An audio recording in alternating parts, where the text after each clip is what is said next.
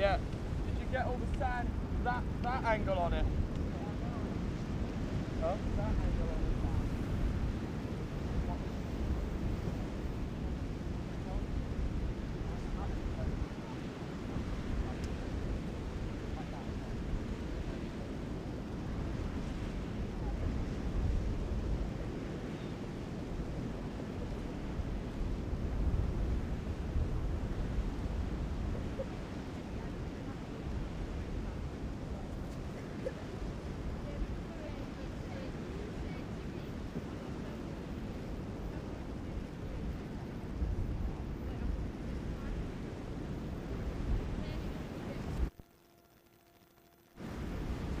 Good morning, everybody. Welcome to the Tiree Wave Classic Year 39, 2023.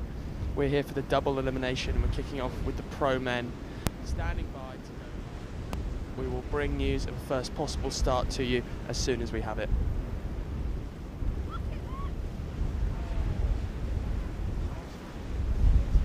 Good morning, everybody. Welcome to the Tiree Wave Classic Year 39, 2023. We're here for the double elimination.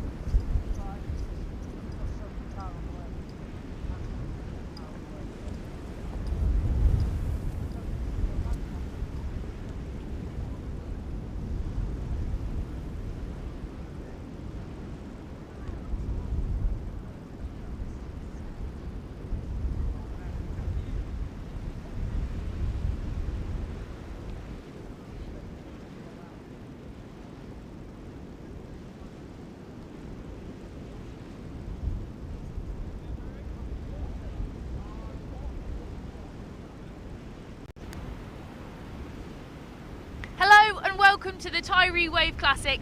We're on the last day of the competition. The winds are nuclear, the waves are building. I'm here with Nigel, who's going to tell us what's going on today. I'm here. Well, in the words of Ben Prophet, it is going off, mate! But it's absolutely firing out there. Here we are, Ballyfull. It's got to be 35 knots, it's going to build to about 45. The boys are already out playing. There was no pro in the pubs last night, which tells me they were all in bed having restless night's sleep, and they're really up for it today. Got double eliminations on, so this is the chance where the guys who've not done so well in the competition so far have got a chance to come through and knock the leaders out the way. You can see the leaders are up the beach and they are really, really nervous. So it's going to be an epic day here. We've got super windy conditions. It's going to be the one to watch. We're going to be here live all day, so on YouTube, Instagram and on Facebook. Catch us there. Back to you guys in the van.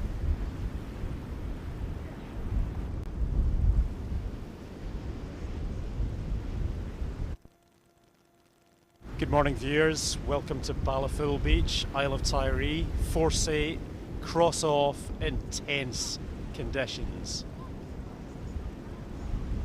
Some big closeouts coming through across the bay this morning, and we're just seeing the pro riders warming up in the water. Here we go with Phil Horrocks, a little bit of down the line wave riding. And Phil bashing that lip, warming up for the impending contest this morning.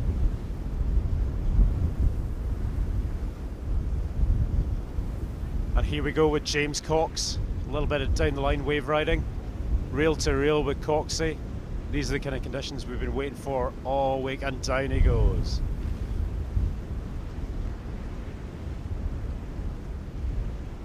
Phil Horrocks can't beach start. That shows you how windy it is here this morning. The guys are hanging on. Quick forward loop in the inside. That looks like Rory Somerville. Boring equipment as usual. No sale numbers. He is sacked by a sponsor at the end of this week. Ripping though, sailing good. Here he goes. Yeah!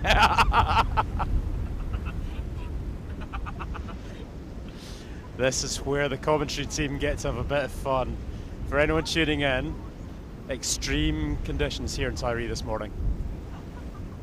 Phil Horrocks sets up for a big one. Let's see if he gets it. Floaty back loop. Perfect execution, perfect landing. That's what makes this guy the most decorated British wave sailor of all time.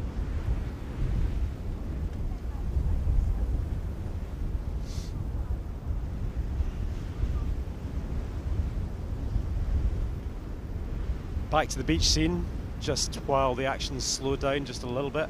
And you can see the guys are still teeing up, getting ready to start the heats. We've got red lights flashing there in the background. These guys all operate off a traffic light style system in the background, which preps them for the beginning of the heat, introduces the beginning of the heat.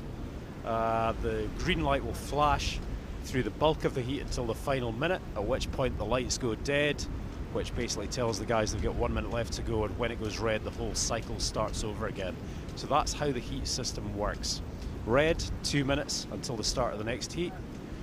Amber, 1 minute until the start of the next heat.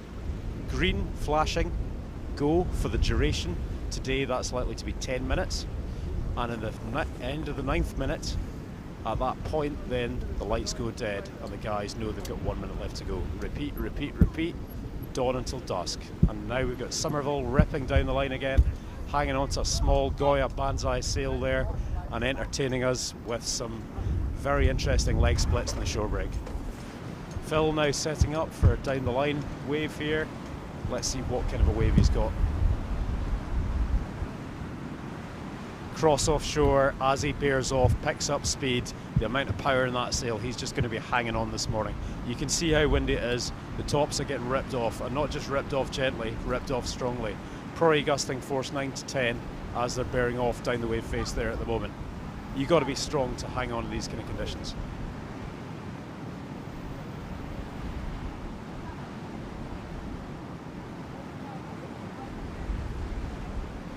And that's Somerville just coming in. He's probably had enough of it for now. He looks a bit battered and a bit broken. You can see him huffing and puffing as he comes up the shoreline there. Extreme conditions this morning. Horrocks, on the other hand, he's not had enough yet. He's heading back out, looking for another wave. This is a man on a mission. After getting second in the single elimination, he's looking to reclaim gold for the double elimination, and he's also looking to secure his position as British Wave Sailing Champion 2023 at the end of this event. So it's all to play for Phil Horrocks, and the pressure is on. Quick rig change maybe for Somerville inside. He's going to get some kind of handkerchief up to ensure that he can hold on. Not often you see the young guys puffing and panting on the beach, but this morning he's looking a little bit challenged, to say the least, although that could have had something to do with 20 Guinness in the Scarnish last night. We're seeing more and more riders getting rigged up here on the beach, getting ready to go in the water. That looks like our very own Sam Anstey from Cross Shore Media heading down towards the water. Let's see who else is going in now. Cutting across, Tim Watson getting ready to go in on the orange sail with the guy aboard. Tim was actually first man in the water this morning, and making it look pretty good. He was the guy incentivising everyone to get in the water here in Tiree this morning. Anstey heading down the beach as well. These guys are all super keen to get a warm up before they start their pro fleet.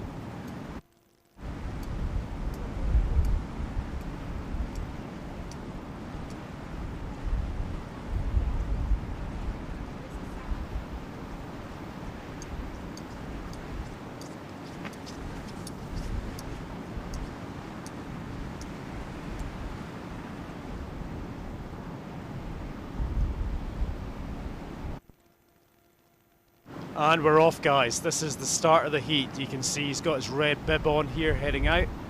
We've got Anstey in yellow, and these guys are just setting up for the beginning of the heat. They've got around 20 seconds to go, so at the moment they're heading out the back, trying to get themselves in pole position, so that from the very beginning of the heat they're in a point scoring position. We're just waiting on the buzzer now.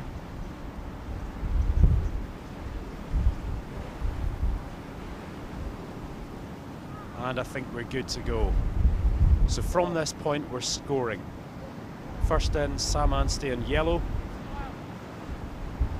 Tim on red.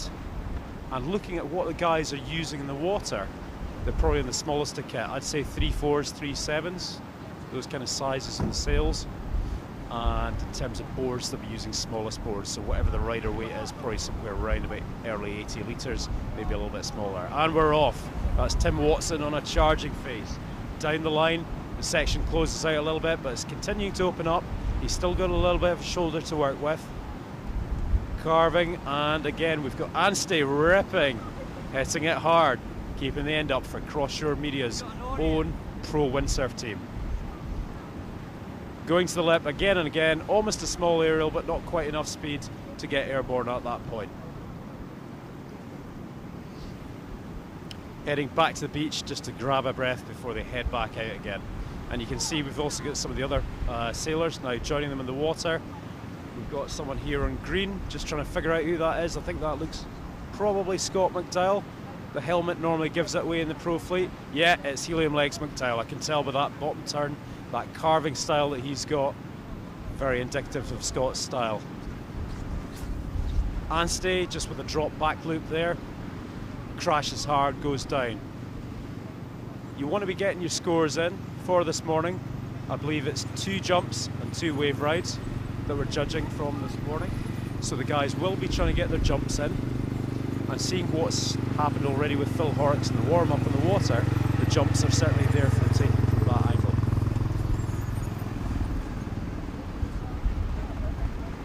Now we've got Anstey and Tim Watson both heading back out to sea, looking to capitalise. And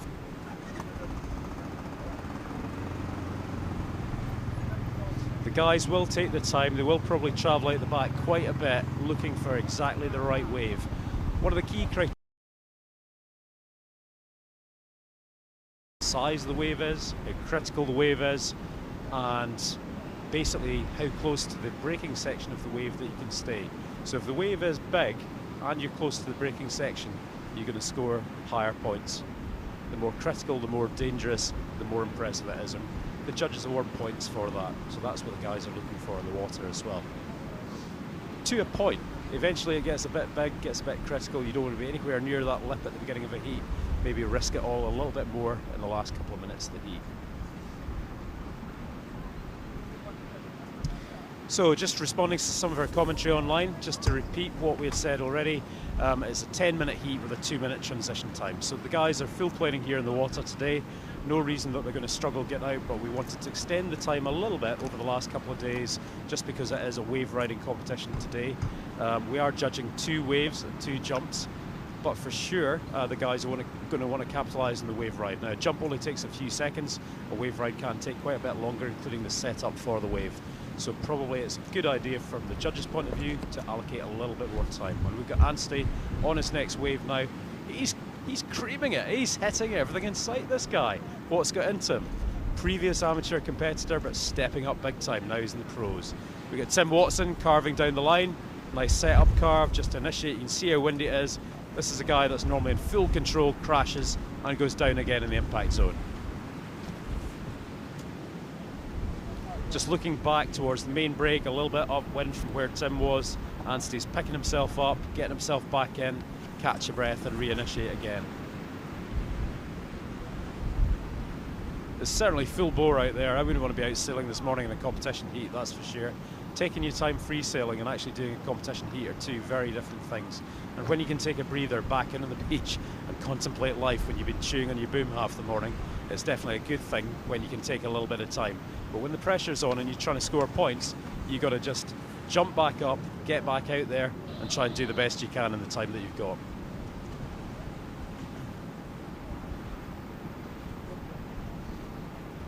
Heading back out towards the whitewater, Tim throws it round the forward there. We're just trying to see what we can catch with these guys heading out, and Tim managed to get a little burst of speed and managed to propel himself into forward there. So that's again getting points on the other side of the board where he can get a little bit of jumping scores in and get that capitalised on. You know, when it is jumping and wave riding, the guys need to make sure that they are filling their score sheets on both sides of the sheet.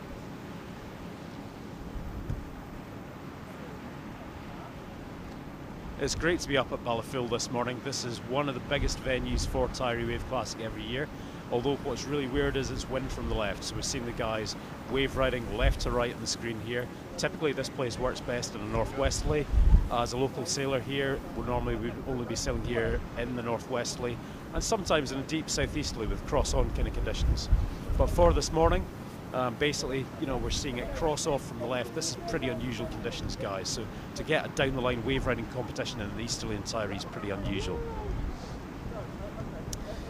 So looking at what's actually happening, where we are in the competition ladder at the moment, the pros are actually doing what's called the double elimination this morning. With a single elimination, we run our way through the heats to establish who the kind of best guys are, and roughly speaking you're going to get them at the end of the single elimination where they probably should be, assuming no bad luck, no significant problems going on for the guys. But what the double does, it changes it up slightly, and we run some initial heats with the guys who came lowest placed in the single to try and establish really what the rankings are in the water. And as you get towards the latter stages, it becomes man on man all the way through until we get the highest ranked sailors. But what it allows, and we've seen this in events gone by previously, like 2018, someone like Mark Parr, who unfortunately bowed out early that year in the single elimination, was able to win his way back through a series of heats. I think it was 6 heats that year, I believe, to get to the final, won a super final against the day 1 champ, and actually won the whole competition off the back of that. So the double elimination adds a little bit of excitement into the mix in the respect that we get the opportunity to watch man-on-man heats. And additionally, there's an opportunity for people to really get the bit between their teeth and to charge back through the ladder and to impose themselves on the event and get back on the podium again. So from that point of view, it's still all to play for, but the guys that maybe didn't do quite as well as they might have liked will have to work hard to get their ranking back up again and work through the ladder. And there's some serious names in this pro division this morning, so you know it's no easy shout for anyone. We're seeing Phil Horrocks later on in the day, who's a 6-time Tiree and Tour champion, and you know, even for Phil had a hard time on day 1. He had some stiff competition, so it's all to play for this morning here at Ballyfool. This is the final day, so the results are decided today.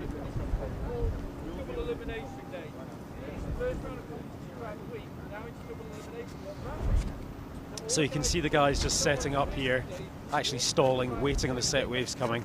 So important not to just go on the first thing that you're offered from the ocean. You've got to really select what you're looking for. And looking at this at the moment, we've got Watson on a slightly smaller one in front. He initiates his wave ride, he starts. But we're going to keep a background eye on Anstey, who's got a bigger one behind him and one of the set waves as well. So Tim closes out on a nice small wave there. Did okay, but look at Anstey. It's much bigger, much more critical.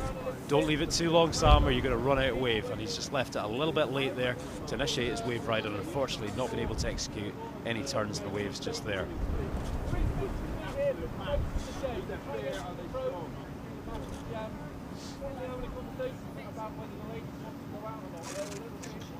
Now we've got Tim heading back out. Let's see if he can get enough momentum up on the way out. Really hard when you're hitting that white water on the way out to maintain your momentum, particularly when it's uber gusty on a really small sail.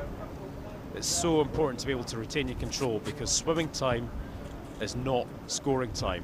And if the guys wipe out on the way out, it can kill a lot of their momentum. And we're just seeing Sam Anstey on the way out there, just cut quickly to him, and we see him losing it there. Now, a quick tabletop thrown in by Tim Watson. So again, have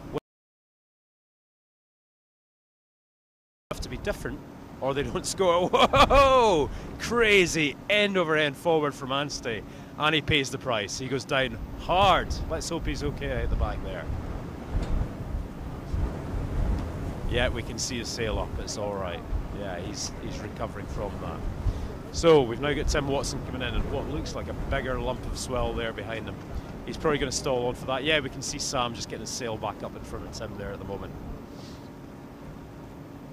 These guys are having some warm-up for the day in the water. You've got to remember, like with this live action, this is only the first of many heats that we're going to bring you this morning. And the competition is just going to get stiffer and stiffer as the day goes on. We're going to see some world-class sailing over the course of the day here today.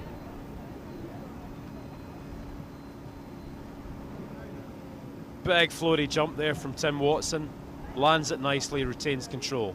Not sure that's going to do much over his two previous jumps. Again, when you look at the scoring for this, the lowest scoring jump for a pro rider is actually a high floaty jump. Now there can be exceptions to that. If the guys go 50, 60 feet, that's a different story. There's an element of risk involved with that. Conditions today probably don't provide for that kind of height of jumping, but I await some of the later action, and I hope I'm going to be proved wrong. We want to see super high, super radical, and we'll see who's actually got the kahunas to get themselves up there on that kind of level.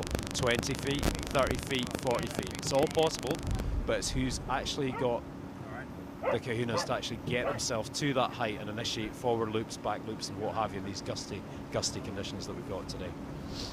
And that's us moving towards the end of the heat. Looks like Tim Watson coming in at this stage. Yeah, he's had enough, bowing out. Let's see if he's done enough. We've got Anstey coming in. He looks like he's going to have a little bit of fun on his way back to the beach. A little bit of downwind wave riding there, small clean face, keeping us entertained in between heats.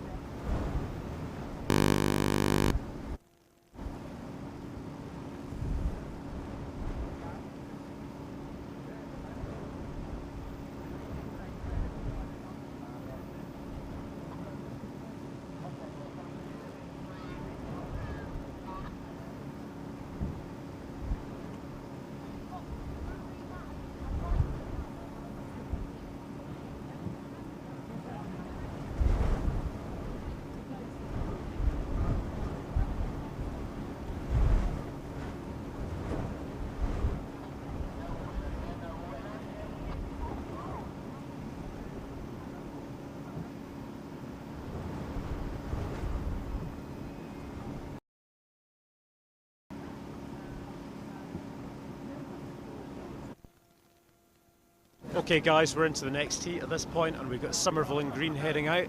Just trying to, oh, we've got Mike Archer with a forward loop heading out there.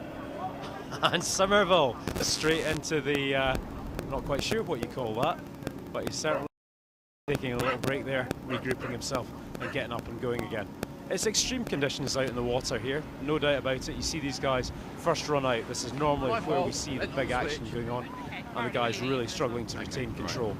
Yes, I think you're solid green on that. Nice forward loop from Somerville, sticks it.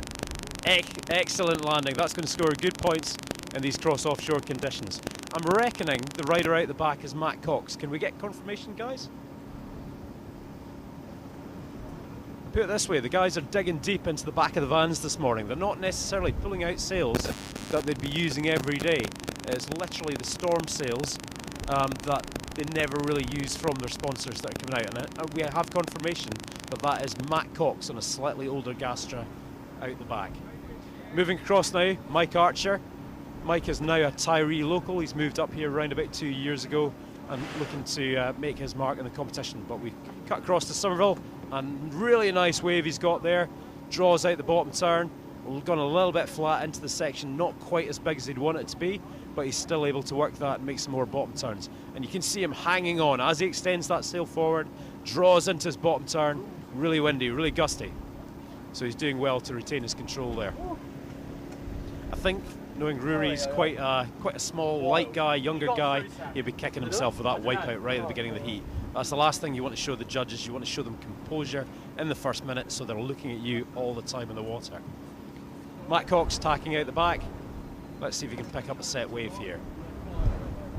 And we've got Rory heading out. Oh, that's a gnarly looking set wave. Let's see if he can make his way out before it closes out on him.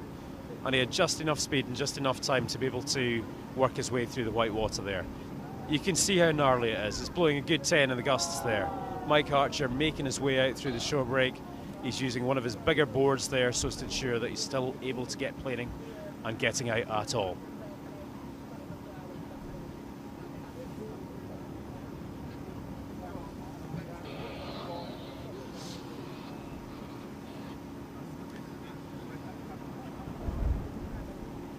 Somerville just working his way out the back here now. And again, the guys are just looking to see if they can pick up some set waves.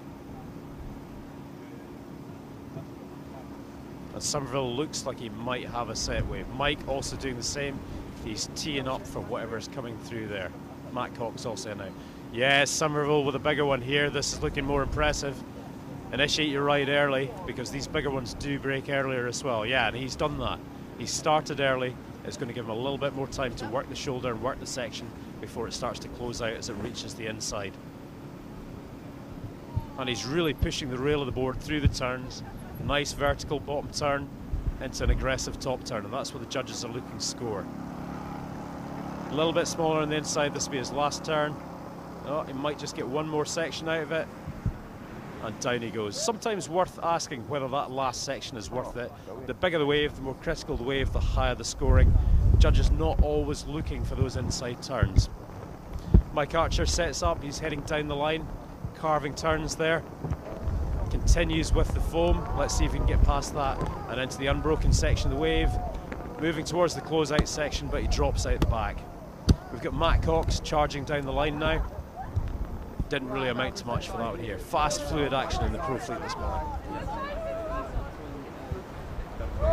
Somerville heading back out at speed. Amazing to see with the modern kit what these guys can do in really gusty cross offshore conditions. Yeah, we've got Dalkeith commentating here. Looks like the wind is really kicking in. I'll tell you what, buddy, we've been sitting down here all morning and hanging onto the rafters. It was in a long time ago. It's howling, and it's due to be here all day until around about 1, 2 o'clock. So the pro competition is going to be hotly contested. It's going to be howling windy with down the line conditions. High tide still to come, just round the corner. Probably another 20 minutes or so. I think it's around about 9:30 this morning. So we're going to have probably high tide with good wave conditions. High tide is favourable at Ballyfool, and it's going to be those kind of conditions for the bulk of the way through. As the tide drops back, it's just going to be an entertainer's dream, because basically when the tide drops back here, it becomes a little bit more close out, and we're going to see some radical wipeouts as the tide starts to drop back and the wave becomes a little bit more critical.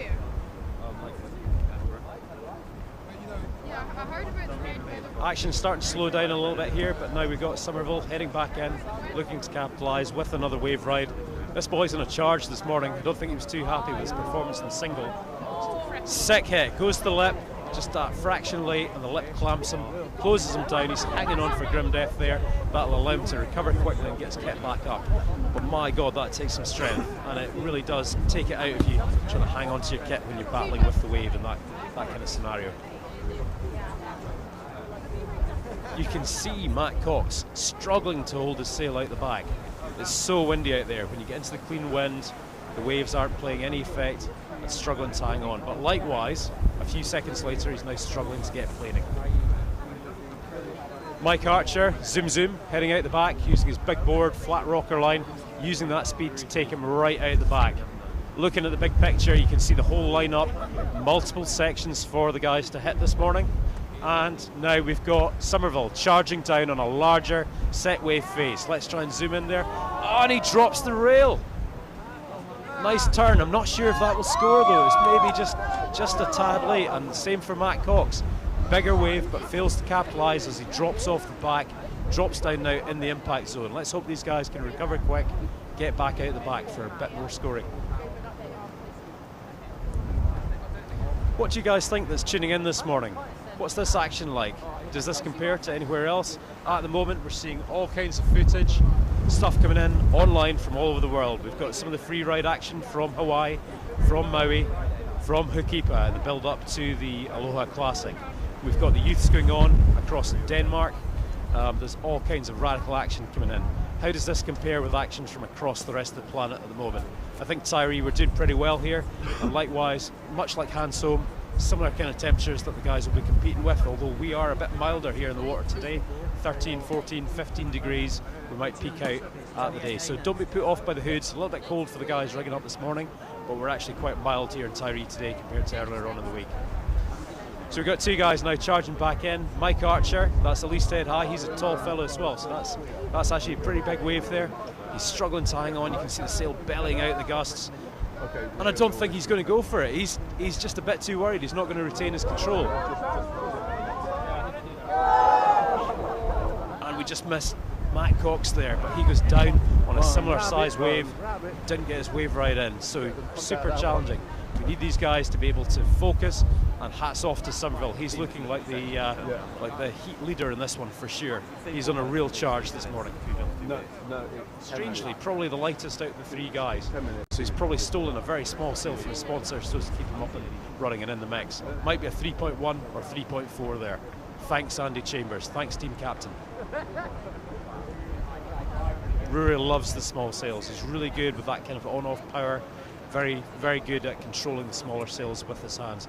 Coming up as a kiddie, sailing from 8, 9 years of age, he's used to using the smaller kit as well. It gives him a distinct advantage in stronger winds. People that come to it a little bit later, who are used to using like 4 metre plus sails, can be a little bit trickier when you're into the tiny equipment.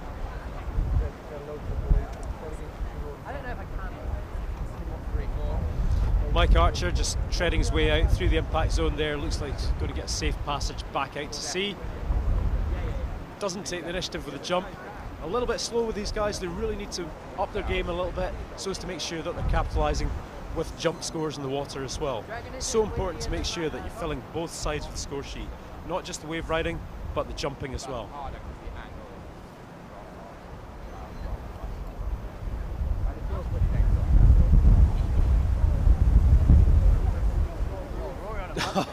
Somerville again. This kid's just all over the beach. Now he's right upwind. He's managed to work himself into position where the winds nicely cross offshore. He's got a great, really bashable section, and he's flying down the line. Look at the extension of that bottom turn and driving through his turns. This is exactly what we're looking for on a day like today. Third bottom turn into the foam section, and it's still lining up. Unreal. All the way to the beach, and he jibes out, heads back out the back again. Mike Archer just putting in his first turn in the wave, now looking to capitalise, working down the wave. A little bit further downwind from Somerville, but it's a nice little section, setting up, and he's getting down the line there, making some nice turns. Not as big or as critical as Somerville's wave, therefore not as high scoring by default, but still taking it all the way to the beach and making sure that he gets his wave count up. We're going to hand over now to the live mic and get a little bit of an update.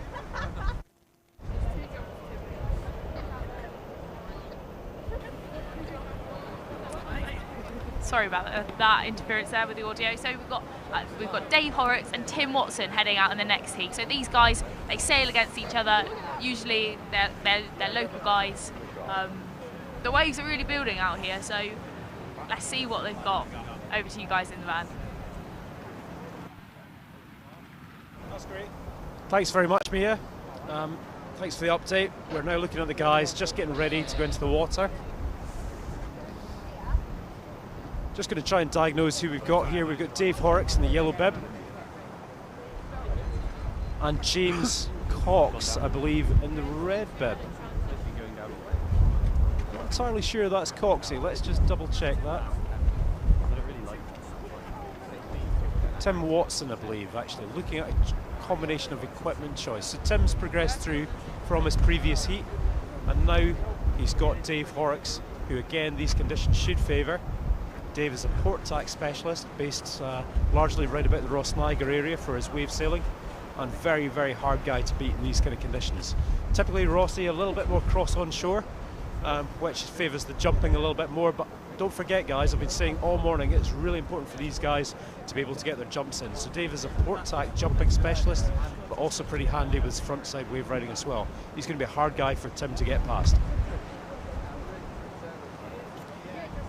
Tim heading out to sea, looking to capitalise and get into the waves early at this stage. So if he's out the back, when the green lights go up and the heat commences, he's going to be in a position to start scoring from the get-go, right at the beginning of the heat.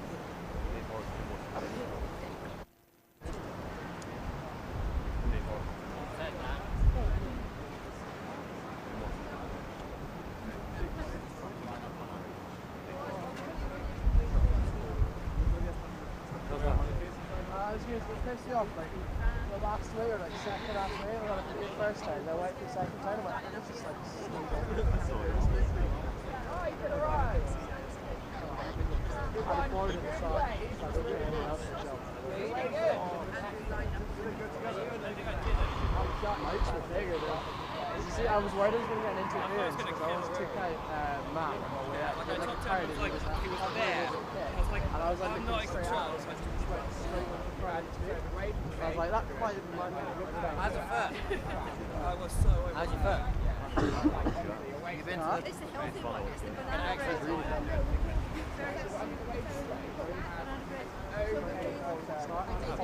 I thought I was going to land with Mike. I let go my foot.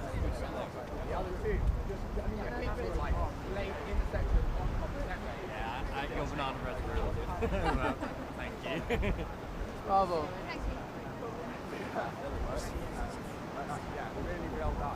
Oh, so good. Thank you so Oh, much. sick. Oh. I just can't wait to watch those first heat. Go on, Dave. Do something. Oh, belter. Go on. Woo, go on. Oh. Oh, nice. Just coming back up to the commentary here, we're running through this heat now and we can see Dave Horrocks charging down the line here. Making lots of bottom turns. And that was a pretty impressive wave ride just there from Dave. You can see Tim working his way back out. Actually, it looks like it's dropped a little bit here at the moment. Struggling to get planing for Tim. Possibly he's changed down his sail size. He had a pretty windy heat last time as well. I'd be pretty confident actually in saying that it has dropped a little bit. We should see Dave struggling on the inside here as well. Let's hope that this freshens back up for the guys. The last thing you want is for things to turn into, you know, it can be a little bit of a lottery when the wind drops and then it comes down a little bit more to luck rather than skill. So as soon as that wind kicks back in, we're going to see who has the best wave selection as well. You know, it's really important that you can actually get planing, get yourself upwind, get yourself downwind. So really important. What size sails? You can see some of the commentary and streaming going on here.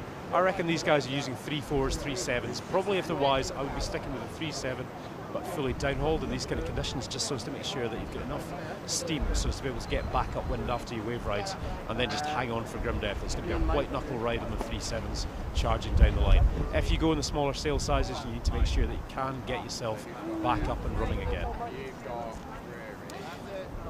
Just changing over to Tim, coming back in. Doesn't look like he's got much in the way of set waves. I'd be surprised if he goes with what he's got there. Might be inclined just to tack or jibe and head back out again. Let's see if he actually initiates or not. Quite a small wave. Might be able to generate a few points off it, but certainly not a large set wave. Just an inside kind of wave here at the moment. Yeah, he's going to go for it though. He's going to see what he can do with it. See if he can work it down the line. And he's managed to crank in a few turns. So it is a scoring wave. but not one of the bigger set waves that we want to be looking for. And he jibes and he heads back out to sea. Now Dave is heading right out the back here now, so he must be looking for a set wave. He's not attacking, he's jibing. And normally, when they jibe, the guys be looking to maintain speed, maintain momentum. So he's seen something that he likes out the back there, and he's making sure that he's got on it. He's now going to start to hack his way back upwind, so he's in pole position and able to capitalise on that ride. But he obviously feels he's on something good there just at the moment.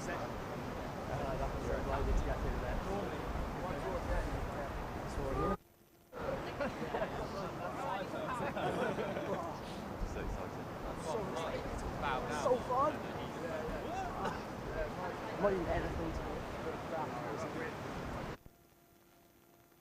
So here we go, Dave Horrocks setting up. You can see him shaking off there.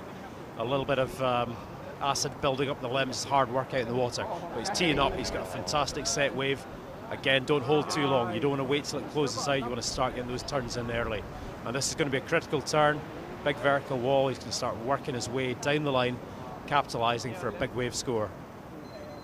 As I said, around about 20 seconds ago, Dave saw that one coming out the back. He wanted to be on it. Didn't quite line up to give him a lot of blue face that he can work with, but he has managed to pick up a bigger wave and put in a critical turn in the steeper section of the wave. So again, the judges will award points for picking up a set wave and putting in a steep critical turn in the braking section of the wave. I think Tim's following suit. He's right out the back, and again jibing. That generally implies that he's not going to be waiting for waves that are coming from out the back. He has seen something that he wants to be on, so he's throwing it around the jibe quickly. You can see him looking over his shoulder. There's probably a set of waves there, and he's trying to decide which one to actually go for. Jibing onto the first one, he's got the option to hang off the back and wait on the second or third wave in the set. And that wave choice can be critical to your scoring.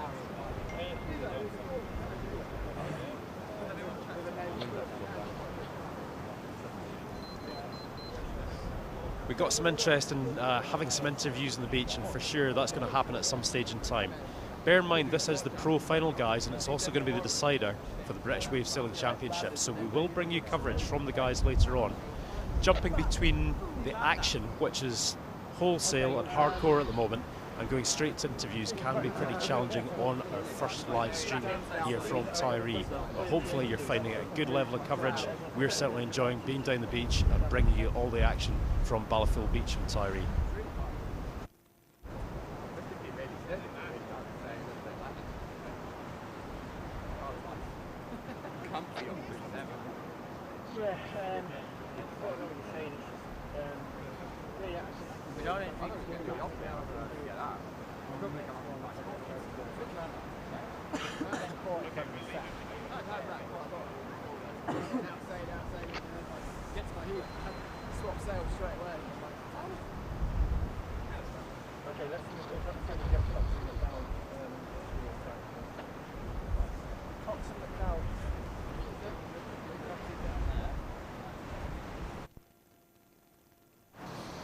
Okay guys, just a little breather for composure on our end there in terms of the commentary, but straight away back into the action. Tim Watson setting up for a down the line ride here.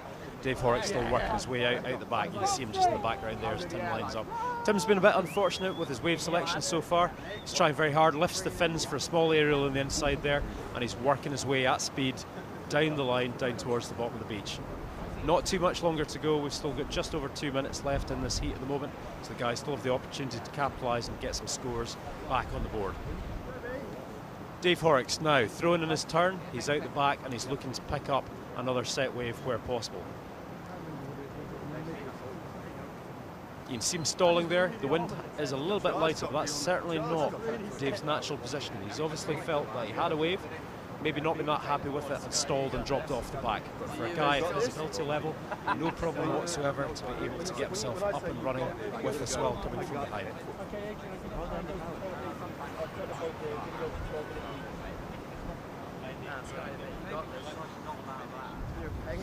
And Dave's now setting up for that wave. No, not happy, heading back out the back. Man on a mission, he's looking for the biggest and the best waves.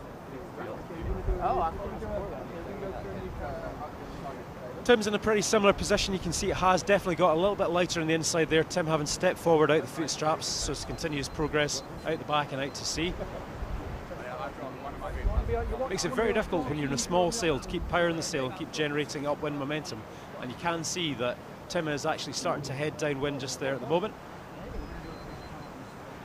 But now he's starting to plane, heading out the back, and as soon as he's on the fins and in clear wind, he's going to start to hack back upwind. Is there going to be a jump here? Nope, not quite.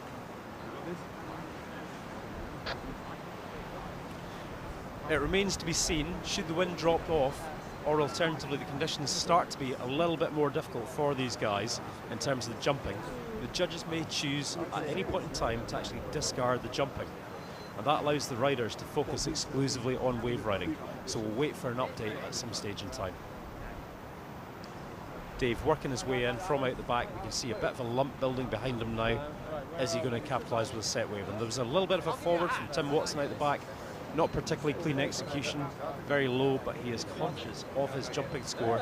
Therefore, trying to put a jump in somewhere out the back where there's little risk. But unfortunately, because little risk, small score as well. And that's us just finished off. Are the judges going to run with this? This is a good question. Let's continue just now with Dave Horrocks down the line. Yeah, the wave's closed out. So at this point, we're going to go back to our commentary on the beach and see what's happening on the scoreboards. Scotty, how is it?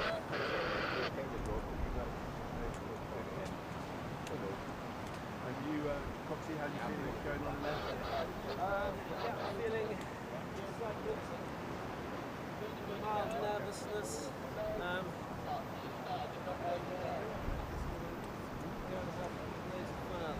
Absolutely smash it. Right. This is your Nirvana. Sounds like Tuesday. Sounds like a song you sing. Guys, I've got a radiance interfering.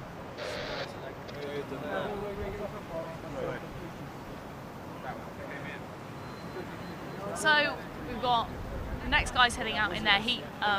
The wind's dropped off a little bit. The waves are still there. They're picking up a little bit as the tide's dropping. Let's go find someone to talk to. Rory, I'm going to talk to you. Okay. So you've just made it through your heat. Yeah. How are you feeling? You're on to the next one. I'm feeling excited. I've got my good friend Luke Smith to sail against. So yeah, I'm excited. Either way, it's going to be fun. But fingers crossed, this is the beginning of a storming comeback. And if I don't get through, then it's not, and we never had this interview. But We are live right now. okay. So say hello. hello. Right then. Well, it'll be fine. Storming comeback it is. It's stay to my guns. It's going to happen. Yeah. How did you find it out there this morning? I don't know what. How did you find it out there this morning? Hectic, absolutely hectic. My first wave was good, like before my heat, and then it just got windier. So I've gone down to a smaller sail, and I'm still stacked, but it's really fun. What kit are you on now? I'm on 3-1, so I'm taking like applications for like handkerchiefs or anything. Like I'll use whatever, because I could really use something smaller, but it's fun. How does the 3-1 feel? Is it in control? It's in control. I'm out of control. The sail's in control, but it's we're doing all right. I just I wish I was heavier. I had an entire co-op carrot cake yesterday in an attempt to weigh me down, looking at the forecast for tomorrow. I think it's done a little bit of good, so I just need to keep up the diet of kings, and maybe I'll be heavy enough by my next heat. So Carrot cake, is that your cake of choice? carrot cake is my cake of choice. Yeah, bit of frosting, bit of nuts on top. You just can't beat it. It's like diet kings, you know. So what have you had for breakfast this morning? Absolutely not. Oh, no, I had an orange just there, actually, but that was it. I was too nervous and I woke up to eat anything this morning and I was like, I just want to go to the beach. So, not had anything. So orange juice is the... Orange juice, basically, yeah. It's going great. Thanks, Rory. You're very welcome. Cool, okay. All right, so the boys are heading out now. We'll pass you back over to the guys in the van. Thanks very much, Mia. That was a brilliant update, and we can see the next heat charging out. So we got James Cox on the outside. Scott McDowell has got rid of the helmet. He means business. James Cox in green sail. Scott McDowell, white jersey with a blue and orange sail. Scotty always fancied himself as a giant killer, so let's see if he can topple the man mountain of a windsurfer that is James Cox.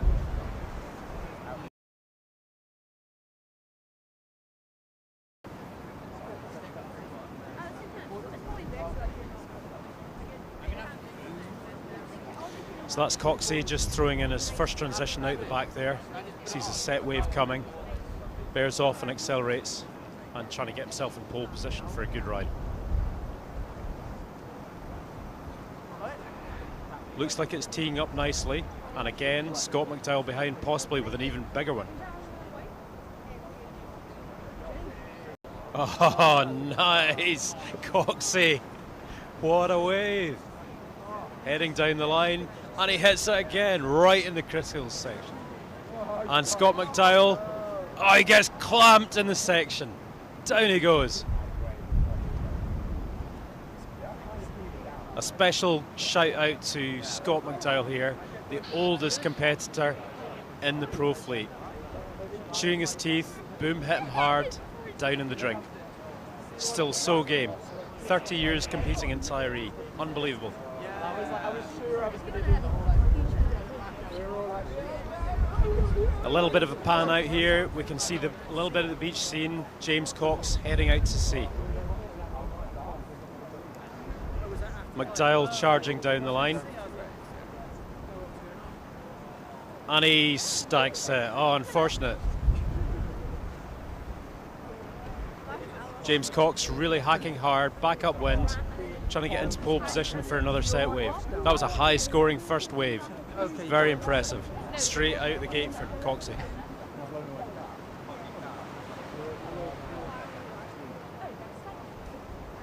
Ian Ross on the commentary. First blood to Coxey. It's great watching the comments coming in from all across the UK. Big shout out to our brother Ian Ross in Cornwall. He is Mr. Cornwall Wave Classic. Great to see him following online. Get back to work. I wasn't sure if there was people standing in the way because they're so low and I couldn't see. The lights went off. It went off when it was supposed to go off for the last minute, and then I let it lie on red for about 10 seconds, so you saw it. So I purely rely on your lights. I thought someone was stood in front of it. You get one of these days, don't you? Yeah, so I gave you 10 seconds on Charge the is red. on, Sam. You are Charge is on. The charge is on, is it? Yeah, this is it. Great, so who are you up against next? The winner of who this is. Oh, see. Go on. See, charging down the line on another big one.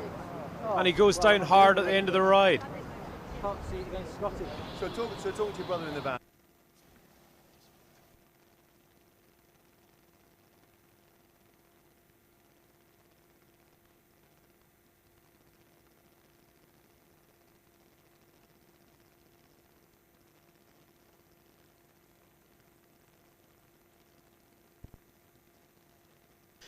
Okay, so we've got James Cox jibing on the inside, heading back out. Scotty's still swimming just a little bit downwind, adds a little bit of drama in.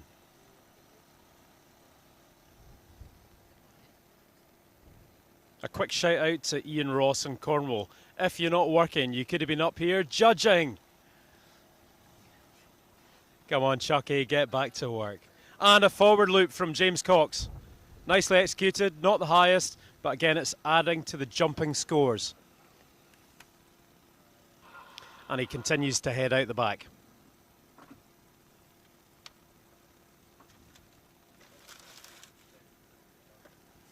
It's all right, I'll deal with the rubbish.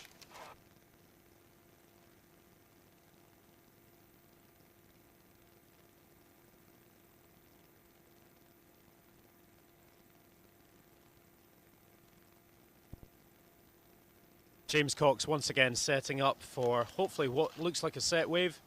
It's starting to build upwind of him, but doesn't look like Cox is very happy, and he's actually dropped off the back and heading back out again. Or at least stalling for the next wave, apologies, yeah. Scott back up and running, heading back out to sea, looking to see what he can capitalise on. Okay, here we go, James Cox setting up, nice bigger critical wave. As it hits the sandbar, it's overhead and he throws in his first turn. Really radical, throwing it round on the tail. Second turn, throws buckets of spray. down the line, and it's a nice vertical wall. He's just throwing these turns through. Hits the lip again. A little bit of a fin slide, comes back up. Super good. Was that 5 turns? Crazy guy. Insane. Amazing action. Scott McDowell out the back, throws in his turn. Let's see what Scott can pick up out the back there. Looking to see if he can get a big set wave in a similar vein to what James Cox just took there.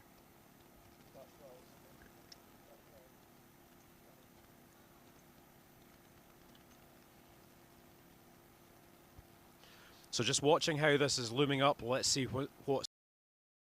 As we mentioned earlier, key thing is to see how big a wave you can actually get and how well that wave is going to set up.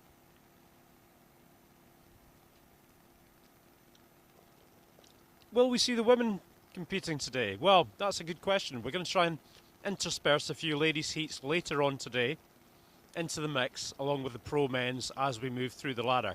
So yeah, we're hoping to get the ladies back out.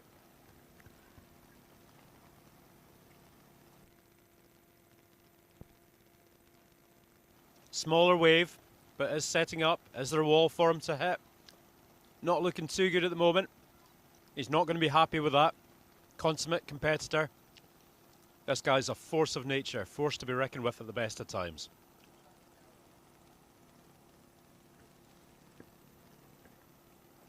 Coxey working his way back out to sea, hacking hard upwind at the moment. He wants to get himself back into the same position he was in earlier. That previous wave and the first one he had set up really, really nice. He's obviously figured it out and he knows where the sweet spot is at Ballyfool Beach on Tiree today.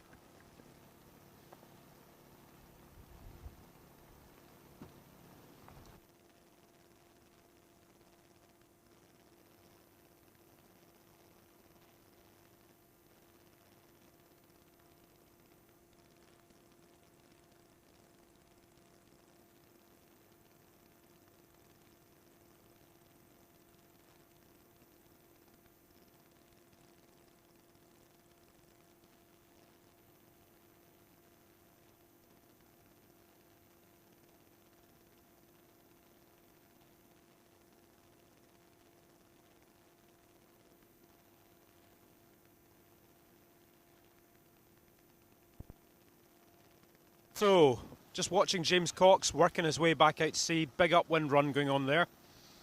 Like I say, trying to get back to that critical section that he was finding earlier on. Some interesting commentary going on here, asking for the heat timer to resume. We are working on some of the technical challenges of working from a very windy, sand-driven beach. It's not the easiest environment for our media team to work from, but we'll try and bring that back as soon as we can. James just stalling here now, looking to see if he can set up. There is a set wave approaching from behind, and he's probably stalling. You can see the hand off the boom, relaxing his muscles, just getting ready to see if he can get some radical action. Already 2 high wave scores for James Cox. I would say this is probably the highest scoring wave heat in terms of wave riding that we've seen so far in the double elimination. Not happy with his wave selection, jibes, heads back out the back again. I wonder how Scott McDowell's getting on. Here he comes, helium legs, McDowell, charging out the back, making some ground upwind. He's going to want to get back to where he needs to be, capitalising somewhere with a good peak that he can charge off downwind again. The 2 lads both heading out to sea. Coxey's just thrown in a quick tack, so we'll go back to Coxey for now. He's got a big one. It looks like it's setting up nicely, a little bit further downwind than what he was earlier on. And he's charging down the line. Big bottom turn. Nice steep wave, steep section. This man can do no wrong. He's getting the waves of the day here. Insane action. Down he goes. Coxey goes down. 2 minutes left to go, guys.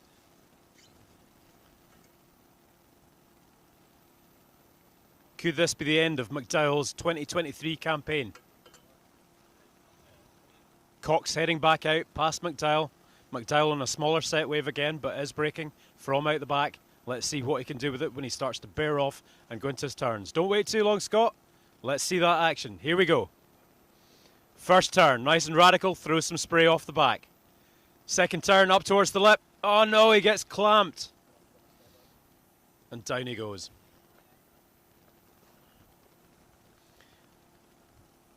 Well, I've got to take my hats off to this man on the green sail. Every time in the right place, it seems. Can he do no wrong? A small slip just on the last wave as he went down on one of the final turns. But so far, one of the most impressive outings of the men's pro fleet so far.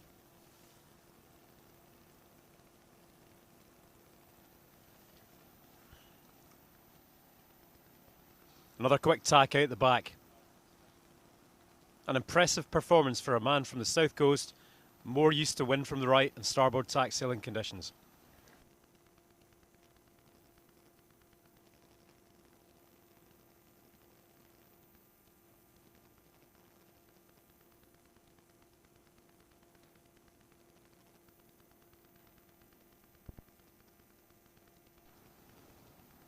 Now, James Cox has seen something. He's charging back towards the inside here.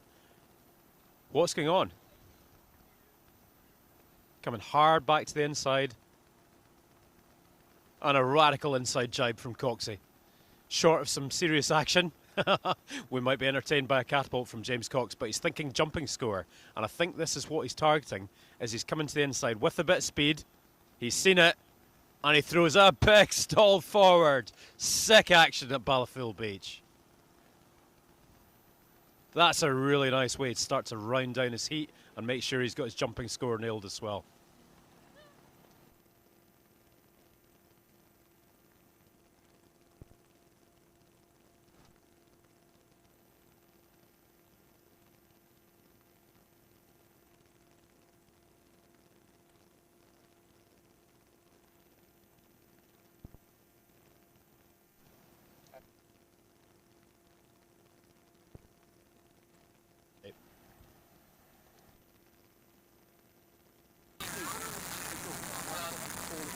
Okay, so we're on the 2-minute heat break now, the transition period in between the heats. So we're here with Nigel. He's going to take us through what's going on the board over here. Yeah, okay, mate. So what we've got here is we're going back from right to left today in the double elimination. Here are the current leaders. Lucas at the top, then Phil Horrocks, etc. These guys coming from the back. We've just seen Scotty McDowell and James Cox out there. Scotty got knocked out in the first round of the day and he's starting to chase back now, so he's charging back, as is Rory. Where are we now? We've just had Dave Horrocks go through against Tim Watson, waiting for the results for the last heat, which is James Cox and Scotty McDowell. I can tell you it was very, very close. Like I say, Scotty McDowell is on a bit of a charge back. James Cox has been sailing brilliantly this week and has been picked to get into the top 4. So we load this ladder up next, then we go to this heat, and then we start firing up against the existing pros. And I can tell you they're really nervous at the moment. So who's up next? Who are we watching in the next heat? Okay, so in the next heat we're going to have Luke Smith and Rory Somerville. Again, Rory Somerville, local Scottish lad who got knocked out in the first heat of the single eliminations. Now this is his big chance to shine. He's already done really well this morning. He came first in his heat. He's into this one now against Luke Smith. He stands a really good chance actually. But Luke Smith again, he was a big killer. He knocked Scotty out on the first day as well. So anything can happen. You just can't call it at the moment. It's very exciting. So I think the heat is just about to happen. So thank you, Nigel. See you back in the van with the boys. And welcome back to the action. Ballaful Beach, and we're back to the men's pro double elimination, and kicking off with Rory Somerville. Look at the wall on this wave. He's all over it, rail to rail, but off the back. What happened, Rory? Such a nice angle from the drone. You really get a different perspective on the action. On this heat, we've got Rory Somerville versus Luke Smith, I believe. Luke's setting up for a set wave out the back there. What a great angle. We're fortunate to be able to keep drones up in this. It's howling out there.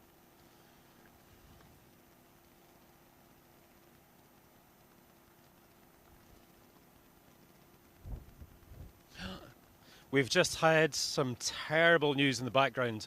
Mike Archer has had to retire through injury. Now, moving back to the action. Here we've got Luke charging down the wave. Ah, some radical turns going on there.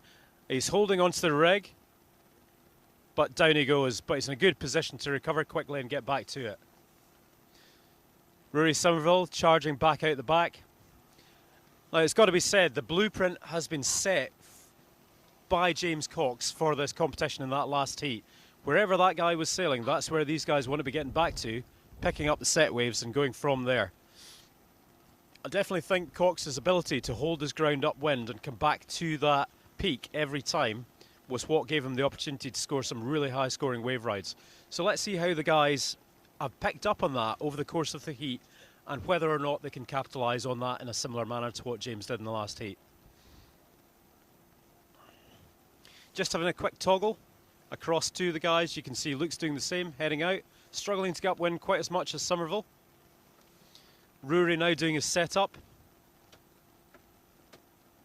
And as we cut back to the drone, you can see him bearing off, building his speed, starting to head towards the critical section, the impact zone in the wave. First turn in, nice safe turn, but in the critical section. Lovely. Heads down the wave. It has closed out a little bit on him. It's not the same kind of range. And unfortunately, he drops off the back there. So again, this is testament to just how well Coxey was sailing in that last heat. Fantastic to see. And again, setting the blueprint for what some of the younger or slightly less experienced riders want to be trying to emulate when they're on the water.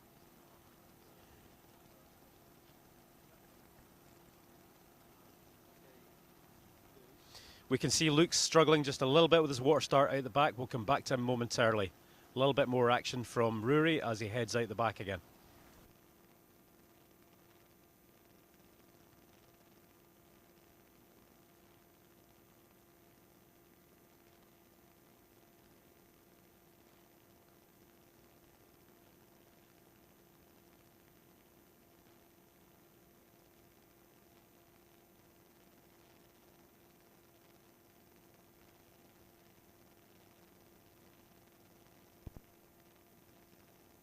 Now this is interesting. We can see that we've got Luke on the inside wave, Somerville on the outside wave, and the question is, who's going to ride better and who's going to ride the bigger wave of the two? Luke setting up for his downwind. He's gone a little bit flat, but he's just starting to come into the critical section. Hits that one, goes a little bit modest just to begin with to make sure he's got control, moving towards the inside section of the wave. And this is great from the drone. If we're able to keep both riders in at the same time, that'd be fantastic. That's Luke done. Somerville, big vertical turn right up into the braking section. That's a high scoring manoeuvre. Instant point scorer. Hits the white water, throws it round, but doesn't hold the nose up. Goes down hard. So high points for that first turn. That's probably a 4 or 5 point individual turn. Never mind what happens afterwards. But because he failed to capitalise, a little bit harder to make more of that. Luke with a very wet forward attempt there. Unfortunately, he's lost the rig, lost the feet and the foot straps on that one. And here's the picture of carnage on the inside the impact zone with the two guys, both trying to get themselves up and running. Panning back, looking at our whole competition area. There's my pride and joy. Big green tractor on the beach. That's what keeps us out of trouble here in Ballaful Beach in the soft sand. Trailers and the setup, all the guys with the kit down the beach, and the whole general scene. That's just a thing of beauty, isn't it? Look at that down the line set up today. Easterly winds here in Tiree. Very unusual to be at Ballaful and cross off wind from the left conditions. Big breakers on the outside. The guys struggling a little bit with the wind on the inside so as to get them up and running. Got to remember, Rory has now confirmed he is on a 3.1 metre sail. That's a kiddie rig, guys. That's what we teach people on at Loch Vaspel. So to have enough wind to make it out through the surf, it's got to be absolutely howling. Probably means Luke's in something like maybe a 3.5 with the Severn he's got there. But again, you know, the guys will be working the sails as hard as they can on the inside until they find clean wind on the outside. Both the guys trying to head back and out. Full planing on a 3-1 with hand off the boom. Making good progress back out to sea. Feeling the love from you guys in the commentary with the drone footage and the drone shots here. That's all good news. We love the drones. It gives such a unique view on this action. Watching the two riders, and that's Luke with a big forward out the back. Lands cleanly, and that'll be a good scoring points manoeuvre for him. gets the jumping scores up and running.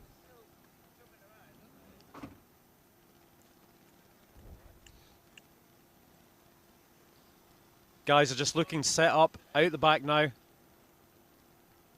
Somerville's got himself into good upwind position and he can start to bear off, and when he sees the set wave coming behind him, he's going to be in pole position so as to capitalise on that and get good ride in. Luke attacking, just in behind him, trying to get himself set up in position for a set wave as well. That 3-1 Banzai's got some power in it, I tell you. For what is effectively a kiddie rig, he's been planing pretty consistently throughout on a 3.1 metre sail. You go anywhere else in the world, you're talking about Pozo or the crazy days at Silt to get that kind of wind. And that's what we've got here in Tiree today. No, not happy with his wave selection. Throws in a quick jibe, heads back out to sea. Better sometimes to actually save a little bit of your downwind momentum, get yourself back out and try and get a better wave, higher scoring wave. An unusual amount of competition savvy from young Somerville here. Let's not forget, however, he did come up through the BWA Future Pros ranks, and the net result is he's been well trained in the art of competitive wave sailing. This is a man with a view at some point in his future to getting his hands on that double-ended broadsword and swinging it around and killing the competition. Somerville has stated in the past that he is not going to be content until he podiums in Tiree. Let's hope that's not too far in the future. Bright future for a guy his age sailing at this kind of level. Luke's just moved up to Scotland. He's now based in Glasgow and is checking out all the usual places through his weekend warrior status. Working through the week, travelling east coast, west coast, and now enjoying down the line wave riding conditions in Ballyfool, Tiree. Couple of set up bottom turns now. The wave starts to get a bit more critical. Throwing his rail into the turn, hitting it harder and harder each turn. Really nice.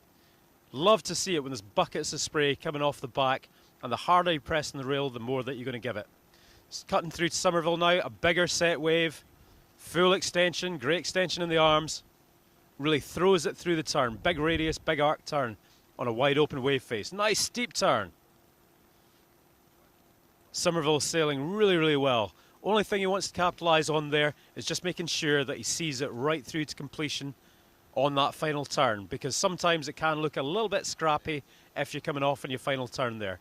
Better to complete and make it look like the full pro job. Oh, big set coming through. Is he going to make it? Just makes it out the back and over the top. And incredibly, the young guy shows some real muscle there, hanging onto the sail. When that gust hits in behind the braking section, it can be a pretty horrible place to be when you're getting that power in the sail in cross-off conditions. For all our viewers watching that sail in waves, you'll know exactly what I'm talking about if you've sailed heavy cross-off conditions. And 3.1 going full steam out the back again. Charging out, trying to get back upwind, back into pole position for the peak. Throws in a quick tack and looking to get back into position. Quite an interesting heat this. I don't think Somerville has really made much in terms of continuous turns on the wave, but the waves he's had over Luke have been bigger, a little bit more radical and turning closer to the section.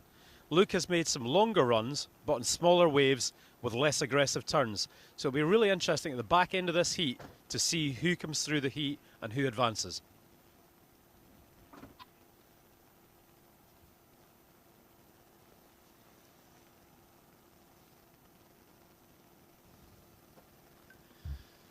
Now, Luke just trying to tee up. You can see him stalling here, waiting. I can see a bigger set on the drone shot coming from in out the back. And he's stalling, trying to get onto that bigger wave. At this stage, we're 1 minute, 1.5 minutes from the end of the heat. These guys want to be cutting loose, a little bit more radical, and starting to risk it all for the bigger scores at the back end of the heat. Luke bearing off. You can see it starting to open up. Nice clean face. Little section to hit if he wants it. No, unfortunately the timing just didn't quite pan out from there. Lost a little bit of power in the sail. Possibly these guys are just a fraction under-rigged for the conditions now. That 3.1 that Rory was on earlier, he's now struggling to get going on quite as much as he was earlier on. No problem when he's on the wave, but in terms of setting up and gaining position, maybe not quite as much power as he'd like. First bottom turn on this one. Goes up, smacks off the top. Again, a lighter rider using a smaller, more radical board, and you really see that with the vertical bottom turn, top turn combos that he's throwing in here. carving down the line, hits the section, lifts the heels, nice little aerial on the inside and continues with the ride. This is the most joined up ride we've seen from Somerville right at the back end here. Cut to drone shot and he's out. Nice wave, Rory. Luke's going to be a bit bummed with this. Luke's a real ripper at the best of times, and unfortunately the wave selection just hasn't allowed him the opportunity to shine as probably as much as he'd like throughout the duration of this heat. If I was a betting man, I'd probably be saying Somerville at the moment, but you never know. There's still a little bit of time here, few seconds. We're into the very last few seconds in the heat. Let's see if Luke can actually commence a ride. I don't think he's got the time to commence, and at this point we're pretty much done with the heat. So we're going to move to the update report.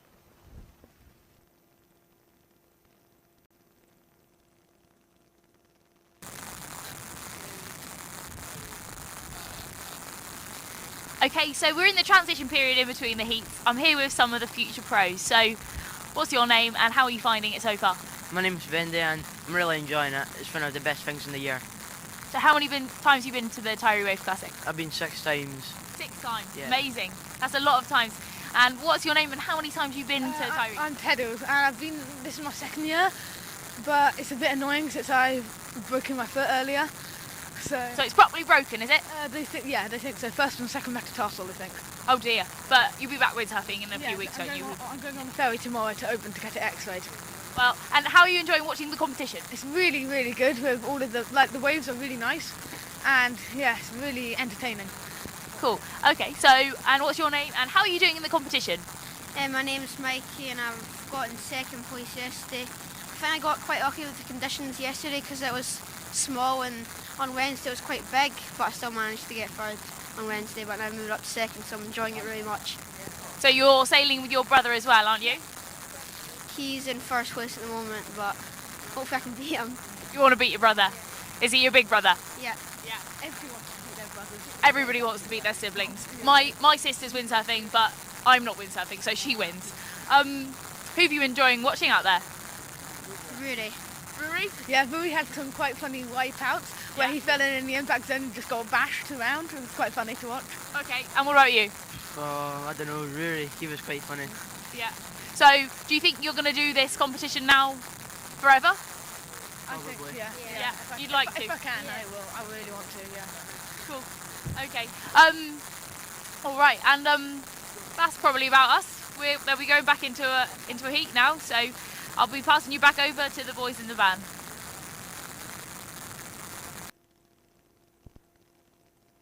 Live update, Mia. Great to hear from the kids. Now, we've just had a crash push loop just at the beginning of the heat from James Cox in the background, and we've got Dave Horrocks heading out in the yellow jumper, trying to get out the back. So we've not really missed too much so far. A little bit of radical crash action. But looking at the set waves here, oh my God! Dave Horrocks goes down. Let's hope that's not the end of Dave's heat. Looked like a fairly soft one, but that was quite a big wave.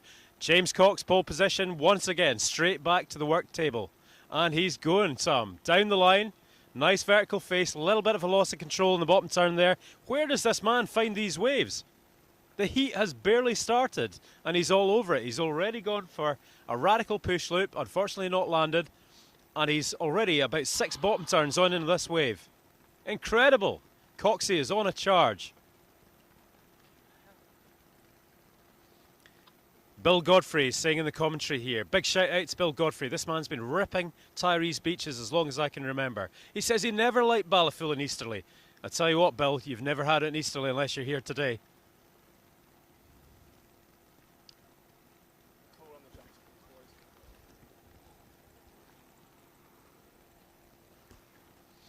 So we've got both the guys heading back out to sea. Dave's managed to recover. We're always grateful.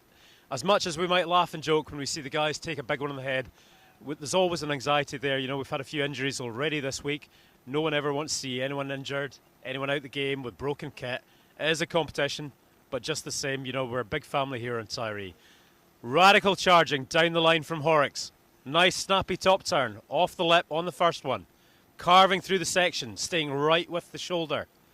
Incredible wave ride in the pocket from Dave Horrocks. Radical action.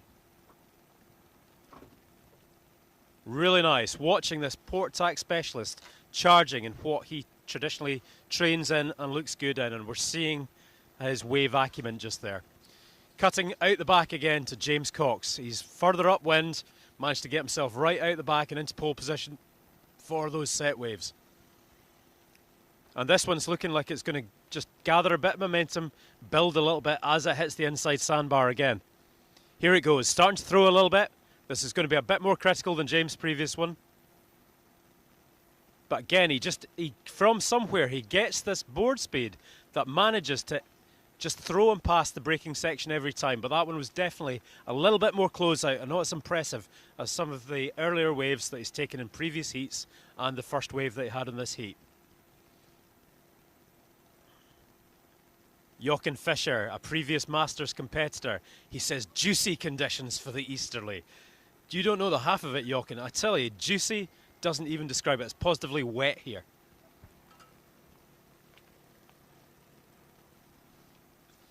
And we've got Dave Horrocks heading back out the back. On a charge, yellow bib. That's Dave Horrocks. That's the brother of the current tour leader, Phil Horrocks. Phil put in a pretty amazing performance down in Ross Niger in similarly really challenging conditions.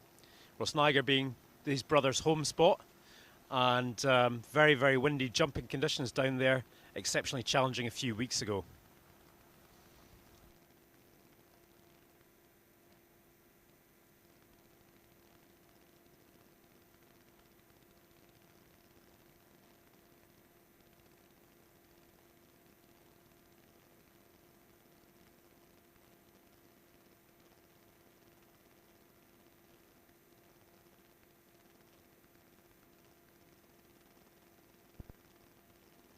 Back to the action, we've got Dave Horrocks charging down the line on one here.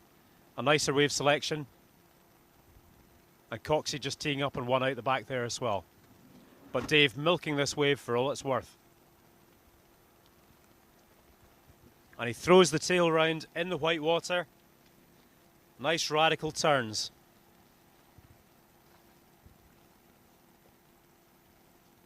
Back to Coxie, setting up, slightly smaller wave. And he's not making the same mistake this time. He's heading down the line, hard and fast, into the foam ball. Not the highest scoring wave, but again, just notching up some more scores. Really important for these guys to remember that they certainly want to be adding on some jumping scores here and there, wherever possible as well. But no point prioritising the jumping, because when you wipe out with the jumps, it wastes valuable time in the heat, and the guys are unable then to score as best they can. But there was a lovely push loop from James Cox. That's really how they should be done. The style was absolutely perfect. He landed bolt upright, dry ankle, and he's back up full planing speed. No time wasted, and points on the score sheet. Lovely.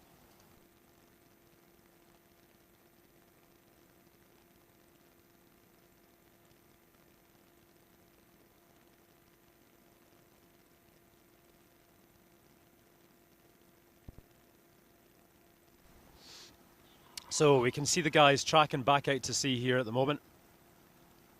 Again, trying to make the ground upwind and get back to that golden peak that Coxie seemed to be milking earlier on in some of his earlier heats. A little bit of commentary from Carolyn Radway a little bit earlier on there. Great to see Carolyn joining in for the live action. Previous competitor quite a number of years ago. It'd be great to see you back up here giving it some in the ladies' fleet, Carolyn. We look forward to welcoming you back at some stage in the future. Make the time. Get the trip done. Long drive. Calmac breakfast. You know how it works.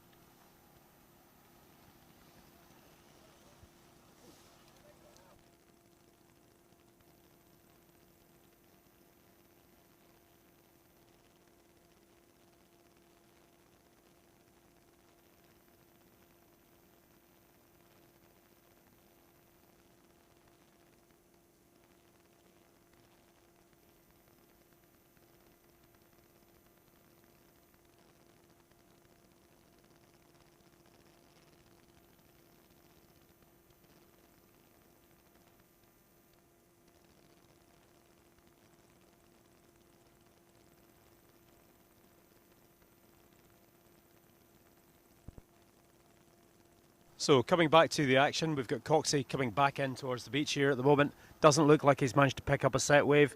So at this point, he's going to be heading back out, trying to see if he can get a larger, higher scoring wave. Dave Horrocks coming back in. Looks like the wind's picked up out the back there again. And Dave heading back towards the beach, but again, I'm not seeing much evidence of any kind of serious groundswell in the background for him. Might be an idea to jibe out early, head back out the back. But what these guys are doing is very good competition, savvy, time-proven experience where they're working the way back upwind and into a position from which you see Dave tacking here, from which they can start to bear off and get some radical wave riding in the bag again. Moving towards the back end of the heat now, we're just under 4 minutes left to go. Roughly speaking, 2 minutes per wave at a pro level with this kind of standard of rider. The guys will get themselves in and out pretty quickly and be able to capitalise on their waves. And you would expect in a 12-minute heat, as long as they're planing, roughly 2 minutes per performance. So every other wave, around about 2 minutes. The minute the wind drops, we have to extend the heats, make it a bit more interesting, and a radical forward from Dave Horrocks. Almost out of nowhere. Didn't even see that wave coming on the cameras. So Dave finds a ramp, gets on the score sheet, won't be there or thereabouts with Coxey's forward in terms of scoring. So I'd say they're pretty close with where they're at in the scoring on the jumping, and it's who's got the edge on the riding. Just seeing that forward back on the replay on our cameras inside. Yeah, that was pretty high. That was pretty radical in these conditions. Cox again, not that happy with his wave. What's happening? Going off the boil a little bit here. Let's see what he can do with this one. Pushes through a back loop, lands it, sticks it. That will be high scoring. That was quite a difficult initiation, and somehow he managed to control it and get round and land nice and clean. He's now working his way back out to sea. Unfortunately for Dave again, looks like a bit of a dry run back to the beach. No real opportunity for wave scoring, so again he's heading back out. Yeah, that's well under 2 minutes. So he's been in, checked it out. So coming back to my prediction of roughly 2 minutes per wave ride, that was Dave turning it around at about 1:30. So it's interesting to look at, you know, the timings and the stats and how this works and what your expectations should be of heats, trying to figure out how much you can generate, how much you can put in the score sheet at any given point in time.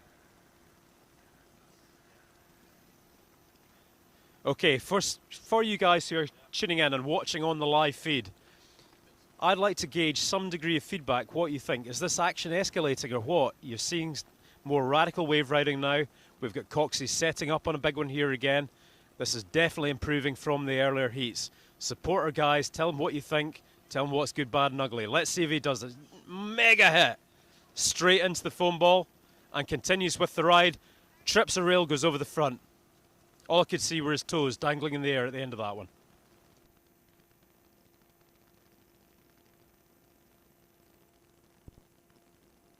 We got Dave Horrocks charging down the line on the next one. He's also going to back out the back. That was round about 45 seconds to find another wave and start making inroads on the score sheets again. These two guys both pretty evenly matched this heat, I've got to say. Really interesting. Yeah, definitely getting windier. You guys are picking up on the online viewership. It is getting windier. There's more fish scale in the water. You can see the guys now starting to plane from the inside again. Dave having to pump a little bit to get up to planing speed, but otherwise good.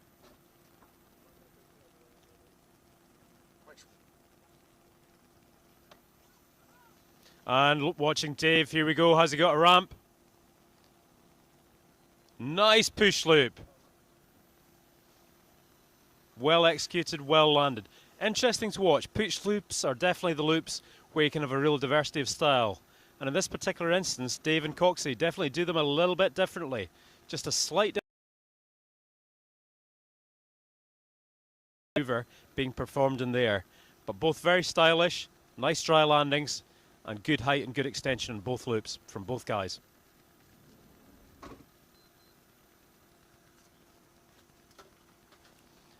Okay, so definitely wind picking up there. Dave throws the tack and instantly back to full planing status again.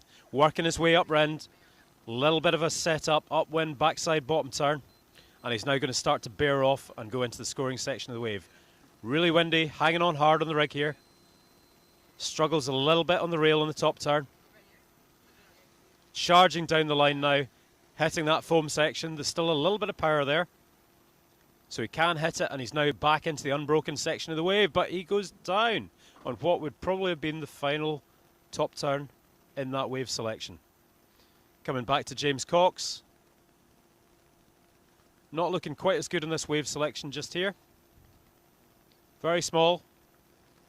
James initiating. Let's see if he continues right down the line or whether he bows out.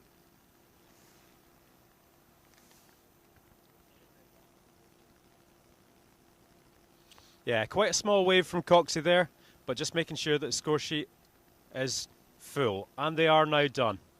Moving over to Mia with a live update.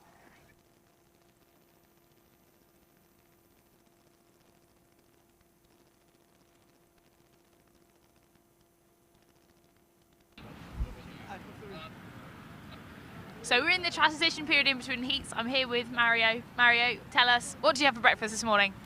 Absolutely nothing. Absolutely nothing. I have to do breakfast yet, but I had to see the conditions first in the morning, and they look amazing. So you're looking forward to your heat later? A lot. I'm watching the guys, getting a little bit motivated, learning a little bit from new conditions. So yeah, like really excited for later. Really excited. Have you ever been out here before? I've been in Battlefield, but with different conditions and a bit smaller waves. But these conditions, I know them a little bit. I have them in South Africa. It's Sportac, a little bit side off, and it looks super fun, super fun. So Mario, you're not from the Isle of Tiree, clearly. Where are you from? How long did it take you to get here? So yeah, I'm coming from Tenerife. So it basically took me one flight of 2 hours, and then all the way drive from the south of England until the Oven, which is the town that the ferry departs. And then I think it's 4-hour ferry. So yeah, long time to be here. And yeah, like good holidays away from everything, a good disconnection for sure. So you came last year to the Isle of Tiree. What brings you back? I fell in love with this island. It's plenty of beaches, plenty of different conditions, plenty of friendly people, nice environment, good waves, good wind. It's just super nice, amazing. What's your biggest trick? What's your biggest trick? Well, I work a lot on my wave ride technique, so I don't really have a trick. If I could say only one trick is my forward loop, trying to upgrade it to a stalled forward, but not really there yet. But yeah, definitely a good wave riding is my favorite thing to do, for sure. Cool. Thank you, Mario. You're So welcome. we'll watch you in your heat later on today. Thank you. Back to you guys in the van.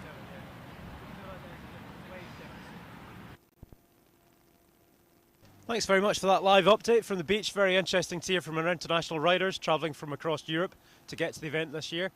Watching in the background, we had Ben Page annihilating a wave there. He just stormed down the line, multiple lip hits, absolutely charging. This has been the most radical guy free sailing through. Tough draw now in Somerville, who's well warmed up after a few previous heats. Somerville charging down the line there, he had a nice initiation, not quite as big a wave as what Ben had early on, but again, going in some really good turns, works his way back to the inside and jibes to head back out again. Ben Page just heading back out, he's got wind, he's got momentum, wind definitely back up here.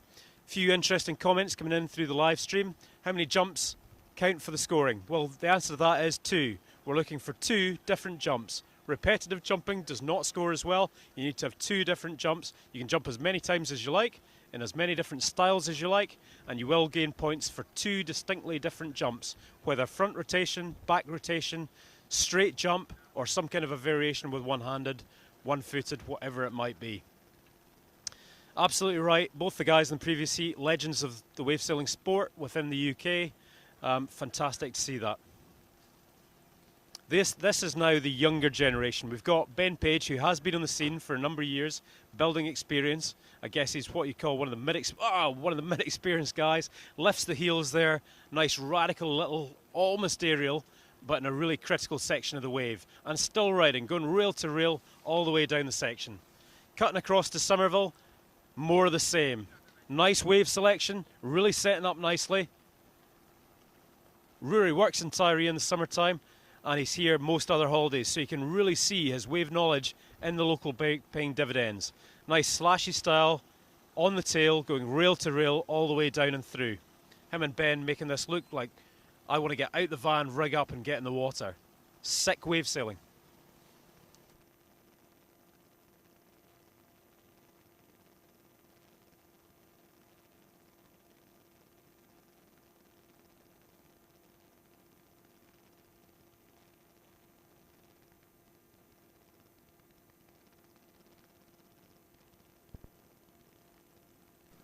Oh, I'm sorry guys, we might have just missed that there. Sick push loop from Ben Page.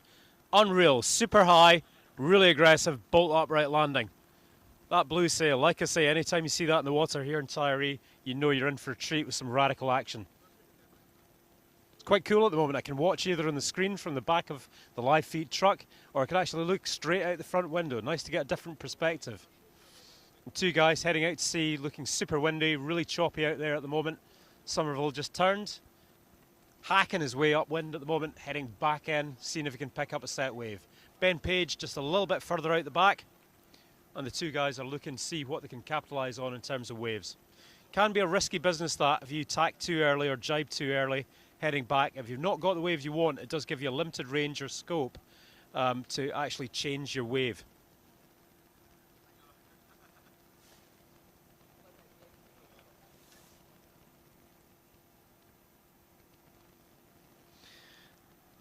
So as I mentioned just there, Rory unfortunately comes up dead on the wave selection, and that's the problem, that if you do tack early or jibe early on the inside, one of the difficulties can be that you're not necessarily going to be able to change it up a little bit if there's no waves coming. Now here we go for Somerville, throws it into the lowest back loop you've ever seen and crashes.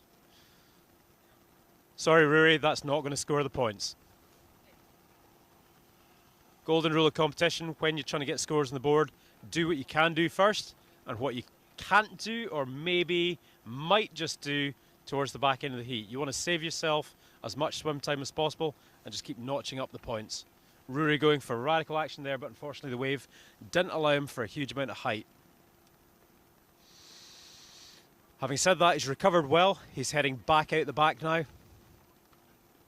getting himself back into pole position, so he's right next to Ben and in a position to jockey up with him for the waves. Ben just slowly tick over back towards the beach and teeing up to see if he can find a wave. And he's got one, and it's a big one. Charging down the line. This guy never fails to go to the lip. Goes down, gets back up, and fully goes down, and he's swimming. Yeah, don't sleep on Ben. I tell you what, this is a radical, radical guy. In the biggest conditions we've had since all the competitors started arriving on Tiree, he's been the guy that's been going to the lip every time. So don't sleep on Ben. He can pull out some big, big action at the drop of a hat. Been really impressed, I've got to say, with Rory and his composure so far throughout the competition, however. He's been sailing really, really intelligent heats so far. And here he goes with another really good wave selection. Straight into the braking section. Nice vertical bottom turn into the top turn. Throws the rail round, carries on down the line. Golden rule here, he is learning, don't push too hard on that rail in the top turn in the foam ball. If you spin too much, you're going to drop off the back every single time. And he's definitely moderated his approach there, and that allows him to retain more control as he jibes out and heads back out to sea. Ben's already back out the back. He managed to get his water start in pretty quickly. He's heading back out and looking for the set wave now, hacking his way upwind. Throws in a little tack, maybe he's seen something. Starting to look for the bigger set wave out the back. Unbelievable, right back to full planing on 3.1 metre sail for Somerville. Super windy again. In these kind of handkerchief sailing conditions, it is very, very hard on the guys as well. You know, the power is on and off in the sails. They're having to work hard. Arms, legs, composure. Sometimes when the wind goes, they're struggling just to keep themselves upright. Other times, struggling to hang on to the sail, particularly when they're in the down-the-line wave riding mode.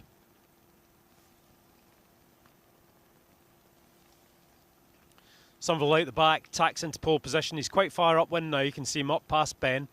He's managed to make a bit of ground upwind, and that will stand him in good stead. That if he finds a good wave, he'll be in a position to bear right off and help to encourage some radical action going down the line.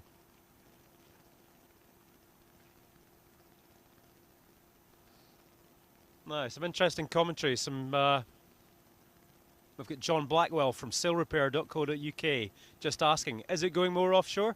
Can be quite hard to tell on the cameras. I'm just looking out the front window here, and it's certainly very windy. I don't know if it's much more offshore, but because it's windy, the guys are able to accentuate their lines upwind and downwind They've got more power in the sails and they can charge upwind a little bit harder to that end. And when you see them going out, they appear to be cutting more up to the left, and that can appear to make it look more offshore, but I think because they're carrying more power in the sail, they're able to go harder and tighter to the wind. As we progress through the ladder, nice radical action from these guys on the wave. We are approaching the stage of the competition where there will be some heat breaks. We'll take the time and opportunity at that point to look at what content we can provide you with, and it might be the case that we look to do some interviews on the beach and various other things depending on what's going on at the time and who we can access to talk about what's been going on the water when we move towards the heat breaks. Alternatively, we may have some interspersed action from some of the other fleets that will keep you entertained in the meantime as well. But really interesting seeing how these guys are moving towards the twilight of this heat. We're down to just under 2.5 minutes now. The wind's fully back up and there is still the potential for some serious scoring just before the end of the heat. Probably maybe up to 1 or 2 good wave rides can still be scored, and let's not sleep on the jumps, guys. We're going to want to see both Somerville and Page increasing their jump scores. Now at this point, Somerville has managed to work his way seriously upwind. We're actually looking way up to the left, and he hits a radical aerial but falls out the back of the wave on that selection. Flips the sail, he's going to be back out to sea fairly quickly. Ben Page now just picking up on another wave out the back, looking more set wave-like in its composure as it's setting up for him. Let's see what Ben can do with this. And it is bigger, it's hitting the sandbar, jacking up, just bounced a little bit with the chop on that first bottom turn, otherwise it might have been a bit more vertical. But very radical Ben. When you see his turns, he really carries a lot of speed through his turns, particularly in his downwind bottom turn, and really hits off the lip with the top turn as well. This is probably Ben's best wave so far, if he can keep the composure, keep it running towards the beach as well. Possibly his first wave and his last wave, if this proves to be his last, being the best of the heat for him. And as he comes to the inside, you can see the green light still flashing there, implying that we've got just over a minute to go. Somerville on the inside. He's renowned when he was a kid for his ankle snapper, white water attack, and yeah, he loves a bit of white water, Rory, so he's still bashing the 6-inch inside break. Always good for a giggle. Love to take the mickey out of Rory about him hitting the white water on the inside. But nowadays, he's really progressed as a wave sailor, and he's also hitting the big lips out the back as well, so he can offer the full package within a heat. Both guys charging back out to sea. Ben a little bit further out.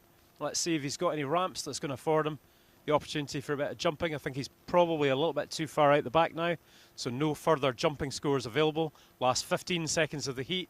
If he's going to get another wave, he's going to have to be very quick. Somerville's time's up in terms of wave rides. Might get a jump, but not looking likely.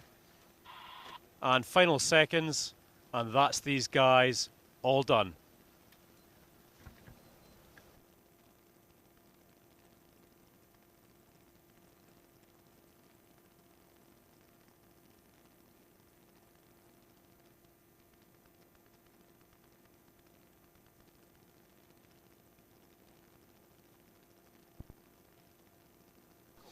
And we're going over to Mia for a live update from the scoreboard.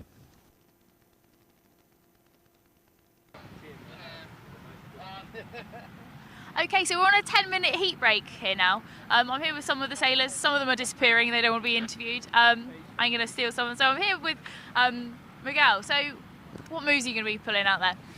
Well, I don't really know because it's a bit gusty for the jumping, but for the wave ride, I'm going to try to pull some goiters if I'm lucky. And yeah, just go for big hits.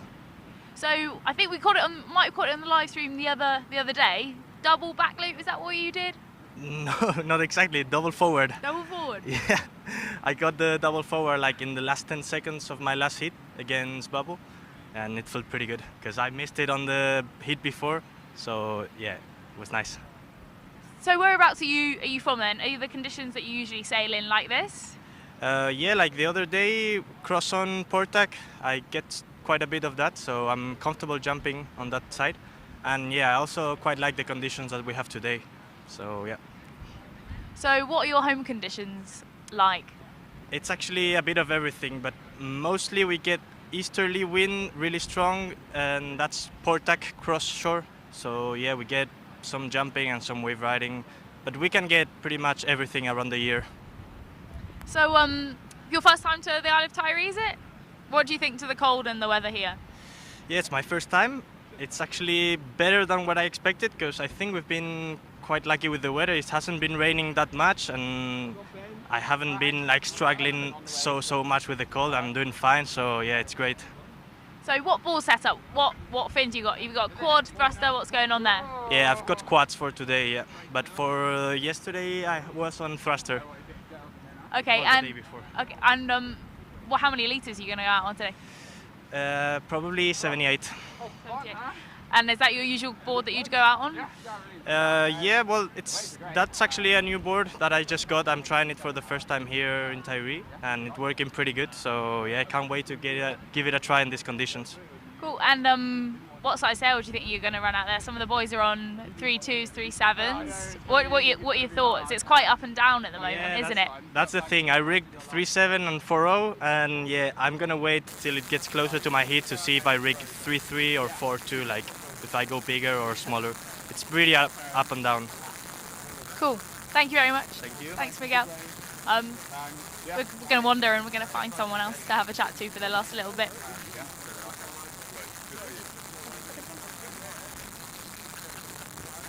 Hello. All right. How's it out there for you? It's good. It's good fun. Right now it looks like the waves have picked up, so I'm quite excited about our next heat. I'm up against Ben Page. Okay. We've got a 10-minute heat break. Bubbles out there getting some nice rides, and it's getting me quite excited now. I think the last heat I was in, the waves dropped off a bit, but this next heat could be different. So, James, how many times do you think you've windsurfed on Tiree? Good question. Well, I must have been coming up here for about 15 years on and off. I've missed a few Tiree Wave Classics, gone home early on a few from injury, and I'll just pick a number out of the hat somewhere in that range. Yeah. So I've been up here for a long time, and actually Ballafule is my favourite beach. This is my favourite beach on the island for conditions and just atmosphere. I love it. So you're going to be sailing at your favourite beach today. That's good. Yeah. So that could be a good sign.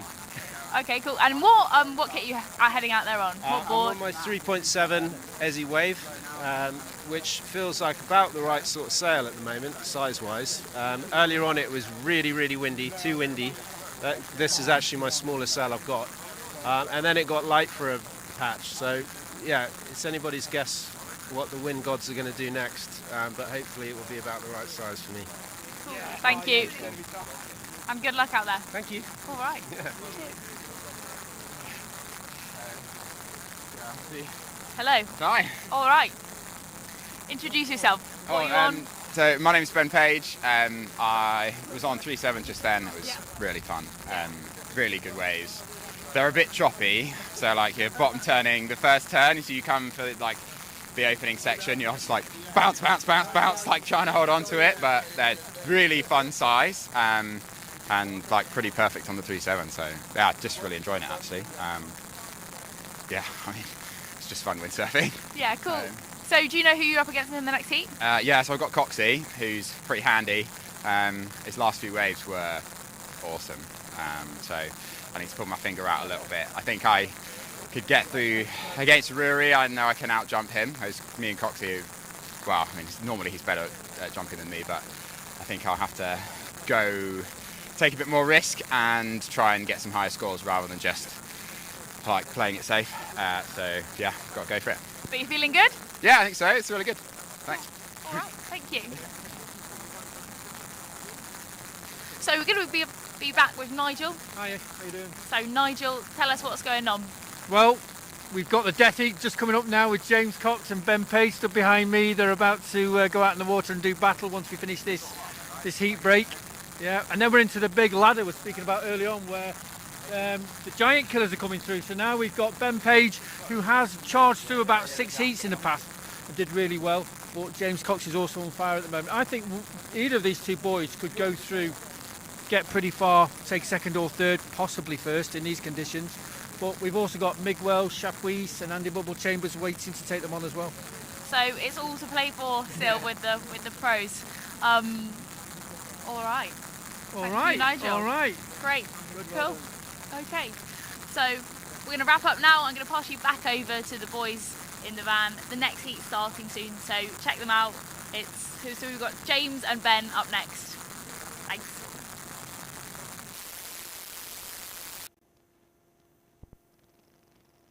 Mia, really interesting to hear from the guys just there, Mia. Thank you.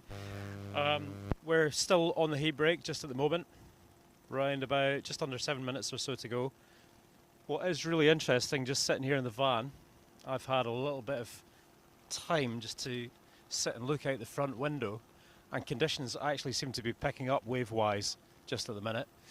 The pulse of swell that we were expecting to come through is forecast as being at the largest round about 11 o'clock, 12 o'clock, 1 o'clock in the day today. And we've just watched Andy Bubble Chambers hitting a solid mast-high section coming through. So it is getting more and more radical as we go. Tide just starting to drop a little bit now, so that means it's going to get bigger and heavier just in time as we move through the ladder and move towards the highest ranked riders. So the action and the wipeouts are going to get more and more radical as we go. No heat in the water, as we said just a moment ago. We are in the middle of a heat break just now. We've got just under 6 minutes to run, so not long till we're back to the action.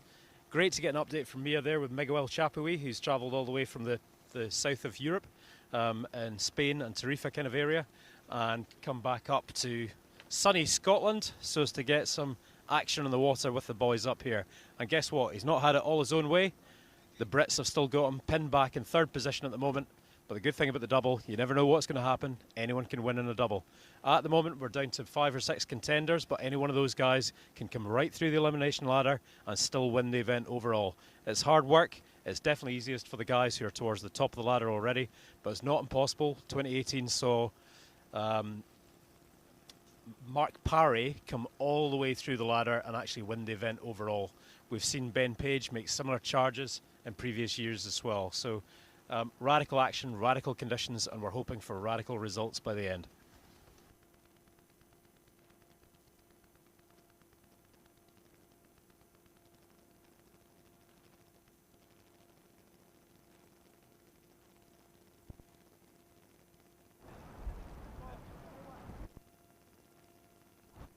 No, I'm not really sure. Well, we'll see. I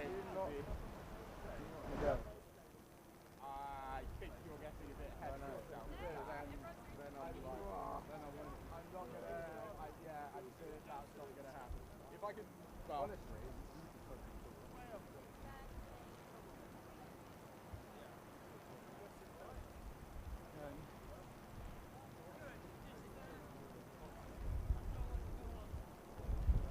Yeah. It was quite fun there. It is bouncy on the base. I don't know, like whether you felt like the first section is horrendous. You're just going on like I'm just trying to like hold on with my tippy toes, like not to spin out. Hey, Willie!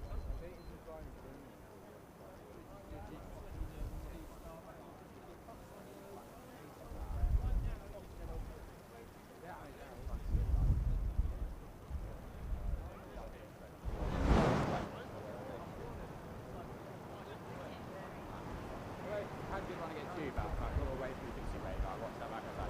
Ah, yeah. Well, I spotted I'm happy I got that. Like, I think it was pretty close. I think without that, it would have been quite close actually. I mean, I didn't see your battle in or whatever junction at the start of it, but I did. It was alright, wasn't it? Oh, I don't know. I'd love to be able to read them. I need to figure out how to do that. Occasionally they come out like very early. I can't mix. Like I don't really understand how.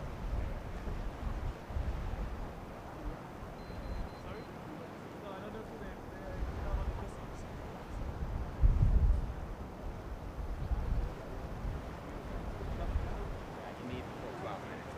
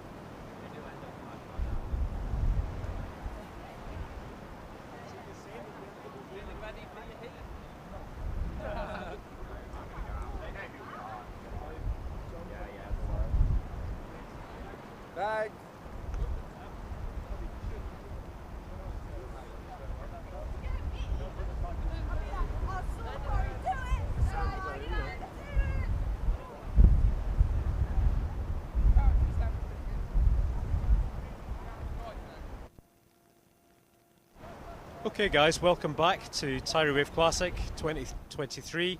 This is year 39 of our event and we're moving pro fleet double elimination ladder.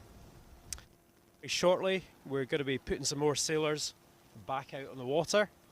We're looking at James Cox and Ben Page as the two competitors who are about to go out, and you can see the guys are limbering up. We've got Ben Page in the red jersey just entering the water at the moment, and James Cox will be heading back out fairly shortly. Coxie should be in yellow when he's going back out. I've also just noticed, looking out the front of the van, that we've got Phil Horrocks going into the water for warm-up as well. Not long till these other guys start to get in the water.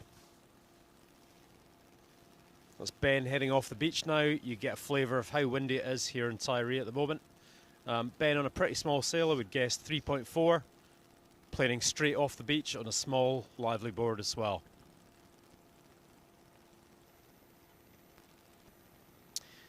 Very shortly we'll see the introduction of a ladies fleet in amongst the pro fleet, just so as to see what the girls can do on the water here in Tiree today. So we'll bring you coverage of that, and you can see how the girls get on in these kind of conditions as well.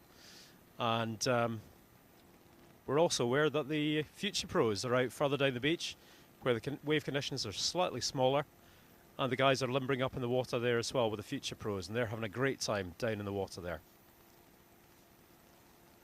So we can see James Cox now in the shallows. Look at that wind. Holy smoke, it's up at the moment. Yellow bib on, looking back, checking the lighting, seeing what's going on. Prepping himself mentally for the next 12-minute challenge. Really got to go into another plane, another existence when you're competing, and make sure that you have got the right mindset going in there. Ben Page coming back towards the beach. As Ben approaches, you can see him staring back, checking out the composition of the wave that he's got coming behind him, looking to see if he can get the best possible wave to open up with this heat.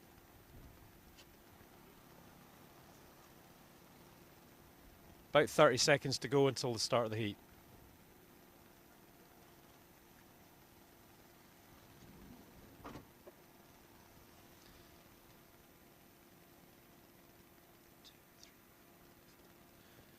So yeah, the winner of this heat, we're starting to get towards podium places. We're looking to identify who's going to be fifth in the event with the pros double.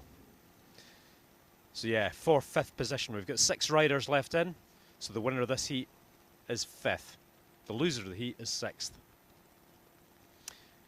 Okay guys, in the comments, can you all see our timer? We're back up and running with a 12-minute timer. Hopefully that'll help to keep you abreast of the action and let you understand how much time these guys have still got left in the water and the challenge that they're facing to continue to produce all the way through the 12-minute duration.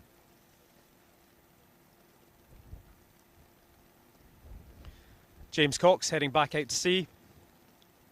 Pumping a little bit. James confirmed just in the heat break there. He is on a 3.7. He is one of the bigger guys, bigger riders. Doesn't carry any extra weight, very athletic guy, but nonetheless quite tall, quite broad-shouldered. So on a bigger sail, and he's got the power to hold it down in the gusts. I would imagine Ben probably on 3.4, slightly smaller guy, probably quite a bit more radical board, a bit smaller than James, maybe down in the early 70s or mid-70s litre range. Extremely windy conditions, but a little bit on and off on the inside here at Ballyfool. If you're lucky, you get a good gust, you get straight out the back. If you're unlucky, you know, it can be a little bit light and you struggle to get going. Big love for the timer, thanks very much. Yeah, that's a nice thing. It's nice for me with the commentary here as well. Keeps me abreast of exactly where we are with the heat and when these guys need to be pulling the action out the bag.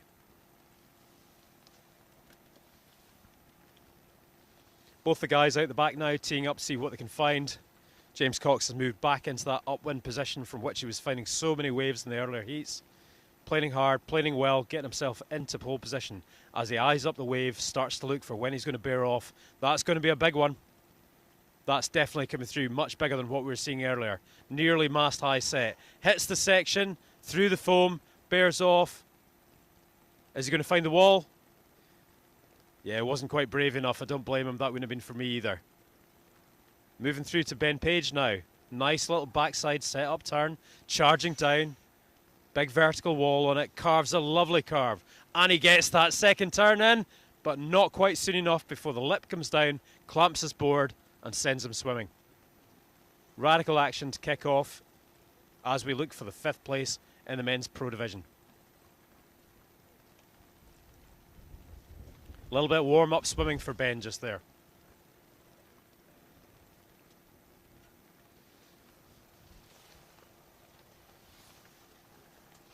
James Cox back up and planing. I wonder whether he's going to regret 3-7. That wind is up, up, up. But he's a big, strong guy. I reckon he'll be all right. Ben's back up now as well. He's coming towards the inside, but Coxey heading out with speed. Is he going to get a ramp for a jump? Let's see. Looking a little bit flat from our perspective in the tech van here. And Coxey throws in a quick little tack on the outside, getting himself back up into pole position for the down the line wave ride. And I reckon he's got a good set wave as well. It's building behind him. Let's see what he's got. Moving back to Ben. Radical push loop, but slightly over rotates. Keeps it there, and we can see Coxey in the background annihilating that wave. Absolutely thundering through the lip, charging down the line. It's a keeper on port tack. This is insane. Coxey on a roll. Ben heading back out to sea, manages to clear the impact zone. Wow, this action's heating up, guys.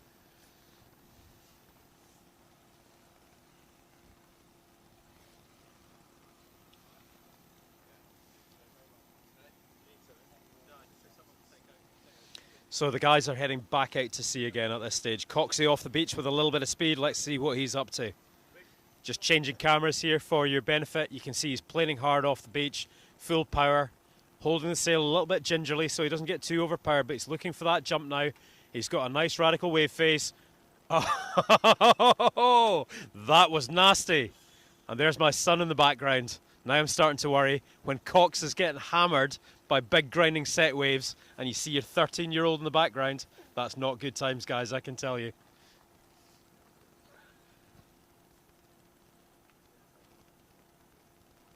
So James Cox still heading out the back, throws in a quick tack there. He's a little bit closer and I can see Ben Page just looking out the windscreen of the van here. Much further upwind, much further out. But Coxey, on the other hand, is lining up to a radical wave. Comes up to the lip, bashes through, forces that quattro through the white water. Radical turns, rail to rail. Keeps working it. Working the foam to the inside now. Not quite as good as one of his earlier waves, but nevertheless, a counting wave score for him.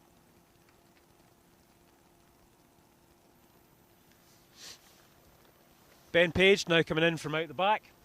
Let's see what Ben's managed to pick up out to sea there.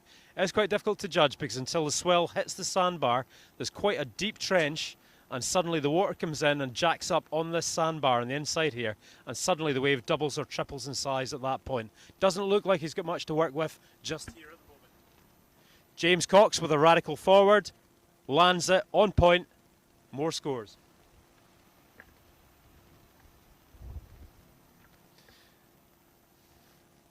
Now don't forget, guys, at any stage in time, you get the call to action. Don't forget to subscribe to our channel and don't forget to share the link. This is how we get people watching the radical action from the west of Scotland.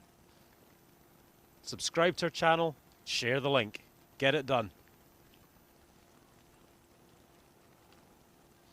Competition really starting to heat up now. There's no let up. As Ben said in his interview earlier on during the heat break, he's got to work really hard. Coxey is regarded as a higher standard of rider. He openly admitted that. So he's really got to cut loose and go for broke in this heat in order to make sure that he can qualify and continue to go through. Regrettably at the moment, just struggling with his wave selection, struggling to find the waves he needs, and Coxey doing what he does best and making a pretty good job of it. So at the moment, you'd have to say the momentum is with James Cox in this heat so far. But there is time yet. 5 minutes, 20 seconds still to go. There's the potential to get 2 or 3 good waves and some good jumping in before the timer times out on these guys. There's no second chances at this point. It's the final day of the event. Once you get your placing from today, that's you. It's long night at the bar, or it's the best night ever at the bar later on this evening. We're going to be hosted tonight for the prize giving by the Tiree Scarnish Hotel. Big shout out to those guys, always huge hospitality when we go down there. And we've got James Cox charging down the line. That looks like a huge one when it hits the sandbar. Starts to jack up. Getting critical now. Can he make it before it closes out? No, not quite. Just a fraction behind the braking section. He's going to continue to work the foam all the way into the beach now. And he goes down on the inside. Oh, sick. Ben Page just throws the tail right out the back on that top turn. Radical, radical aerial. Not much left of the wave afterwards, but that one big hit can be seriously high scoring. Hard to discredit when you see that from the judges' vehicle. These guys are going to really like that, and they're almost certainly going to award big points for it as well. Tom Pidden says it's howling. You're not even here, Tom. You should try it. We're sitting in the back of the van, and the vacuum's sucking us out the boot. Crazy conditions here in Tiree at the moment. Guys working the way out the back again, trying to get back out, working their way through what is now quite a big and an increasingly hollow break. Big walls of white water, and you see Ben going down as he hits some of the impact zone just there on the way out through.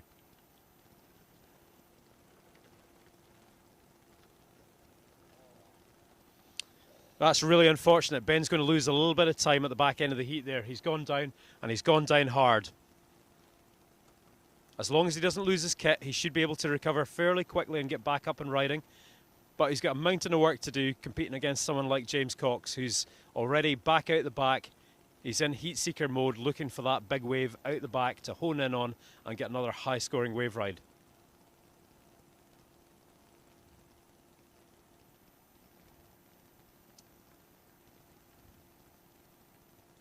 I'm starting to get the jitters just thinking about these heats still to come. We've got some big names, big action as the draw unfolds. This is just the start of it, guys. Remember, these heats are deciding 5th place, next 4th place. We're not into the top contenders even yet.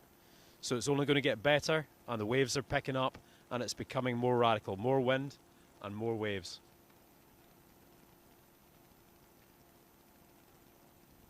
I think the pros will actually be very glad to see this over when it's done today. They'll be able to relax at this stage. It's been a very tense 3 days for them, being on hold all the way through the week. Conditions only coming in on the Wednesday, Thursday and Friday of the week. And now right down to the 11th hour to figure out who the winner is for this year's Tiree Wave Classic, year 39, 2023. Don't forget, don't sleep on this. Next year is the 40th anniversary of this event. We're aiming for a big one. Everyone's welcome, and we want to see all the generations of Wave Warriors assembling in Tiree for the biggest and most social get-together in the history of the event in 2024. That's the aim, that's the ambition. We want to lay on something really special for next year and get everyone up here who's keen and passionate on wave sailing here for the 40th anniversary of the longest running professional wave sailing event on the planet. Back to the action. Ben Page planing hard, heading back out to sea, cutting upwind. James Cox just about to pass him on the way in. Coxie a little bit light on wave choice here. Is he going to jibe? I think he's jibing and heading back out the back again. Looks like it, yeah. Not happy with his wave selection. Not going to waste any time on a smaller wave. Going to go out and catch something a little bit bigger. Ben has turned out the back, but he's also not happy. The guy's heading out there, and you can see some of the future pros limbering up, warming up in the background with the really tiny sails. They're probably on 3s, 2.8s, those kind of sizes for the smaller, younger kids. Okay, James Cox with a quick jibe onto face, heading back towards the inside now. Not the biggest wave in the world, but as it hits the sandbar, jacks up, goes overhead high. Sick turn. Vertical face turn, charging down the line. More turns to be had on this one. Does he hold it or does he go down? And he's down. Ben Page in a very similar position as it hits the sandbar, jacks up, gets heavier, gets more vertical, but denied. The timing was just that little bit off, didn't get his first turn in, and missed it in the closeout as well. He's not going to be a happy boy with that. Final seconds of the heat, there's going to be no more wave rides. I think the guys are probably going to abandon. Are they going to get a jump in the final seconds? And we're done. Wow, that was inspiring. Great to see these guys charging in the water. We'll go shortly to a live update from Mia at the beach.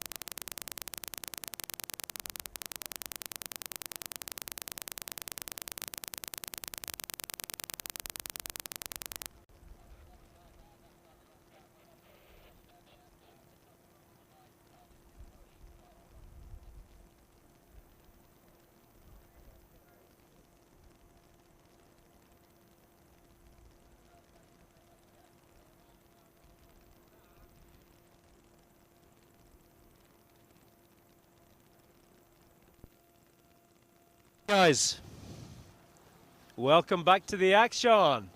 And we're seeing the ladies entering the water. This is the first ladies' heat of the day. Do they look cold or do they look ready to go? So, looking at who we've got entering. I think we've got 4 of the girls going in the water here at the moment. Should be 5. We had 5 competing the last day.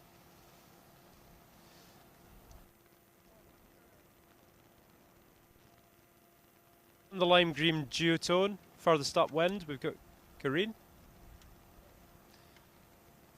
Trying to figure out who everyone is here because they've all got distinctly different gear. Annika low in yellow, moving along the line. Green, Leith Campbell, previous event winner of the ladies division here in Tiree. And furthest down towards the bottom, we've already got one of the girls heading out. And in the red vest, I am guessing, looking at that that's Izzy Adcock. So she's already heading out. Quite an intimidating lineup, as Izzy's just about to find out. Oh my God, imagine if that was your first run out in through the white water. You see this monster chunk of white water bearing down on you. So we've got the guys starting to come out off the beach now. Izzy's struggling a little bit in the break, just to find some wind to get up and running. And getting pulverised by the white water. Oh, what a shame, right at the beginning of the heat. Leith Campbell heading off the beach. Catapult here, very difficult conditions. You've got to take your hat off to the men's pros. These girls have all been ripping all week. But I tell you what, it is challenging conditions. And I think we're about to go underway.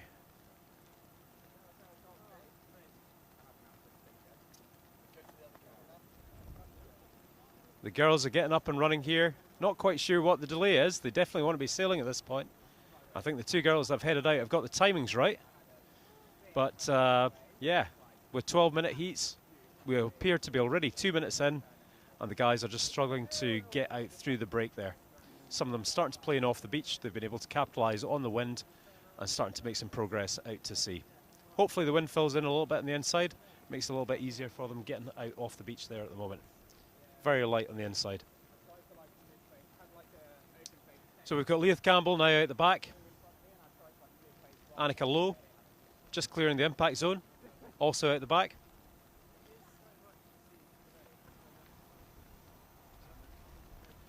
Corey McFarlane just struggling a little bit with the light winds on the inside there, so she's turned to come back to the beach, recompose, and get herself back up and running again.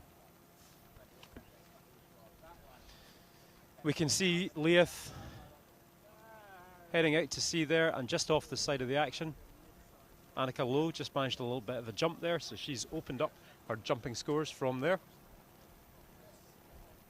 Throwing in a quick tack so as to head back towards the beach, but unfortunately goes down on the transition.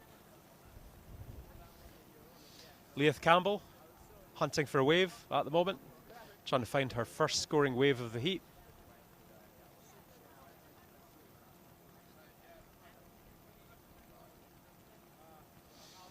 And we've got Annika Lowe now also hunting for a wave.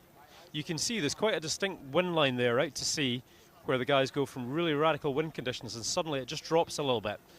And you certainly can't see in this camera angle, but we've got a very large 400-foot hill to the left of this beach, just to the east of this beach.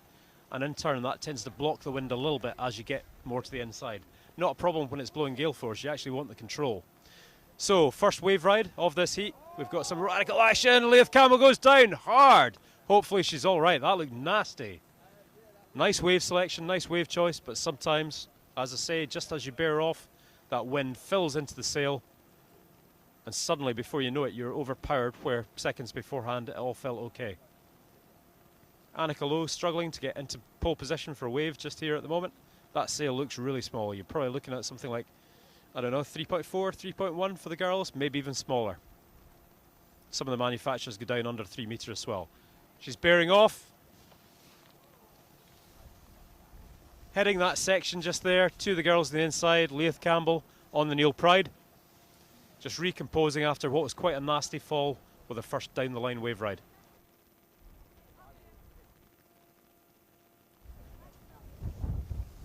Just had word there, Izzy Adcock battling away on a 2.9 metre sail. She's probably the smallest of the ladies fleet riders, and probably one of the smallest sails in the water there at the moment as well. So, but yeah, 2.9, tiny sails for the girls, so as to make sure that they've got some degree of control in the water. The guys just coming back into the shallows, getting themselves back upwind, gathering the composure, taking a breath. Looks a little bit windier on the inside now, so if any of them are in a position that they can capitalise, jump on, beach start, bear off and heading out. Don't forget, guys, we've just seen the best of the men's pro competitors out in the water, and they were swimming as well. So the girls have got some really challenging conditions here. They're battling against it, and hopefully we're going to see some more action from them.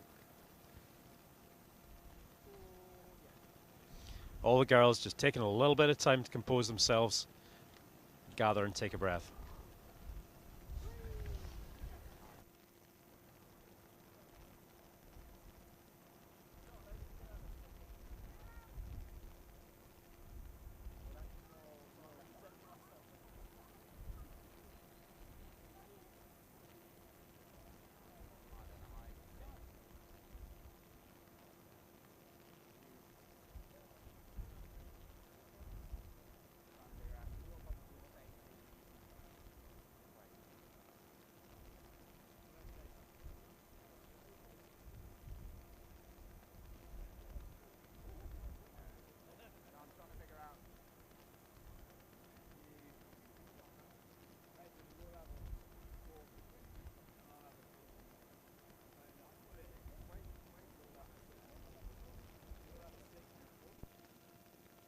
Hey, just took a little break to clear my throat there. Back to the ladies' action. They've all taken a little bit of a breather. Heading out off the beach, radical jumping action from Leith Campbell just a moment ago, and we're focused in on Annika Lowe heading off the beach.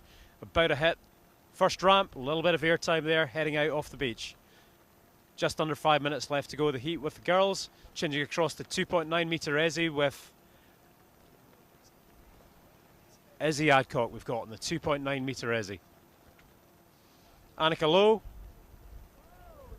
Donkey kick to tabletop, radical jumping action, nicely controlled.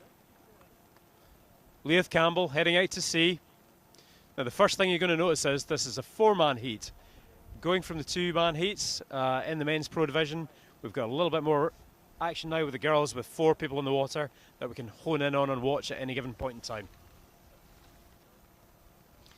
You can see the girls heading out. Now someone's actually had a change of rig there. So on white, there seems to have been a rig substitution in the interim.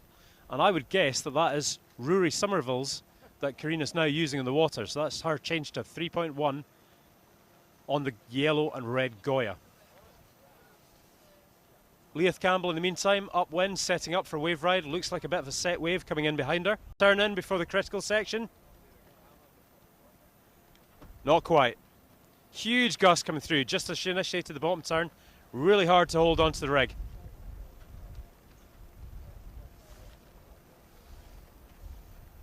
Now we're going to get the opportunity to see if Green's got something there. Let's see what she's working with. A little bit of a swell building behind her. As I say, when it hits the sandbar, all of a sudden, jacks up and then goes. She's just a little bit too far to the inside. Izzy Adcock screaming into the picture down the line. This is the first serious wave ride that we've seen. Izzy flying down on her 2.9 Izzy. Just stumbles at the bottom. Annika Lowe we've got just coming to the inside. Annika's worked her way upwind, just checking the camera angle here. Initiates her bottom turn in the middle of a force 9 gust. How that girl's legs are holding her to the water, who knows? Got to remember, these girls are probably about half the size of James Cox, who was competing in the previous fleet. Cox is a big guy, right? When you see these girls standing next to James, it puts it all into perspective that how on earth they are managing to hold on to the sails, goodness knows. 2 minutes left to go in this heat.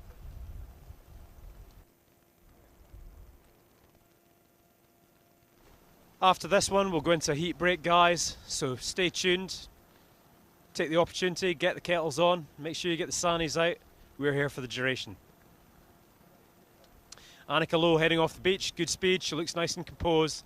Let's see if she gets a little jumping wave. She may elect just to hack upwind, get herself back out, but that's looking like she's going to have no option other than to go rocket air. Nice, really well controlled as well. She's looking good in these conditions. Very reminiscent of what she'll sail in. A little bit more cross offshore, but very similar to what she's been in Tenerife all through the summertime. She works out there as an instructor through the summertime and has made the pilgrimage to Tiree. The only real difference in the radical action being it might be just a little bit colder here. Cutting back towards the beach, we've got Karine contemplating life in the show break here.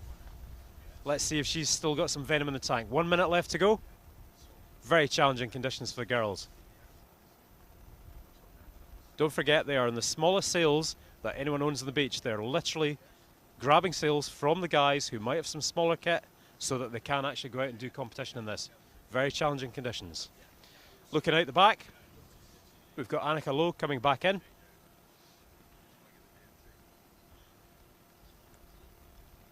On what is a very old school Goya sail there, but nonetheless doing the do for Annika today. I would guess similar kind of sizing, 3.2, somewhere around about that kind of line, giving her a little bit of control. And she's got a nice set wave, bears off into her first bottom turn, and makes it on the nice vertical section of the wave. Annika getting a little bit more confident now, interlinking the turns. That was 2 really nice turns, one on a big blue section. That's going to be a high scoring wave for Annika. And still continuing to ride in the white water. Just catches the rail a little bit. Can she hold it? Yeah, she managed to hold on and brings it back onto the wave face. That's arguably the highest scoring wave score of the day so far in this first ladies heat. And we're done.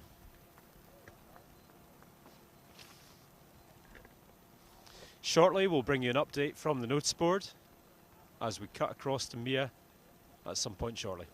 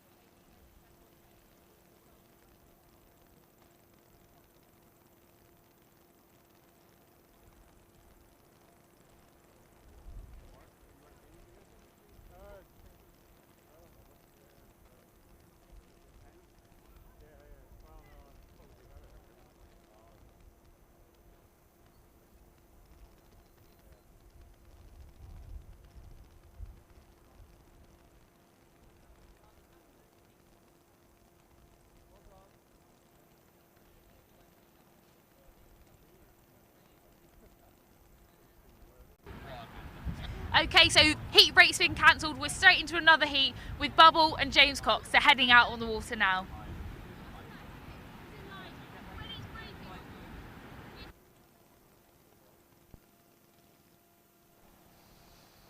Okay guys, welcome back to the action. This is the heat that's going to decide 4th place in the men's pro division. And in the green vest, we can see in the show break, Andy Chambers. Andy's just jumping on and beach starting, heading out, make or break times for these guys now, as we decide what is the last before podium place. The result of this heat will give us 4th place. Looking at the other view, we've got James Cox in the white vest heading out to sea. We've had lots of action from James already today, so you'll be familiar with his yellow and, would you call that green? Green coloured Ezzy. So everyone will be, who has been glued in from earlier on this morning, will recognise James Cox with that radical action. And this is exactly what we like about the double elimination ladder, is that it gives these guys the opportunity to come right back through the ladder and still compete for podium places. So that's exactly what James has done today.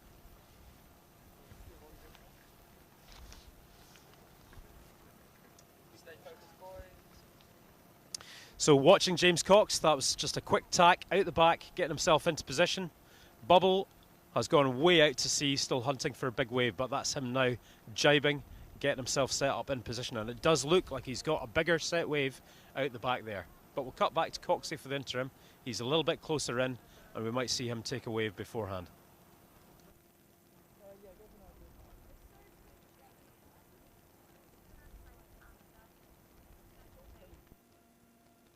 Cox driving down the line, radical bottom turn into top turn. Another turn there.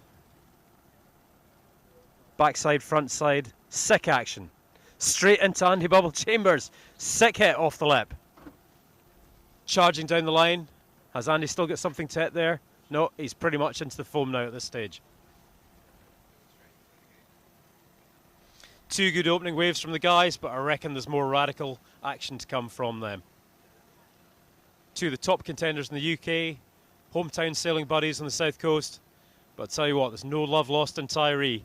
The minute that hooter goes, the minute you get the green light, these guys are fierce competitors. They're going to be taking no prisoners in the water. Thank God it's not combat sport. Huge back loop. Andy Chambers. My God, that was monster. And lands it perfect. Insane jumping action. Suddenly you see that when we start to hit these final kind of places, the action just jacks up a little bit and we start to see far more radical windsurfing, more radical wave sailing going on in the water. Let's not forget the girls that have just been out in the water though. That was a hardcore heat for the girls. Very challenging conditions, tiny to smallest sails. They probably never use kit like that anywhere else in the world. Hats off to the girls for giving it a go. The minute you get back into the guys now, obviously the guys are a lot bigger, bit heavier, you know, stronger. They've got more body weight so as to be able to hold everything down in these really radical conditions on the water. I suspect James very infrequently uses anything smaller than a 3.7 because he's really a pretty big guy. Andy Chambers, on the other hand, a little bit smaller, more diminutive build, a little bit lighter. I'd imagine he's probably in 3.4 there at the moment. The chances of him being in a 3.1 probably pretty slim. He's quite a strong guy as well, very fit guy. So James not very happy with his wave selection, just jibed out, heading back out to sea there. Andy, the same. Yeah, we've got a little flat spot. You see the 2 guys. Now this comes down to a little bit of competition strategy. Andy's just done something really quite nasty there where he's jibed in front of James and he said, yeah, I can see your game. You're heading back out, so am I. And some of the psychology is starting to come into play now, so they can both see each other, both competing. And it makes for a really, really tense duel when you see all this going on. Andy's now further out to sea. You can see exactly what James is doing in the wave in front of him, and he can counter and match it when the 2 of them are on waves together. He'll be able to watch and follow James and then initiate his manoeuvres according to what he sees going on in front of him. Oh no, James has just run out of steam there, dropped off the back.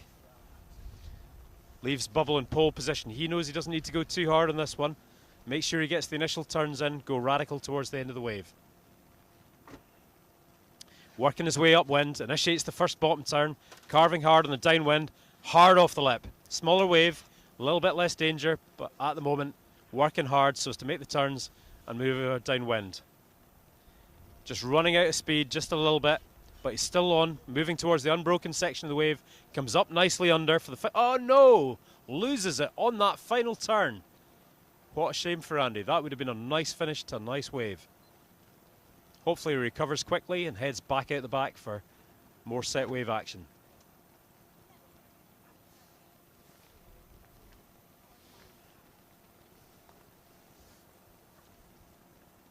Once again, for viewers that have just joined us, important to note we're at Balaful Beach, southwest corner of Tiree. In between the two hills, we've got Kenavara to the west of us, Ben Heinisch, the largest elevation on Tiree, to the left of us there. Kenavara to the right. My apologies if I got that the wrong way around. Whichever wind direction, whenever we've got cross shore here, the hills play a little bit of an effect. They make the wind a little bit gustier, and that is a little bit challenging for the guys with the strong winds today. But nonetheless, they're doing a really good job of charging through these radical conditions. Now James Cox picking up a much larger wave here on the inside. Much bigger wave as it hits the sandbar, jacks up, and the gust pulverizes James, forces him out the back of the wave.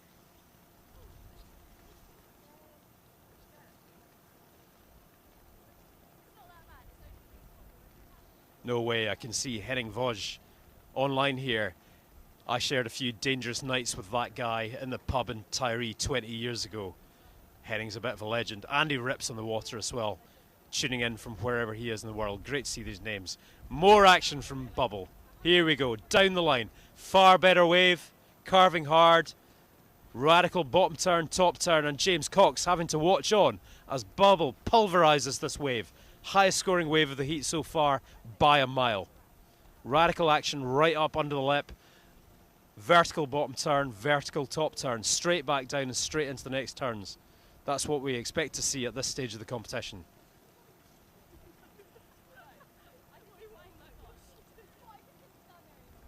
Yeah, great to see some of our European counterparts tuning in today.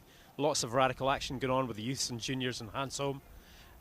Been following that competition when I get the opportunity in the evenings. And great to see all this wave sailing competition going on all around the world, producing radical action currently.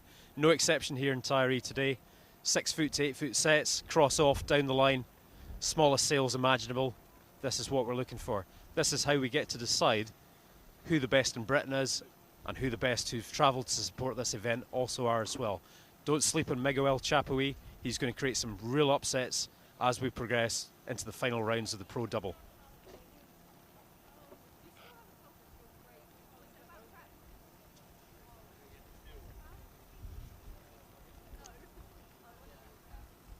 Changing over to James Cox, radical down the line action now.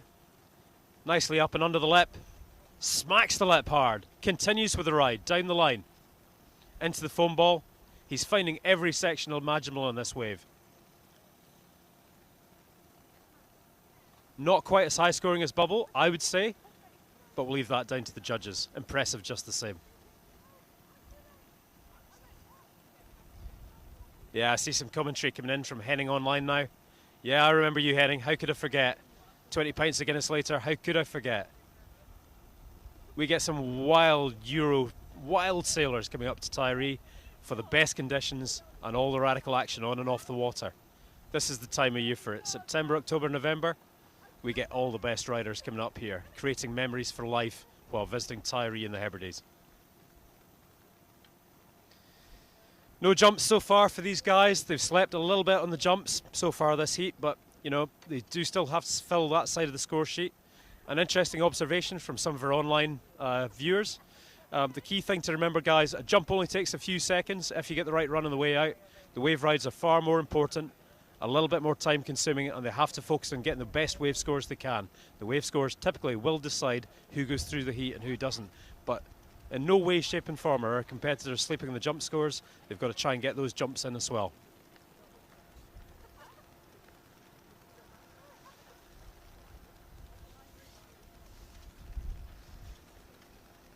So both the guys out the back now, Bubble already in pole position, James Cox tacking into position. Looks like a little bit of a set wave behind Coxie. Bubble just stalling on currently, looking to see if he can pick up a set wave. Obviously nothing he likes there, so you can see him pointing the nose of the board upwind, not too much power in the sail, just biding his time, waiting to see if something comes in from the deeper water.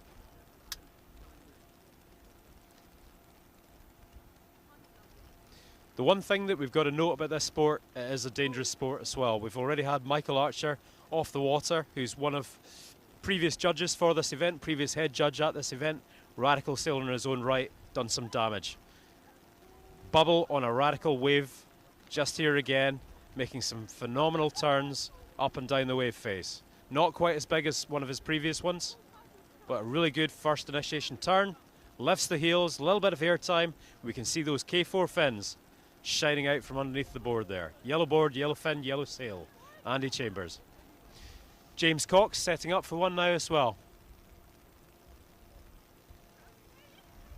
Down the line radical action. I hardly have to say anything, we just expect this from this guy now. Hitting every section in sight. Turns back into it. Oh my God, hits it again. This is going to be a close match with these guys, no doubt about it. We wouldn't fancy being in the judges' vehicle right now. Very, very hard job to do when you start getting into the later rounds. Big action. You've got to figure out really, you know, what half point is going to put these guys one ahead of the other. Very, very difficult to judge.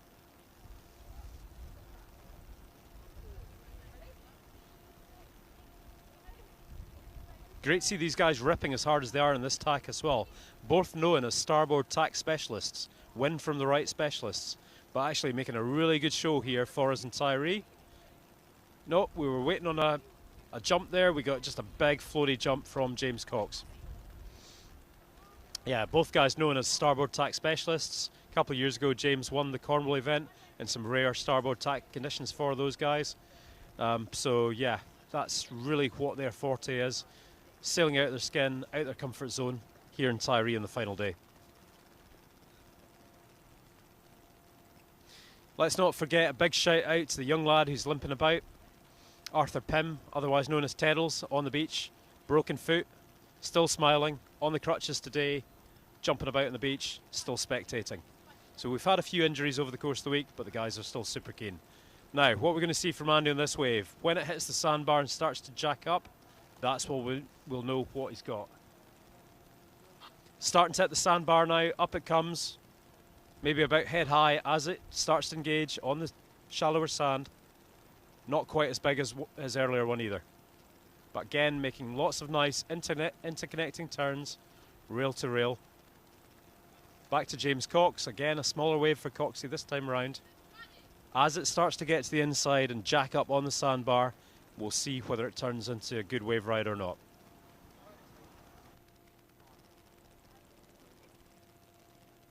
And at this stage, guys, that was just, I wasn't even checking the timer. Radical action from both of these top-seeded guys. Let's see who goes through next. Cutting across to the board, let's get an update from Mia.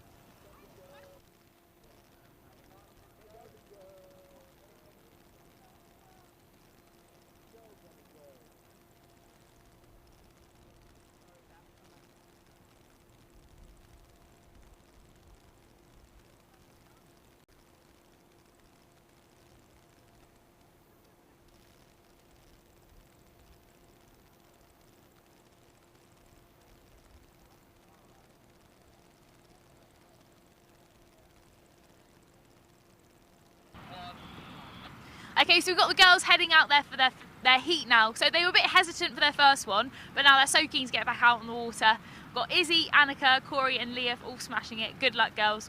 Watch in the van.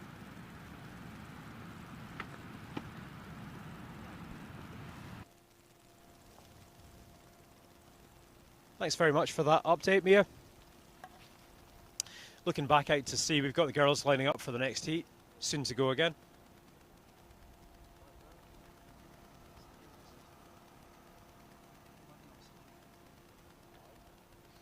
All the girls setting up in the shore break, taking stock of what they're going to be sailing in.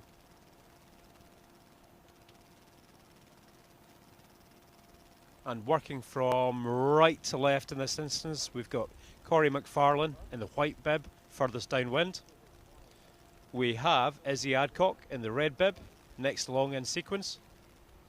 We have Annika Lowe, yellow top, and Leith Campbell furthest upwind in the green. And it looks like we're off.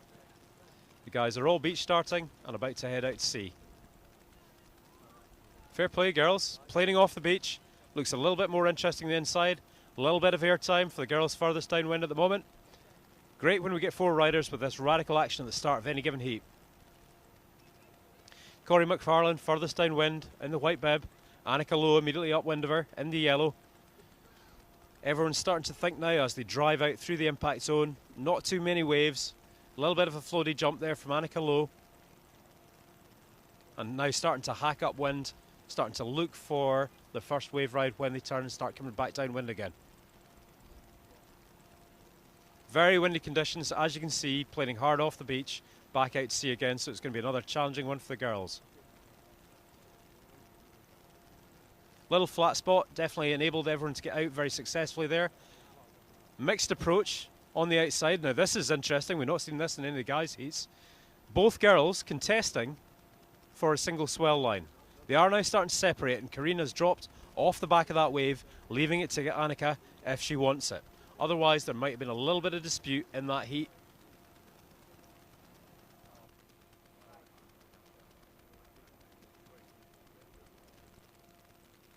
Guys, don't forget where you're seeing all this radical action. We're on the Tiree Wave Classic Year 39 2023 live stream.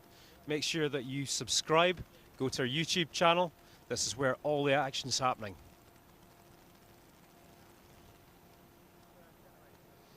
Just starting to tee up now for Corey. She's setting up for her wave ride. Going to initiate just in a moment now.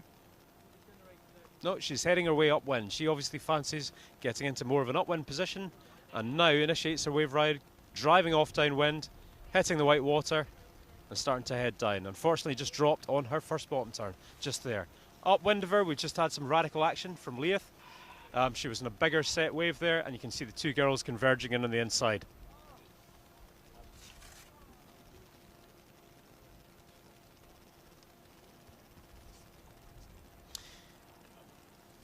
Both the girls trying to get into pole position for a little bit of downwind wave riding just there.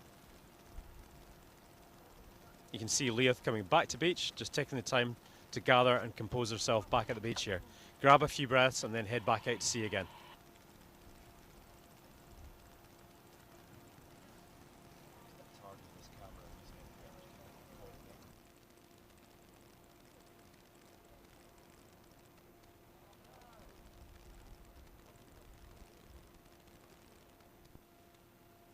Looking for that jump now. Leith Campbell heading back out to sea. On that wider zoom you can see where the bigger closeout section is.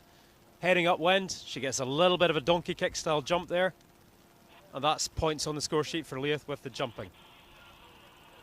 Just lost her feet off the board there on the landing, so it's questionable whether the judges will actually mark that as a landed jump or not. Very important to try and actually complete the jumps, make sure you get the score on the score sheet.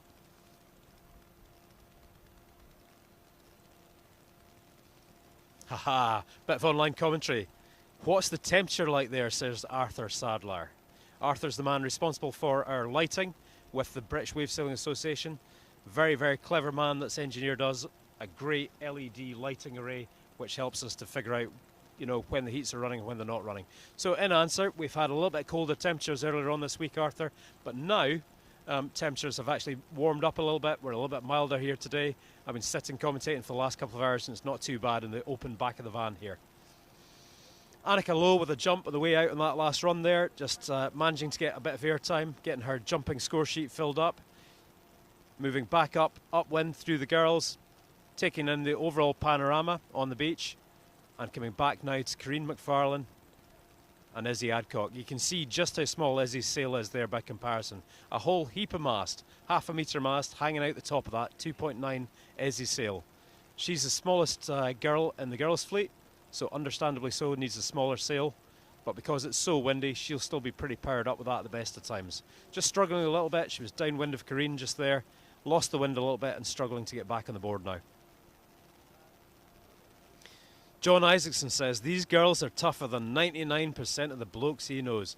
Absolutely, you know. We've got most of the fleet standing on the beach watching. 4 girls out in the water giving it radical action.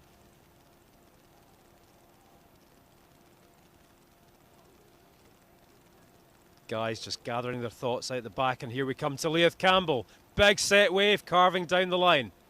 Go for it, Leith. So that's the single biggest bottom turn we've seen so far in this heat on an outside set wave. Fantastic. As the wave settles a little bit, she might start to initiate a little bit more with her down the line. And we can see, I think that's possibly Izzy Adcock swimming to the inside. Just lost her kit there. She's managed to get back to it, and she's holding on to her kit there now. As she gets washed back to the inside, she'll be able to regain her composure. Annika Lowe setting up for a little wave on the inside. She's a little bit far in, starting to lose the wind just there at the moment. Round about half heat gone. We're just down towards the 5-minute mark now. Panned over to Corey McFarlane, initiating a wave ride on an outside wave. Carving off down the line, not particularly steep yet, but maybe she's seeing something a little bit further down off the camera that she's targeting there at the moment. And again, Annika just trying to work her way back in towards the beach. We always say to all the young, back out for your next run. Really important to be able to manage and maintain your energy over the duration of the heat so that you can be as explosive as possible when you need to for the radical manoeuvres.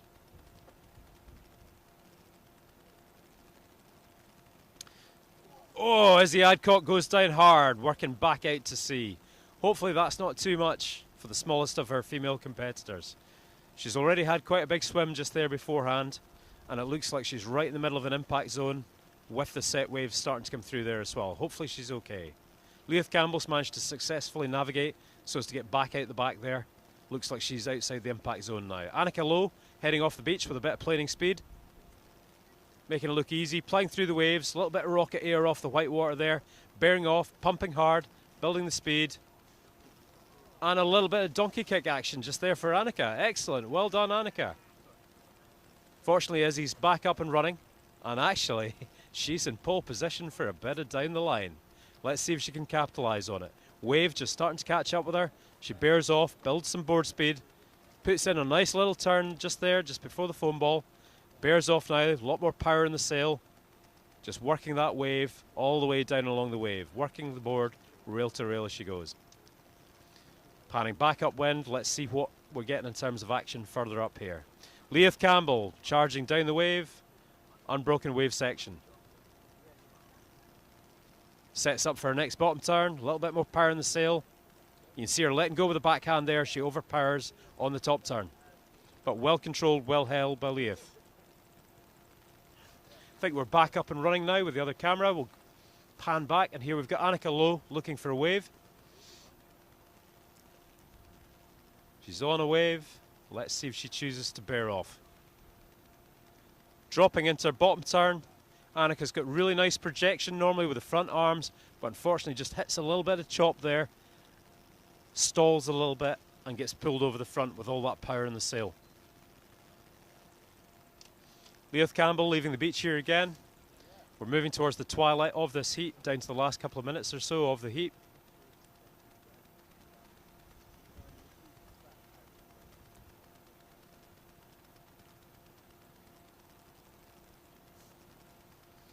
Bit of rocket air, kind of donkey kick rocket air there from Leith Campbell. Again, just making sure that she's got the jumps on her score sheet.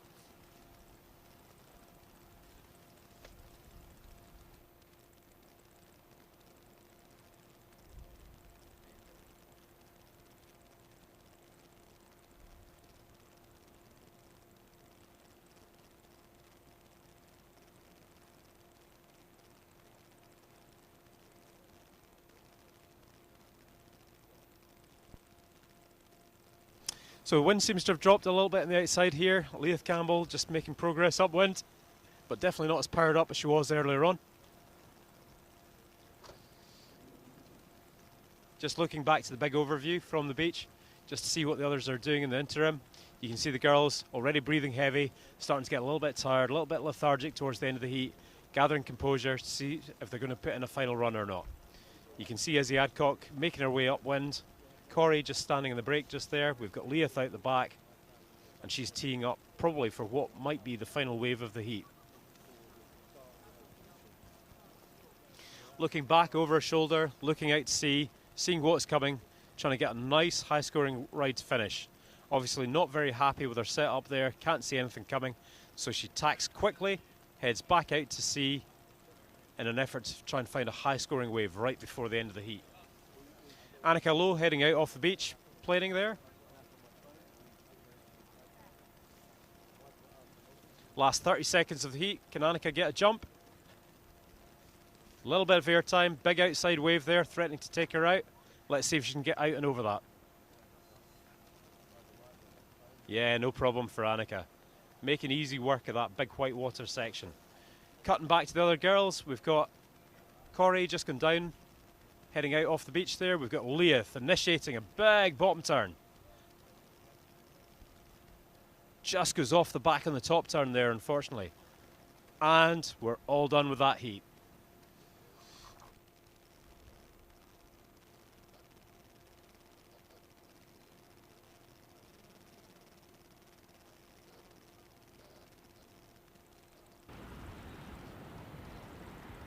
So the girls are just finishing their heat now.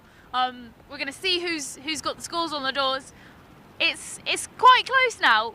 They're between the second and third place. So it's between Corey and Annika. They're scoring quite consecutively in different like thirds and fourths. So we'll see how they get on. It's been really good to watch. They're proper hardcore girls. They're doing it. They're doing us proud. So don't forget. Please subscribe to the channel and share the link to your friends and get everyone watching everyone. The pros are up next.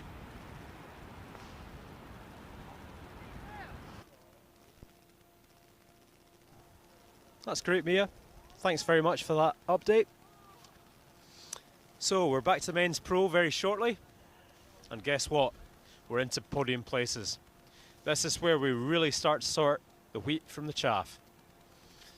We're not interested in losers, that's been the comment all week long. We're looking to identify who the winners are for this year, who takes the sword home, who is the ultimate competitor. And here we've got a man that's travelled further than most to try and make that statement. Miguel heading out off the beach, getting ready and getting prepared for the start of his heat, 15 seconds to go. Already a seasoned competitor from the south of Spain. He'll be looking to get underway in the best possible manner right at the beginning of the heat so that he's catching a wave early on and able to maximise his scoring.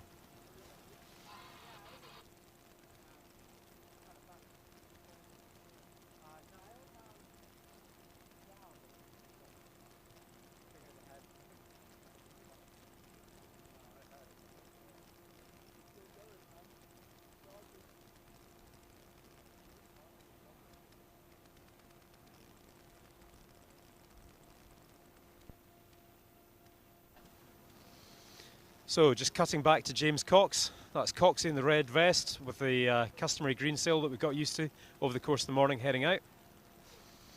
And lovely to see PWA World Tour tuning into our live stream this morning. Awesome conditions to see. Great to see such a great broadcast and incredible action from the guys and the girls. Fantastic. Great to see our colleagues in the PWA World Tour. So much respect for them. They're the parent organisation globally. Great to see them joining in with us.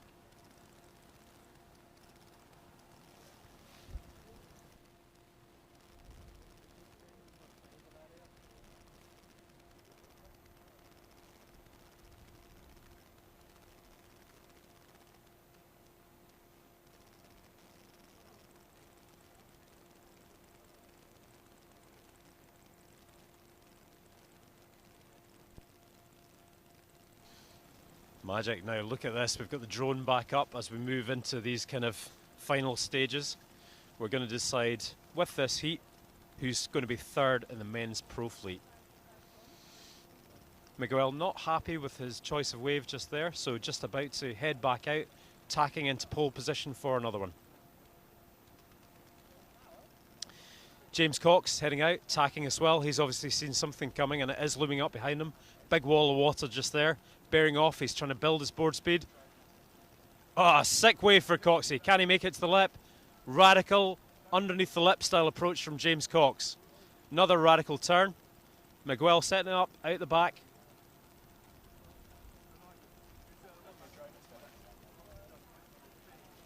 And Coxie still ripping right the way down the line. Radical aerial. How many turns does this guy do in a wave? That must be 8 turns to the inside. Cutting across the drone, we now get a bird's eye view. Miguel hitting the lip. Rocket airtime, but he goes down hard in the whitewater. Can he pull it back? He's still up. This guy's crazy.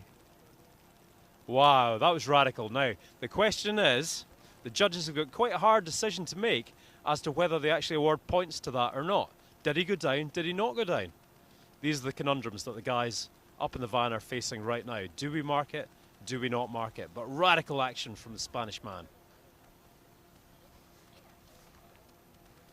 James Cox heading back out now after a very, very long wave ride. He's headed right down the beach. Huge length of wave ride, big scoring wave for him right at the beginning of the heat. That's definitely going to put the Spaniard on edge as he moves through the heat and tries to rack up the scores.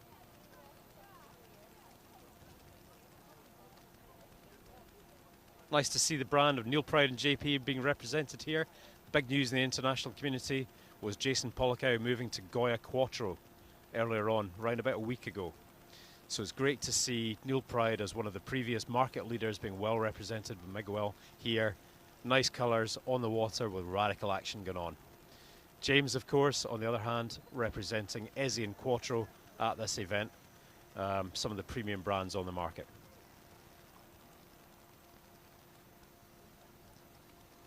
Seems like the wind's just dropped just a fraction for this heat. The guys are definitely a little bit more ponderous on the outside.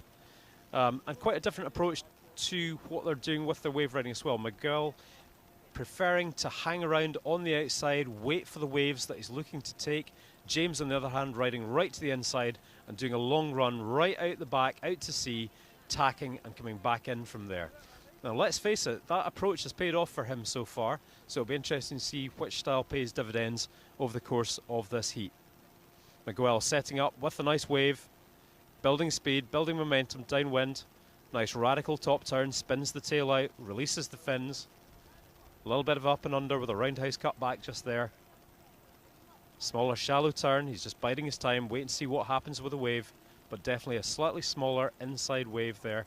And at this stage he jibes out and heads back out the back again. But that's him opening up his score sheet and just trying to get some points on the board. We can see James quite a lot further downwind. The one disadvantage of that huge wave ride that he had with huge number of turns on that first wave ride is that it does put him way further downwind and it gives him less options with where he wants to position himself on the peak. Not happy, he's now tacking, heading back out to sea, and because the wind's dropped, he's going to struggle to get himself back upwind in a timely manner into where he wants to be to get back onto that lively peak that himself and Miguel have been working so successfully earlier on in the heat. The drone shot giving us a real take on this.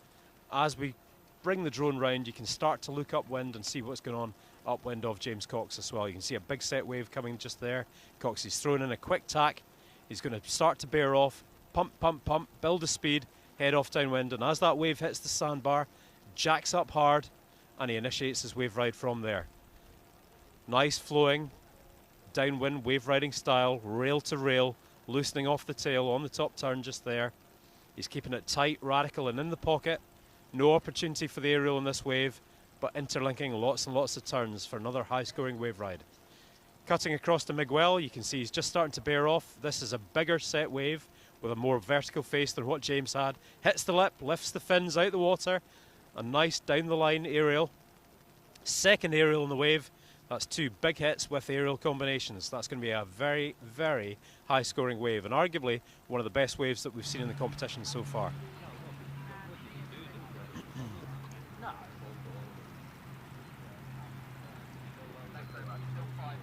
Yeah. Yeah. That'll be one. Coxie's first one. Oh yeah.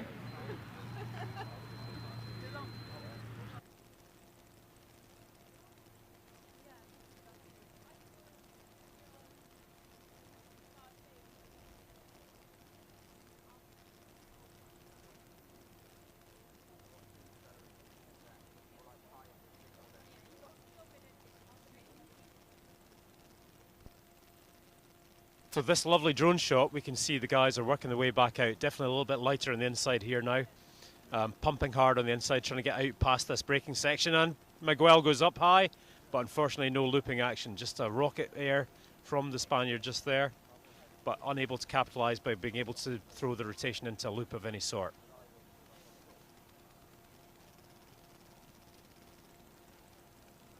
The drone adds so much to the action because we can see, just as the guys are heading out there, Miguel's throwing a really radical forward off the very next ramp, and it gives us the opportunity to watch both sailors in tandem. Struggling a little bit for split screen due to some technical issues, the drone gives us a really good fly-in-the-wall opportunity to see both riders and what they're doing at the same time. Time to focus on Coxey now. As he commences his wave ride, bears off, starts generating the speed, heading downwind, back to the drone, and here he goes, on that charge downwind. It gets a little bit steeper, goes to the lip, lifts the fins out of the water. Small but useful aerial, moving towards the inside braking section of the wave. He's now into the white water, and he'll probably just choose to come back upwind from there.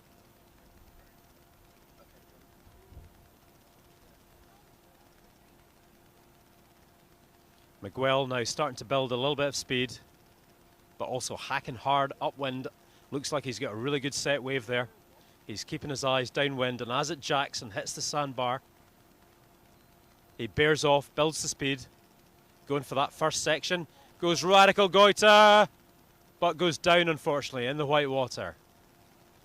This is what we'll start to expect to see in these conditions now. With the cross offshore conditions, you can expect to see the more aerial manoeuvres being executed nicely on the wave.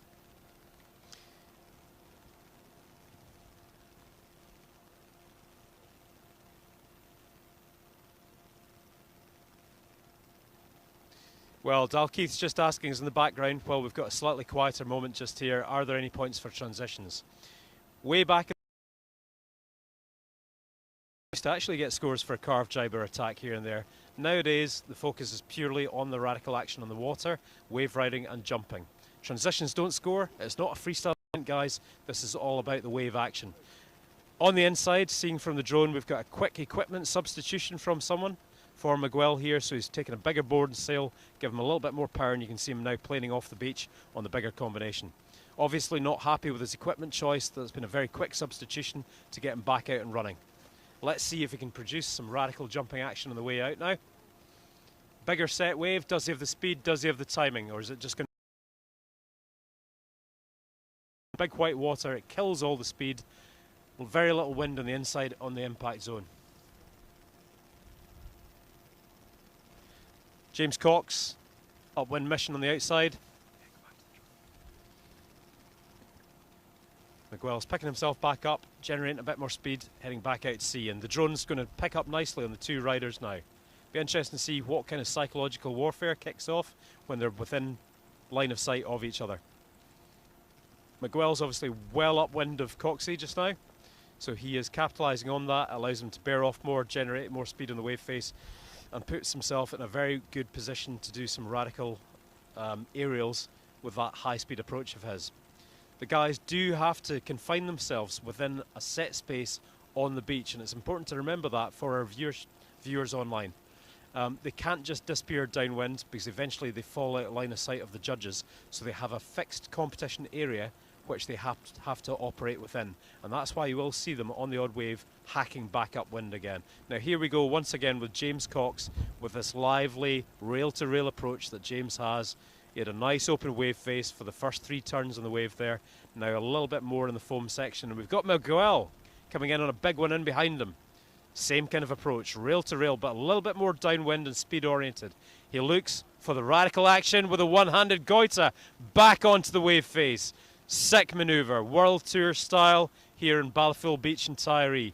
Don't forget where you saw it. Don't forget to subscribe and share the link online, guys. This is where you're going to see the radical action Friday, today, at Balfour Beach on Tiree. Well, we were waiting for those kind of big manoeuvres, and now we've got them. Last final seconds. I think the guys are pretty much done. We've got 10 seconds left in this heat. Both guys trying to get back out, but unlikely to score any further jumps or wave rides. And we're done.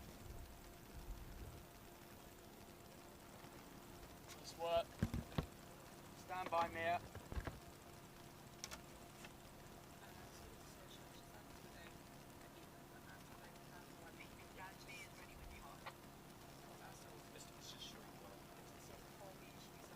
Okay, Mia, coming to you in 3, 2, 1. Okay, that was an awesome heat with Miguel and James Cox out there. Let's go and find some reactions. Okay, we're live. What did you think to that? Is that the red flag? That was really close. I thought Coxie had the better waves. I know Miguel had stunts on them, but they were like down the line through a goiter. That doesn't score you as much as like a smacky roundhouse on a big wave, so we'll see. But I think Miguel got a jump as well, didn't he? I didn't see. Yeah, he did. Who do you think got it? I'm going to say it's a split decision. Split decision. Not sure. Okay, all right. What did you think? We just saw Coxie's forward on the buzzer there. Forward on the buzzer? Yeah, so we think it's close. You think it's going to be close? What do you think? Coxie. You think Coxie? Coxie. All right. Better wave selection, better waves. Okay, all right. Well, we'll see. Thank you. Please subscribe and share the link to your friends. Back to the boys in the van. Thanks very much for that live update, Mia. Fantastic to hear from Phil Horrocks, looking tense and anxious on the beach there. Phil's going to be up very shortly for some of this action, and he's the man with everything to lose at this event. No pressure, Phil. So, moving through the series of elimination and the draw, we're just looking to see what's happening on the water here, and you can see the guys are still working their way back upwind with Miguel and with James Cox working their way back upwind, but the girls are just livening up, warming up, and getting ready to get back in the water for the next ladies' fleet heat. They're picking up the kit, heading down the beach, and getting ready to get back in there. Unfortunately, we had one casualty earlier on this week, and I don't mean of the physical kind. Sarah Jackson, who was very, very excited to come up to Tiree and had come all the way from World Cup racing, unfortunately had to cut her stay short. She's kind of involved with the PWA World Tour with a little bit of the social media build-up and profile for the PWA, and she got the summons to go out to Maui. Imagine that. What a disaster. Tiree to Maui in a matter of days. Isn't she missing out? What a shame for Sarah. She could be here. But thanks very much, Sarah. We appreciated your attendance. You were the life and soul of the party and a big smile at everything that was going on. Enjoy Maui. You deserve it. That limited our numbers. We were down to 5. I think we seem to have lost one of the girls overnight, whether through injury or otherwise. So unfortunately, Ailey Sutherland isn't able to attend today. She's not in the water today, but the other girls are in pole position with this.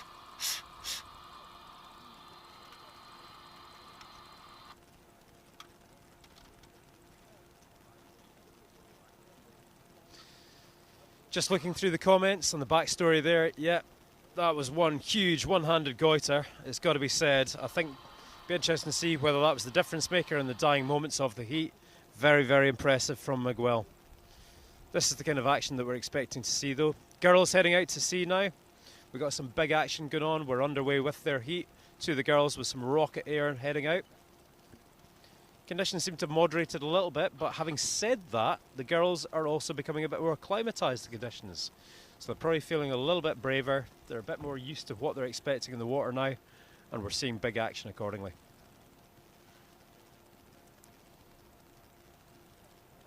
Quite tough conditions when you never know what you're going to get, whether you're going to be planing on the way out or planing on the way back in. But the girls making a good go of that first run back out to sea again. And you can see tacks and jibes both going on. Everyone's pretty much out the back there and now setting up in pole position to start taking waves back towards the beach.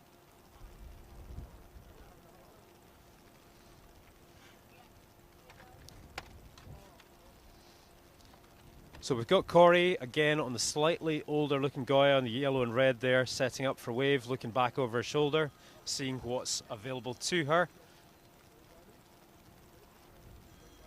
We've also got Annika Lowe in the background. And we've got Leith Campbell setting up for the downwind wave ride just there at the moment. Nice bottom turn from Leith on that first one. Continuing off down the line. And a really nice top turn on that wave just there. That'd be a high scoring manoeuvre. You can see Annika Lowe just coming in the background there with Leith. Leith's kind of finished off with her ride. Annika setting up. She might go for a few turns on this next one.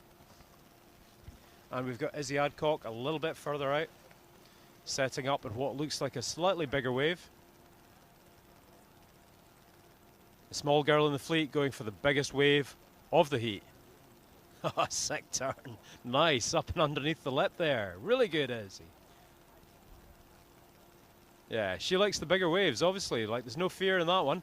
Not intimidated at all by the bigger sections. Putting in some nice turns, cranking off down the line. You can see the other girls, just as Izzy approaches the inside there, just doing exactly what I said earlier on, taking a little bit of time, walking back upwind, grabbing a breath, and just recovering a little bit of stamina ready for the next bout as they head out through. Very important to be able to manage throughout your heat the amount of energy you're expending so as to be able to turn on the action when you absolutely need to. Looking back to Leith, you can see Leith standing, doing exactly the same, grabbing a breath, choosing her timing and trying to figure out when best to go. On the other hand, we've got Annika Lowe, who just doesn't care. That girl's just all action, all about the floaty jumps all through this week. She's wanting those big ramps and big faces so as to get maximum airtime, and we've seen that all week long. Leith's been getting some good jumps as well over the course of the week. Donkey kicks, high floaty jumps. So again, certainly not afraid, there we go, certainly not afraid of the jumps, but there is a degree of common sense creeps in that if you do get wiped out on the way out, you end up swimming. That's going to be killing a lot of the time in the heat where you could be performing and getting some radical action in. Corey McFarlane also now out the back there, planing hard, wind up a little bit. Girls able to make some good ground upwind and be able to capitalise when they see a set wave coming, throwing an attack or a jibe and coming back towards the beach. Wave choice is definitely proving a critical part of the equation so far today, and the people that have been getting the bigger set waves certainly have been scoring the higher scores as well. Annika Lowe heading down the line on a smaller inside wave here, notching up her turning count. Can be a little bit of a tricky business this, deciding whether to go for the big out the back waves with a higher risk or going for the inside waves that carry less risk but being able to notch up points nonetheless. And we're seeing two very different styles and different approaches. Coming back to Corey, you can see her stalling on here now. Just wait and see whether she's going to get a set wave coming from out the back or not. There is something looming behind her. Don't know if she's seen that just yet. Yeah, she's looking back now. Stall a little bit harder, waiting that catching up and then initiate the downwind wave riding. Let's see what she can do. Starting to bear off, building a little bit of speed, gets onto the unbroken section. And I'm just going to pan through to Leith, who's in a bigger outside section. Much, much bigger wave, well overhead high. Lovely initial bottom turn. She's charging down the line on this one now. And that's the kind of wave that we really expect to see when you're vying for the top places. Leith, as a previous event winner, knows exactly what it takes to get through these heats and get the highest scores on the scoreboard. Looking back downwind, Kareen swimming there on the inside, Annika Lowe just with a little aerial, and we see her panning across. And if we can follow Annika on the way out at this stage, she's got a little bit of planing speed and we'll see whether she can notch up a jump score on the way out again. Leith's obviously been invigorated by that last wave ride. She's straight back on and heading out the back again. Izzy struggling a little bit. She's obviously gone down in a wave at some point in time there. Looking out the back, the wind's right back up again. We've got a bit of a squall coming through. Annika planing hard. Also got Leith heading hard off the beach. Really powered up. Looks like she's changed sail at some point. Has she gone up or down? Hard to say. Probably up a sail size. She's definitely planing harder than she's been in previous heats. And as you can see, she's heading hard upwind. She's quite a bit higher upwind than Annika is. And again, that puts her in pole position to be able to bear off when she wants, generate board speed, and be able to place herself where she'd like to be on the set waves. If you can't generate speed, you've got no maneuverability in the water.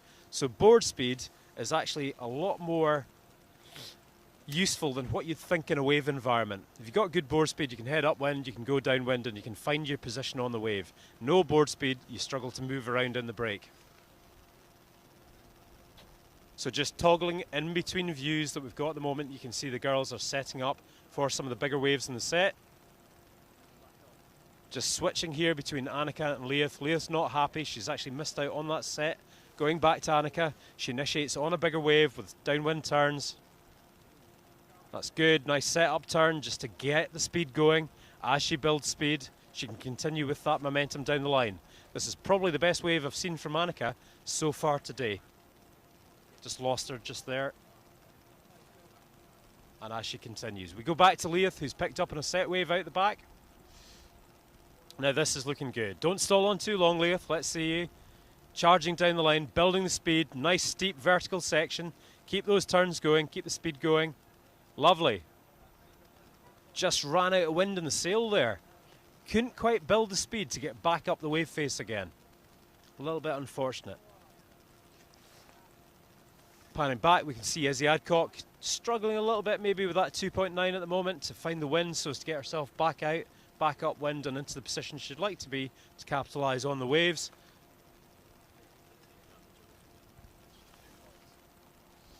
Just had a little bit of an update there on the judging as well. They've actually taken out the jumps at this stage for the ladies. We'll get an update on whether that's going to be the case going towards the finals and stuff with the men. But at the moment, there's no jumping involved any longer for the girls at this point. They are just concentrating on wave riding.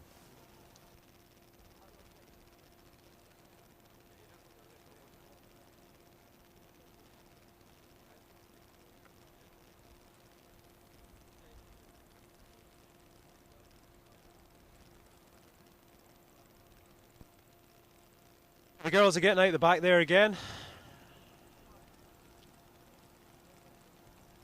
Izzy managed to work her way back out on the small sail. You can see Leith just managing to get out the back there again as well. Corey struggling a little bit for power. She's bearing off hard out the back.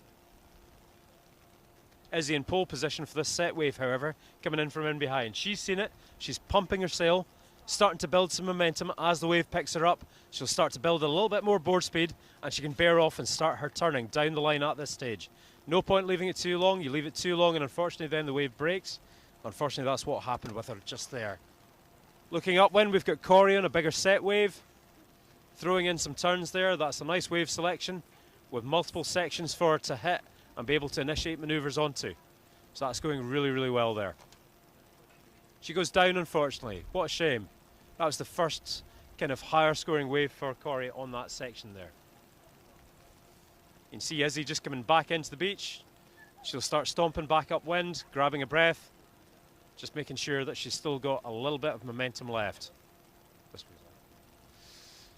Down to the final minute and a half of the ladies' heat just here.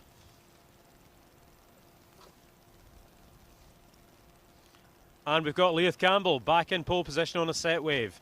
Lovely rail-to-rail style. Bottom turn, pushes hard through the rail, nice extension of the rig, carves the board right back round. High scoring wave. Leith's doing really, really well on that one. Annika Lowe, a little bit of a flat section. Unfortunately, the wave, she just got out ahead of the wave there. Couldn't really find a section to turn into.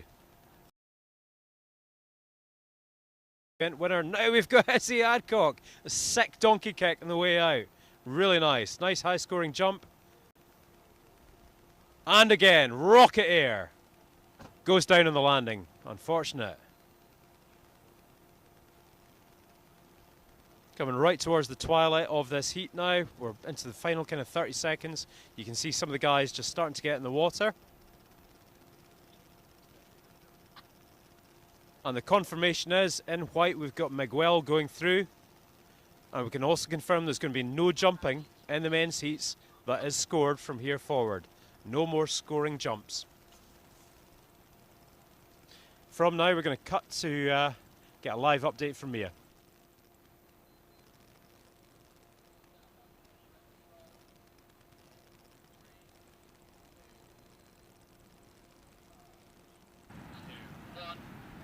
Okay, so we've just seen some great wave sailing from all the girls there.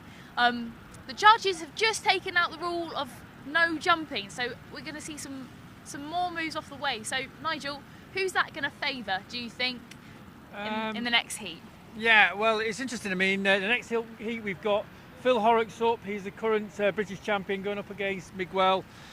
Phil's one of the best jumpers in the business. He's certainly the strongest jumper that we have on this competition. Miguel's obviously very handy. I think it might favour Miguel a little bit more, perhaps, but we'll see. They're just about to go out. I think Phil's looking a little bit nervous as well, because obviously, you know, Miguel's been out and he's been showing what he can do all week, and he's looking very handy at the moment as well. So this is going to be a real important heat, especially a really important heat for Lucas, who's sitting in first, because I think he really wants to face Phil, because he's got a bit of a grudge match, and but I think Miguel will scare him as well. So it's all to play for. You can't call it at all. Can't call it. It's all to play for. So the boys are going to be up next. Please subscribe. Just click the link below and share to your friends. Back to the boys in the van.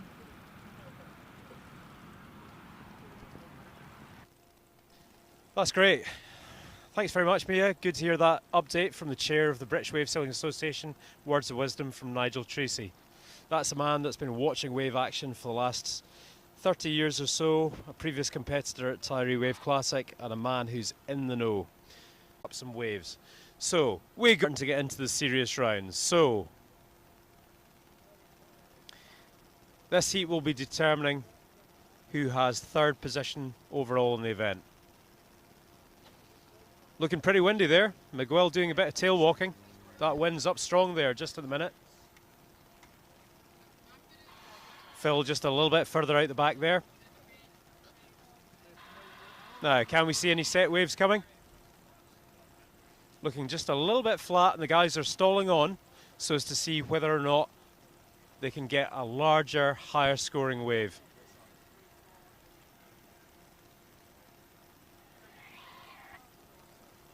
Now, Phil definitely looks like he's got something, whereas Miguel, as expected, jibes out, heads back out to try and find a bigger set wave out the back. Phil definitely stalling there. We can see a little bit more movement on the water just there.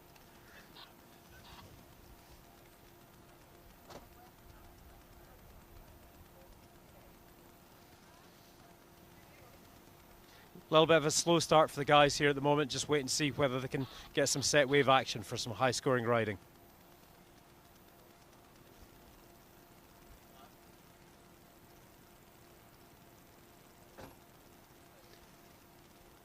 Don't worry folks, this is going to get radical quick. These two are some of the most radical sailors, and we're down to the top three now.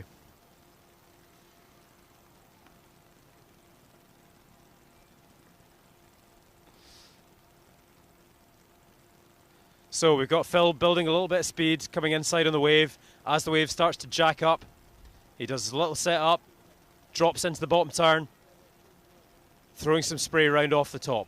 Stalls it, gets ready, second bottom turn, snaps off the top again, throwing buckets of spray.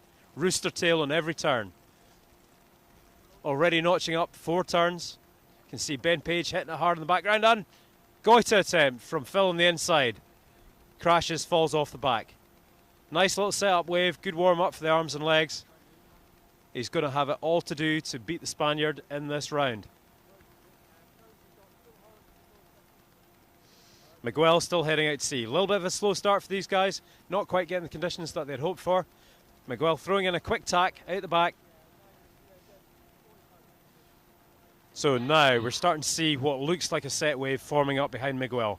This might be him about to open his score count here. Bearing off. He's obviously on the bigger kit that he was on earlier on as well, so he's got plenty of power. He's not going to get stuck anywhere, but he's seen something, he's stalled there, he's seen something out the back, and he's going to wait for that, see whether another wave builds up a little bit. You can see in the background Phil's also tacked. Let's take her across to Phil here. Phil's on a wave, just about to start dropping in and riding. You can't keep the old dog down. Straight away into second high scoring wave. This one's forming up really, really nicely. Let's go back to Miguel and see how he's doing. Ah, sick hit. Aerial, but goes down hard in the foam. He's still in contact with the kit. He'll be able to recover quickly. So that won't be scored. You've got to read through in between the lines here with this. Phil now has 2 high scoring waves, and although Miguel had a really radical aerial there, because he didn't land it back in the wave, that's not actually going to score. And yeah, that's correct. Reading through your commentary, no more jumps, guys. It is wave rides only. Jumping no longer counts.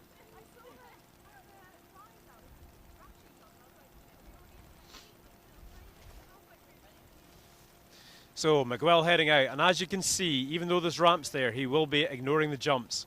He's definitely looking for wave rides at this stage in time. Cutting back to the drone. Sick wave. This is looking good. Here he goes. Bottom turn under the lip, try and get up under the vertical section. Throws it round, loosens the fins off. Lovely. This state of tide, the wave is really starting to take shape now. Manages to bosh it through the lip, but goes down hard. Goes down with the lip. Might have lost his kit. Phil's struggling. Phil might be injured on the inside. What's going on? Is the dream over? Phil's struggling. He's hurt himself. Will he be able to recover? No, he's down. He's down hard. This is not good for the most decorated man currently in British wave sailing. We hope he's okay. All the drama going on here. He's seriously injured himself there. Let's hope he's all right. He is struggling back to his kit. He's taking a few breaths. Regardless of what's happening in the water, guys, rest assured we've got people going down to help him and make sure that he's all right. But let's not take our eye off the action just yet. There is every possibility he might end up returning. We'll keep you apprised, but that's a lively story unfolding here in the background.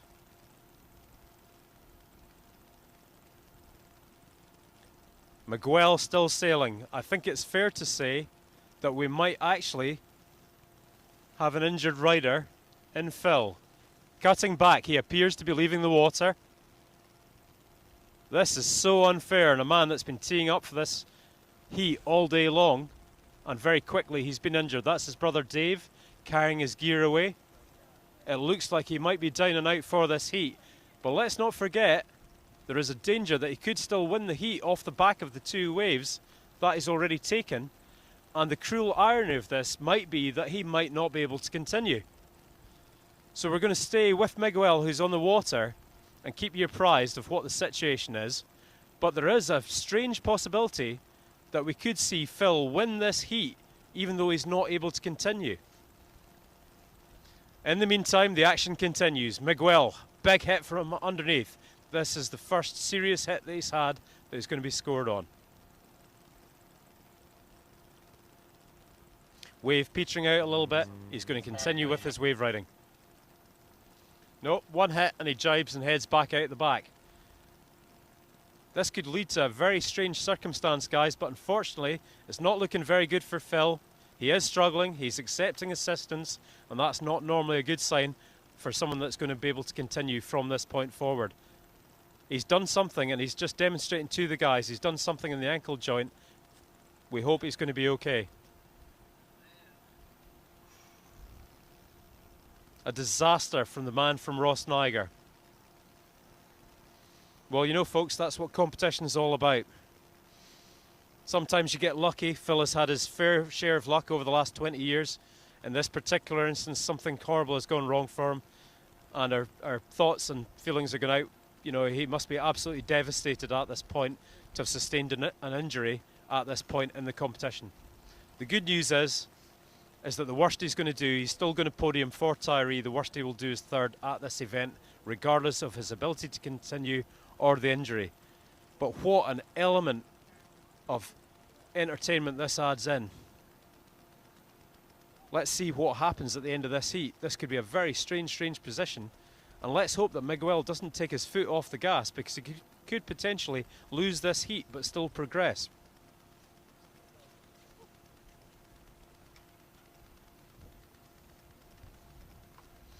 Miguel picking up on a set wave here. Let's have a look from a different angle. Yeah, that's a big one. Now this is a seriously high scoring wave. This guy has the tools in the toolbox to capitalise as well. And he's hit two really steep radical sections there. That's going to be a big scoring wave for Miguel.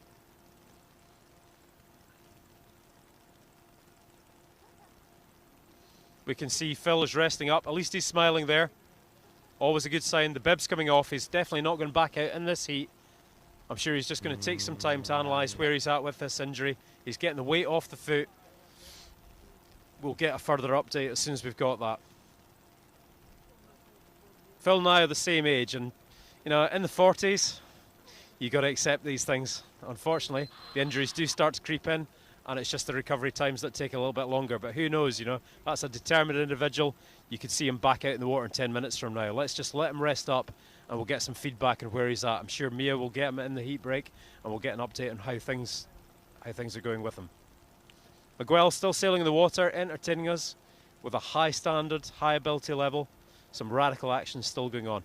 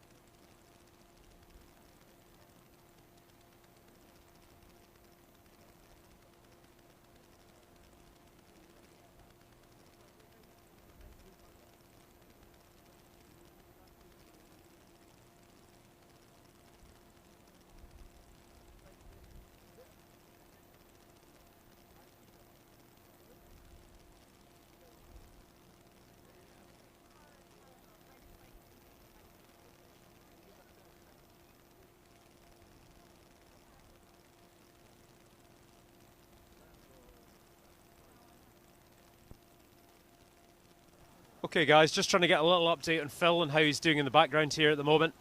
So apologies for the lack of commentary. Not actually much been happening. As you can see in the live feed anyway, the wind's dropped quite substantially. Miguel has been stalling and waiting. So very shortly we'll be going across to see if we can actually get some words with Phil on the beach via Mia on the beach.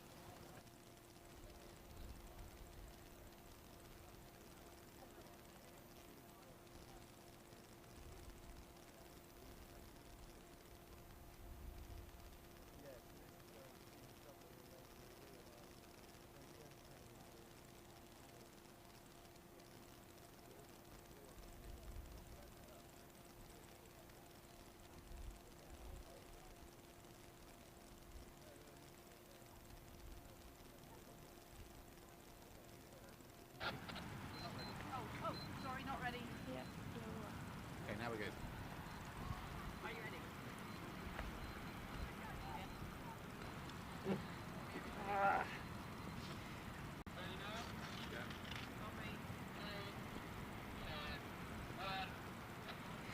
So in that heat, as you've just seen from the boys on the live stream, Phil's taken a nasty injury to his ankle. He is here and he's with me, and he's gonna let you all know that he's all right.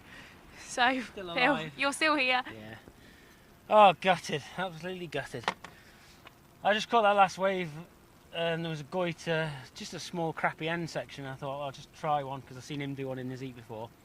And then I came around and landed on the board, and as I landed, my ankle compressed and twisted, and something went like pop pop, and I was like, that hurts. And then I thought, I'll try sail out and see how it is. And on the way out, I was like, well, this doesn't feel good. It just felt really loose. And so I turned around, came back in, started riding the wave, and immediately as soon as I went to press on it, I was like, I can't do it. So I'm gutted. Gutted. But I mean, I can put weight on it. I mean, I've not broken it or anything, but I think it just hurts a lot. Yeah. I'll get some ice on it. Yeah, get Back warm next year. and yeah, back next year. Well done. All right, so follow us on the live stream all day. We're going to be here with the pros. There's more heats to come, and subscribe to the link below. Before the heat, I was like, Hey guys, nice to get some reassurance that Phil is feeling okay there. Must be absolutely broken, obviously realising that he's done something fairly significant to himself. Now that throws us into a bit of a conundrum. The question is who won that heat? Because although Phil went out pretty early with injury, he had 2 high-scoring waves before that. So what are the judges going to decide? I'm intrigued to find out what's going on here. What do you think? Who won that heat? We want your comments up on the live stream now. Who won the heat? Do you think Phil went through? Do you think Miguel went through? Looking forward to seeing what everyone thinks, and eventually we'll bring you the result from that heat. Regardless of the result, it probably looks like Phil is not going to be able to continue, and by default, Miguel will go through. Really unusual set of circumstances.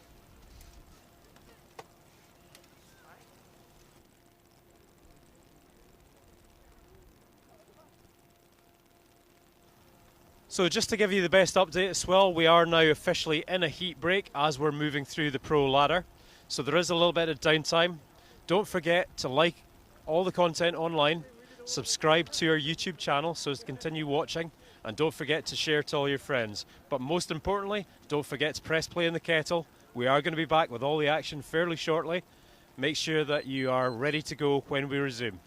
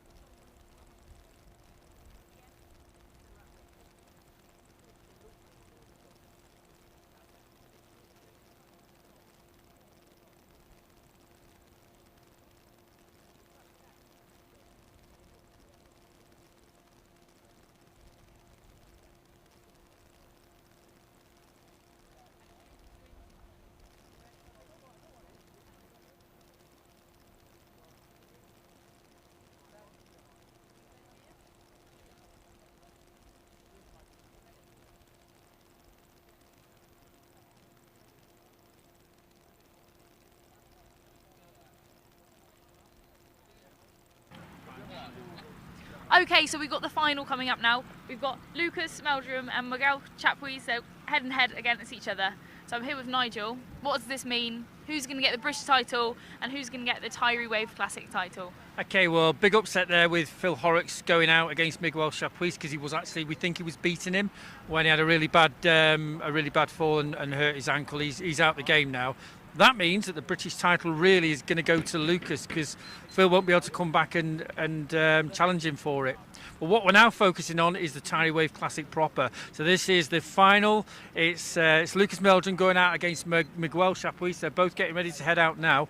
And this is the big final for who will take home the sword. Will it go back to Spain or will it stay in the UK? I mean, Lucas is really hungry for this, because he will win the British title and the Tiree Wave Classic if he does. Yeah. But I know that Miguel has come all this way to take that sword.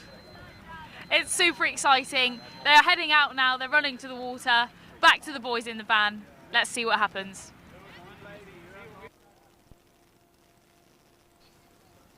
Welcome back to all the wild action from Tiree Wave Classic. Who would have thought? Phil Horrocks out through injury. Never seen the man injured in 20 years.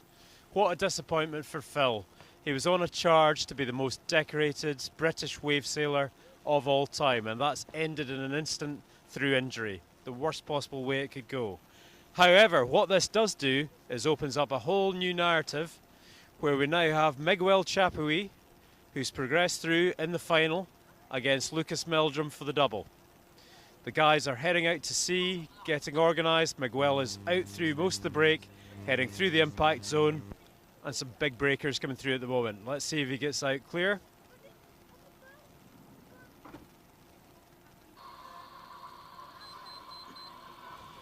So, at the moment we've got Lucas Meldrum speeding off the beach here, full planing speed, trying to get out the back as well.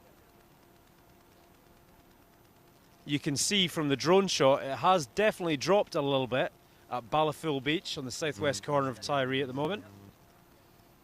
But we've still got some big impressive waves coming through, some nice shoulders to be had, some great wave riding. And at the moment, we're looking to try and identify who the best is in 2023. Not only are we deciding Tiree Wave Classic here, there will also be the resolution to the British Wave Tour. So not to spoil it, we'll talk about that later on through the interviews and what's happened. Nigel's already hinted. Nigel Tiree from BWA. He's the chairman and he's hinted at where we are with some of the standings. But we'll have a full roundup for you before the end of the day. And that's us green to go with the guys. Miguel up and standing at the moment, wind pretty light. Lucas in a bizarre position where he's just gone down there, just picking himself back up. He'll get himself out the back and we're into the final. Bear in mind that if Lucas wins this heat, that's him, he's won. On the other hand, if Miguel wins this heat, we have to sail a super final, and that basically is the heat that determines the winner of Tiree Wave Classic 2023. So it's all to play for. Lucas will be hoping for a quick resolution, sniper shot, takes out Miguel and done, and he can head off early and start celebrating. Miguel, on the other hand, is hoping to throw a spanner in the works. If he can snatch this heat and force a super final, then he could be in a position to walk away the champion of Tiree Wave Classic 2023. So all to play for. The drama's by no means over yet. Let's see how things unfold as the guys start to pick off the first waves.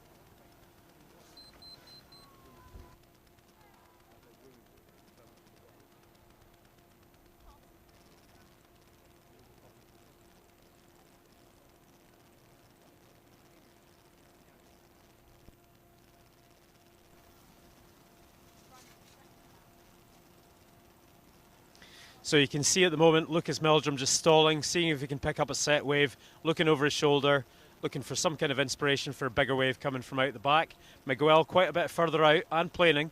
Looks like he might have a wave so as to start to open up his wave count. So currently these are two of the most radical wave riders currently, as of today, in Britain, riding in British waters. Miguel set to start and open up. Bottom turn and wipe out. Nil point. Okay, so interesting start to the heat for Miguel. Hopefully that doesn't ruffle his feathers too much. From here, we're going to pan back to Lucas. Lucas is just starting to pick up on a wave here. As we change camera angle, you can see him now starting to bear off. The wave starts to hit the sandbar. It's a smaller inside wave. Nonetheless, he can start to notch up some scoring. Hits the first one, not too radical, doesn't push too hard, but goes down. The drama of this is insane. At the moment, we've just shed 2 minutes, 2.5 minutes of the first heat, and we've yet to have a score on the board. And we're in the final. What's going to happen?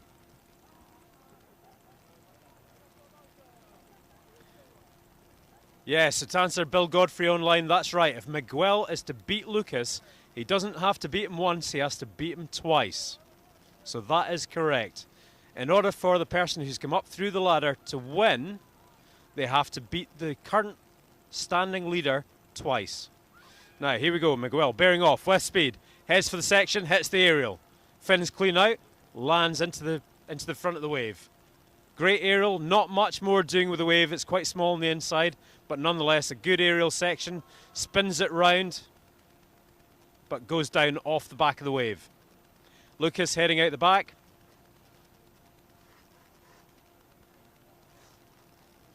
Trying to pick off a set wave.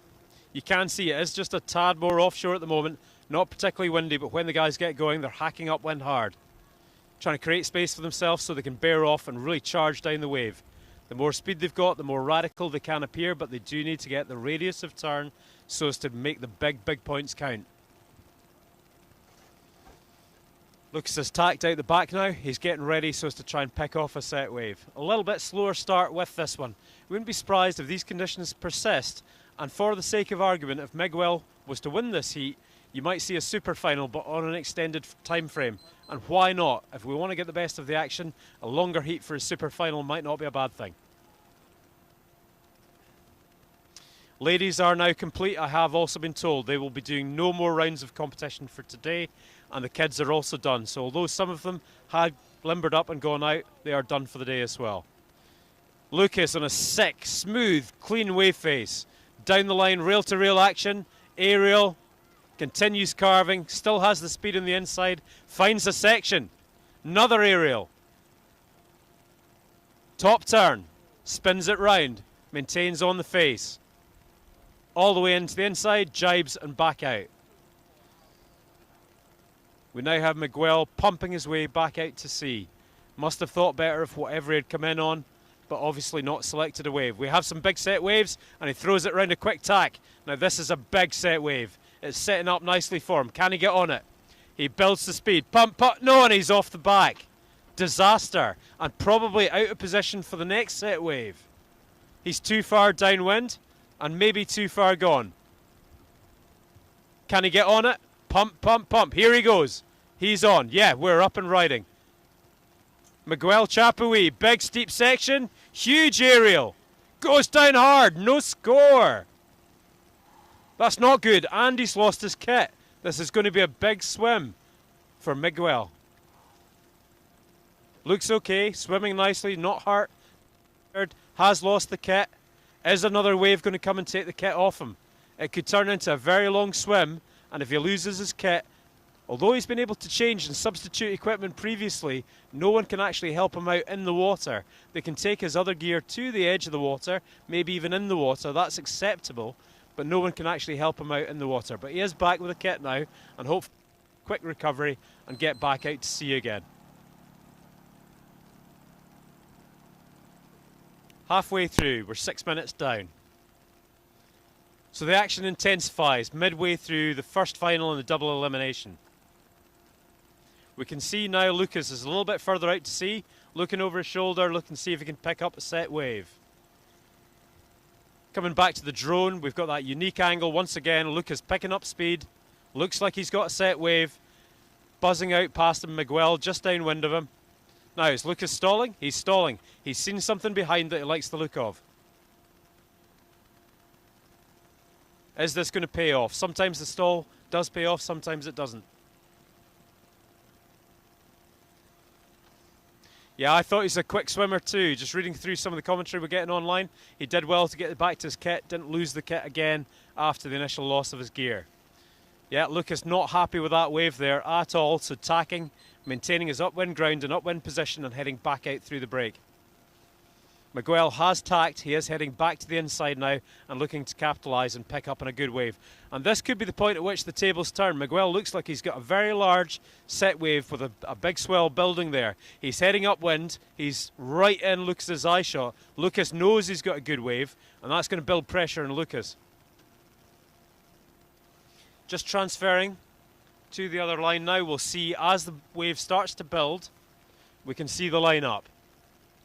As he initiates his downwind bottom turn, carving off the lip, radical top turn, keeps it on the wave, spins it round and builds and maintains the speed. Shooting down the section, looking for Goita, but off the back, loses the rig. Crazy action from the Spaniard. Awesome. What a shame he didn't land that. That would have been nice to see that manoeuvre landed. But he is back up and running. He's on his way back out to sea. And making good progress. But a little bit of wind coming through. Also got these guys in pan again. You can see both of them up and riding.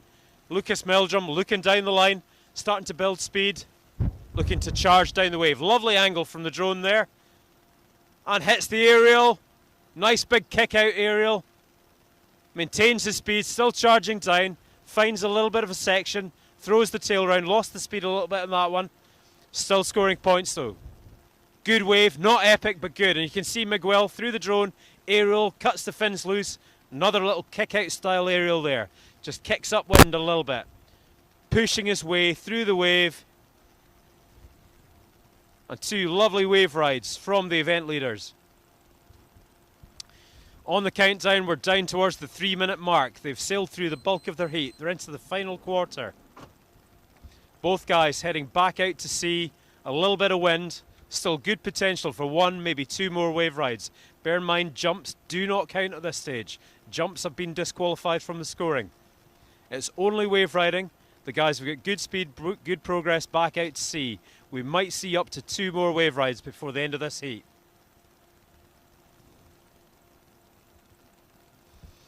Come on guys, who do you think's winning? We want to see your comments going up here. Don't forget to share the content with all your buddies. Make sure you're pushing this live feed. Let's have these guys supported as well as we can and have as many people as possible tuning in and watching. We put a big push in on our YouTube channel this year. Hopefully you guys are enjoying the live stream and seeing all the action direct and live from Tiree. Ballaful Beach producing some of the finest conditions that we've had this week. Guys are ripping. Wind right back up for the final.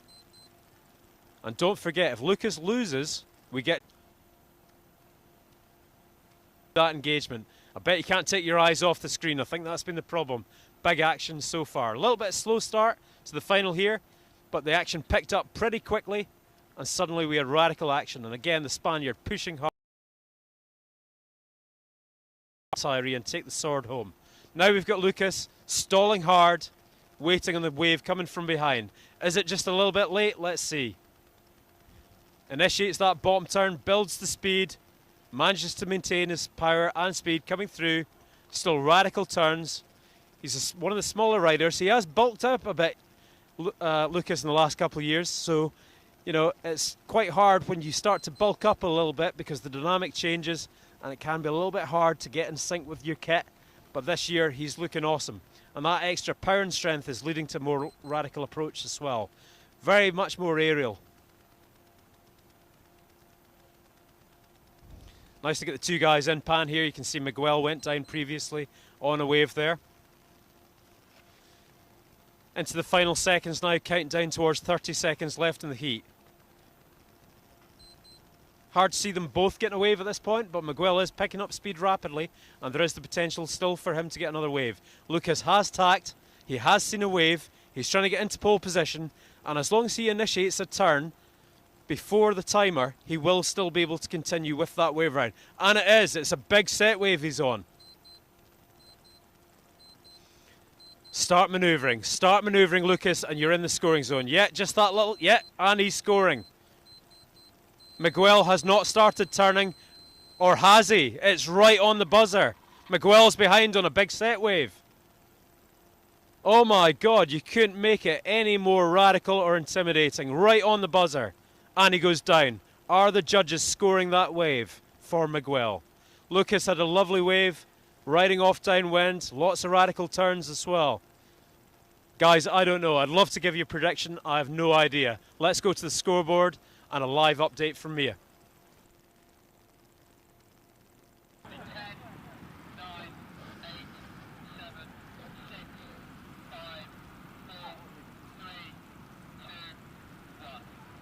So we've just seen some amazing windsurfing from Lucas and Miguel there. We don't know who's won yet. We're going to find out. It will be probably in the next few minutes that we'll find out the results from that. So if Lucas wins that, he wins that overall.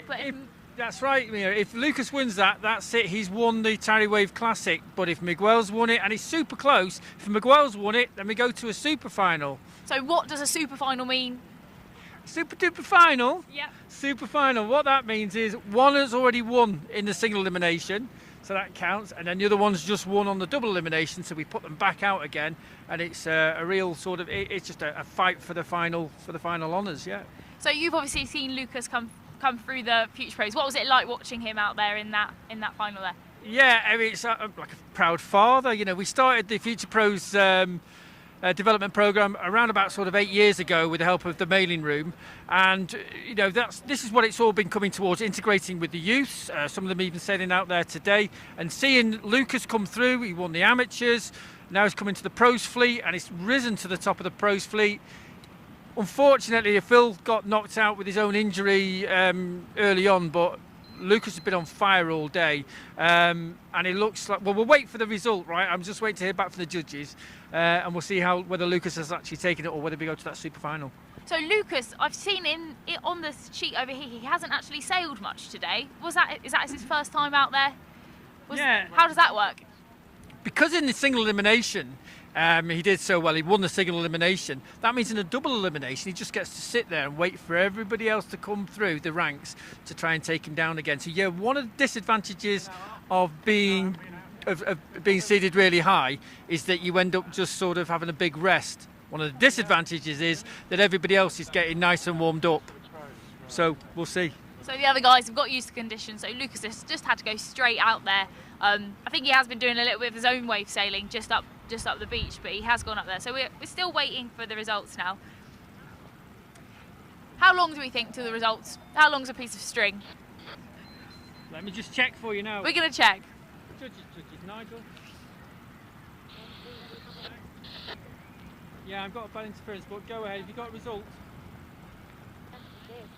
They've got the results in now. Okay, give me the results then for Nigel.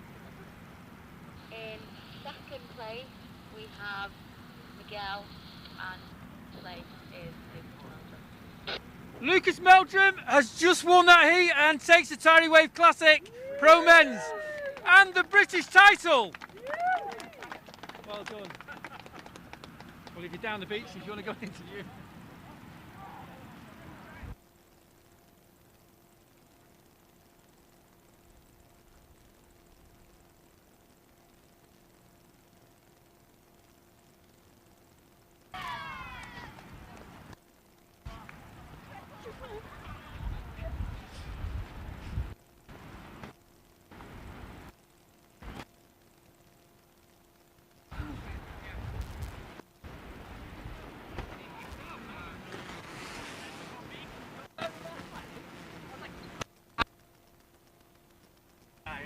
I was a bit scared. How are you Hello. feeling?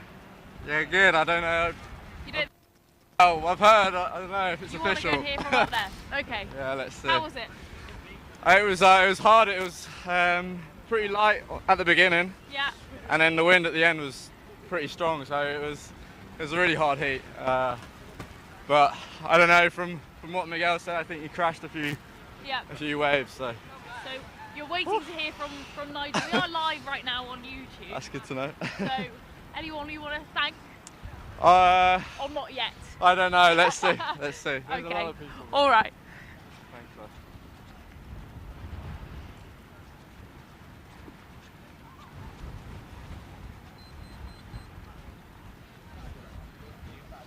Congrats, buddy.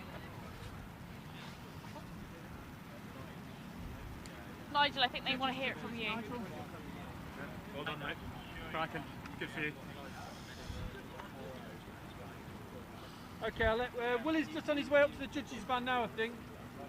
Thank you. Willie, you going to the judges' van? You've got the radio. Okay.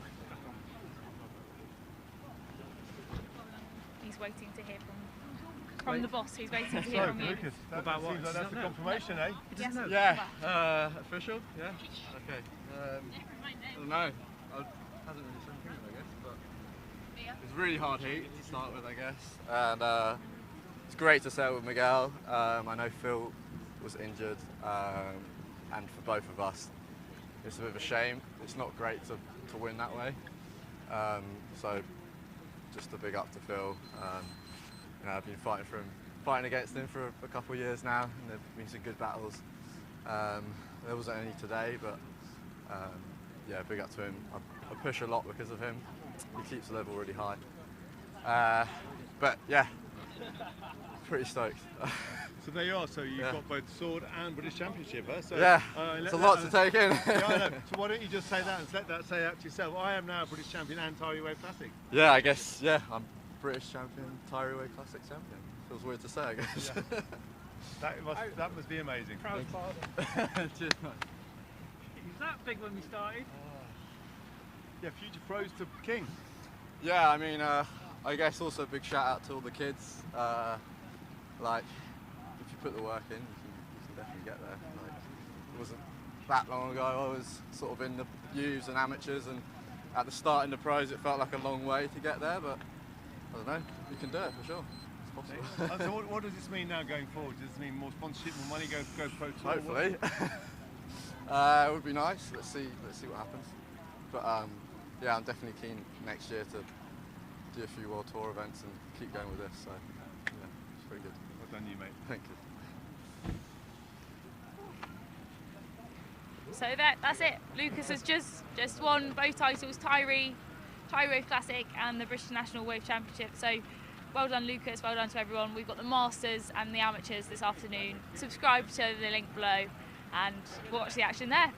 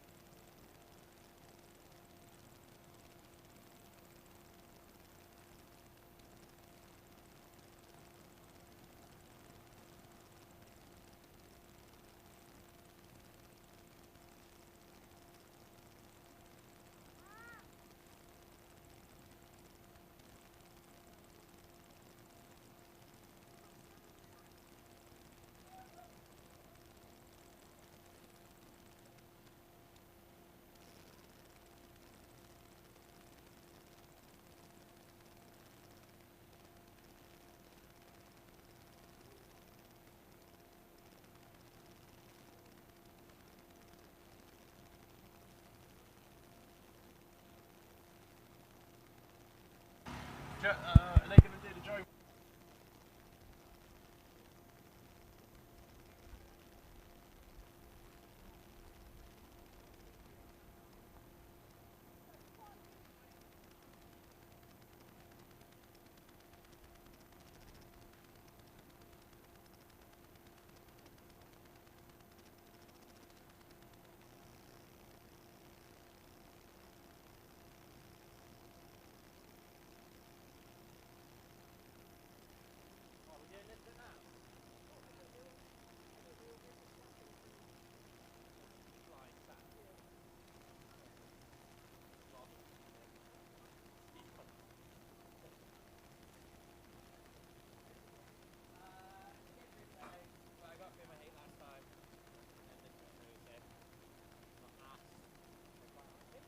Lovely little pre-sale, actually, so that's what it's all about.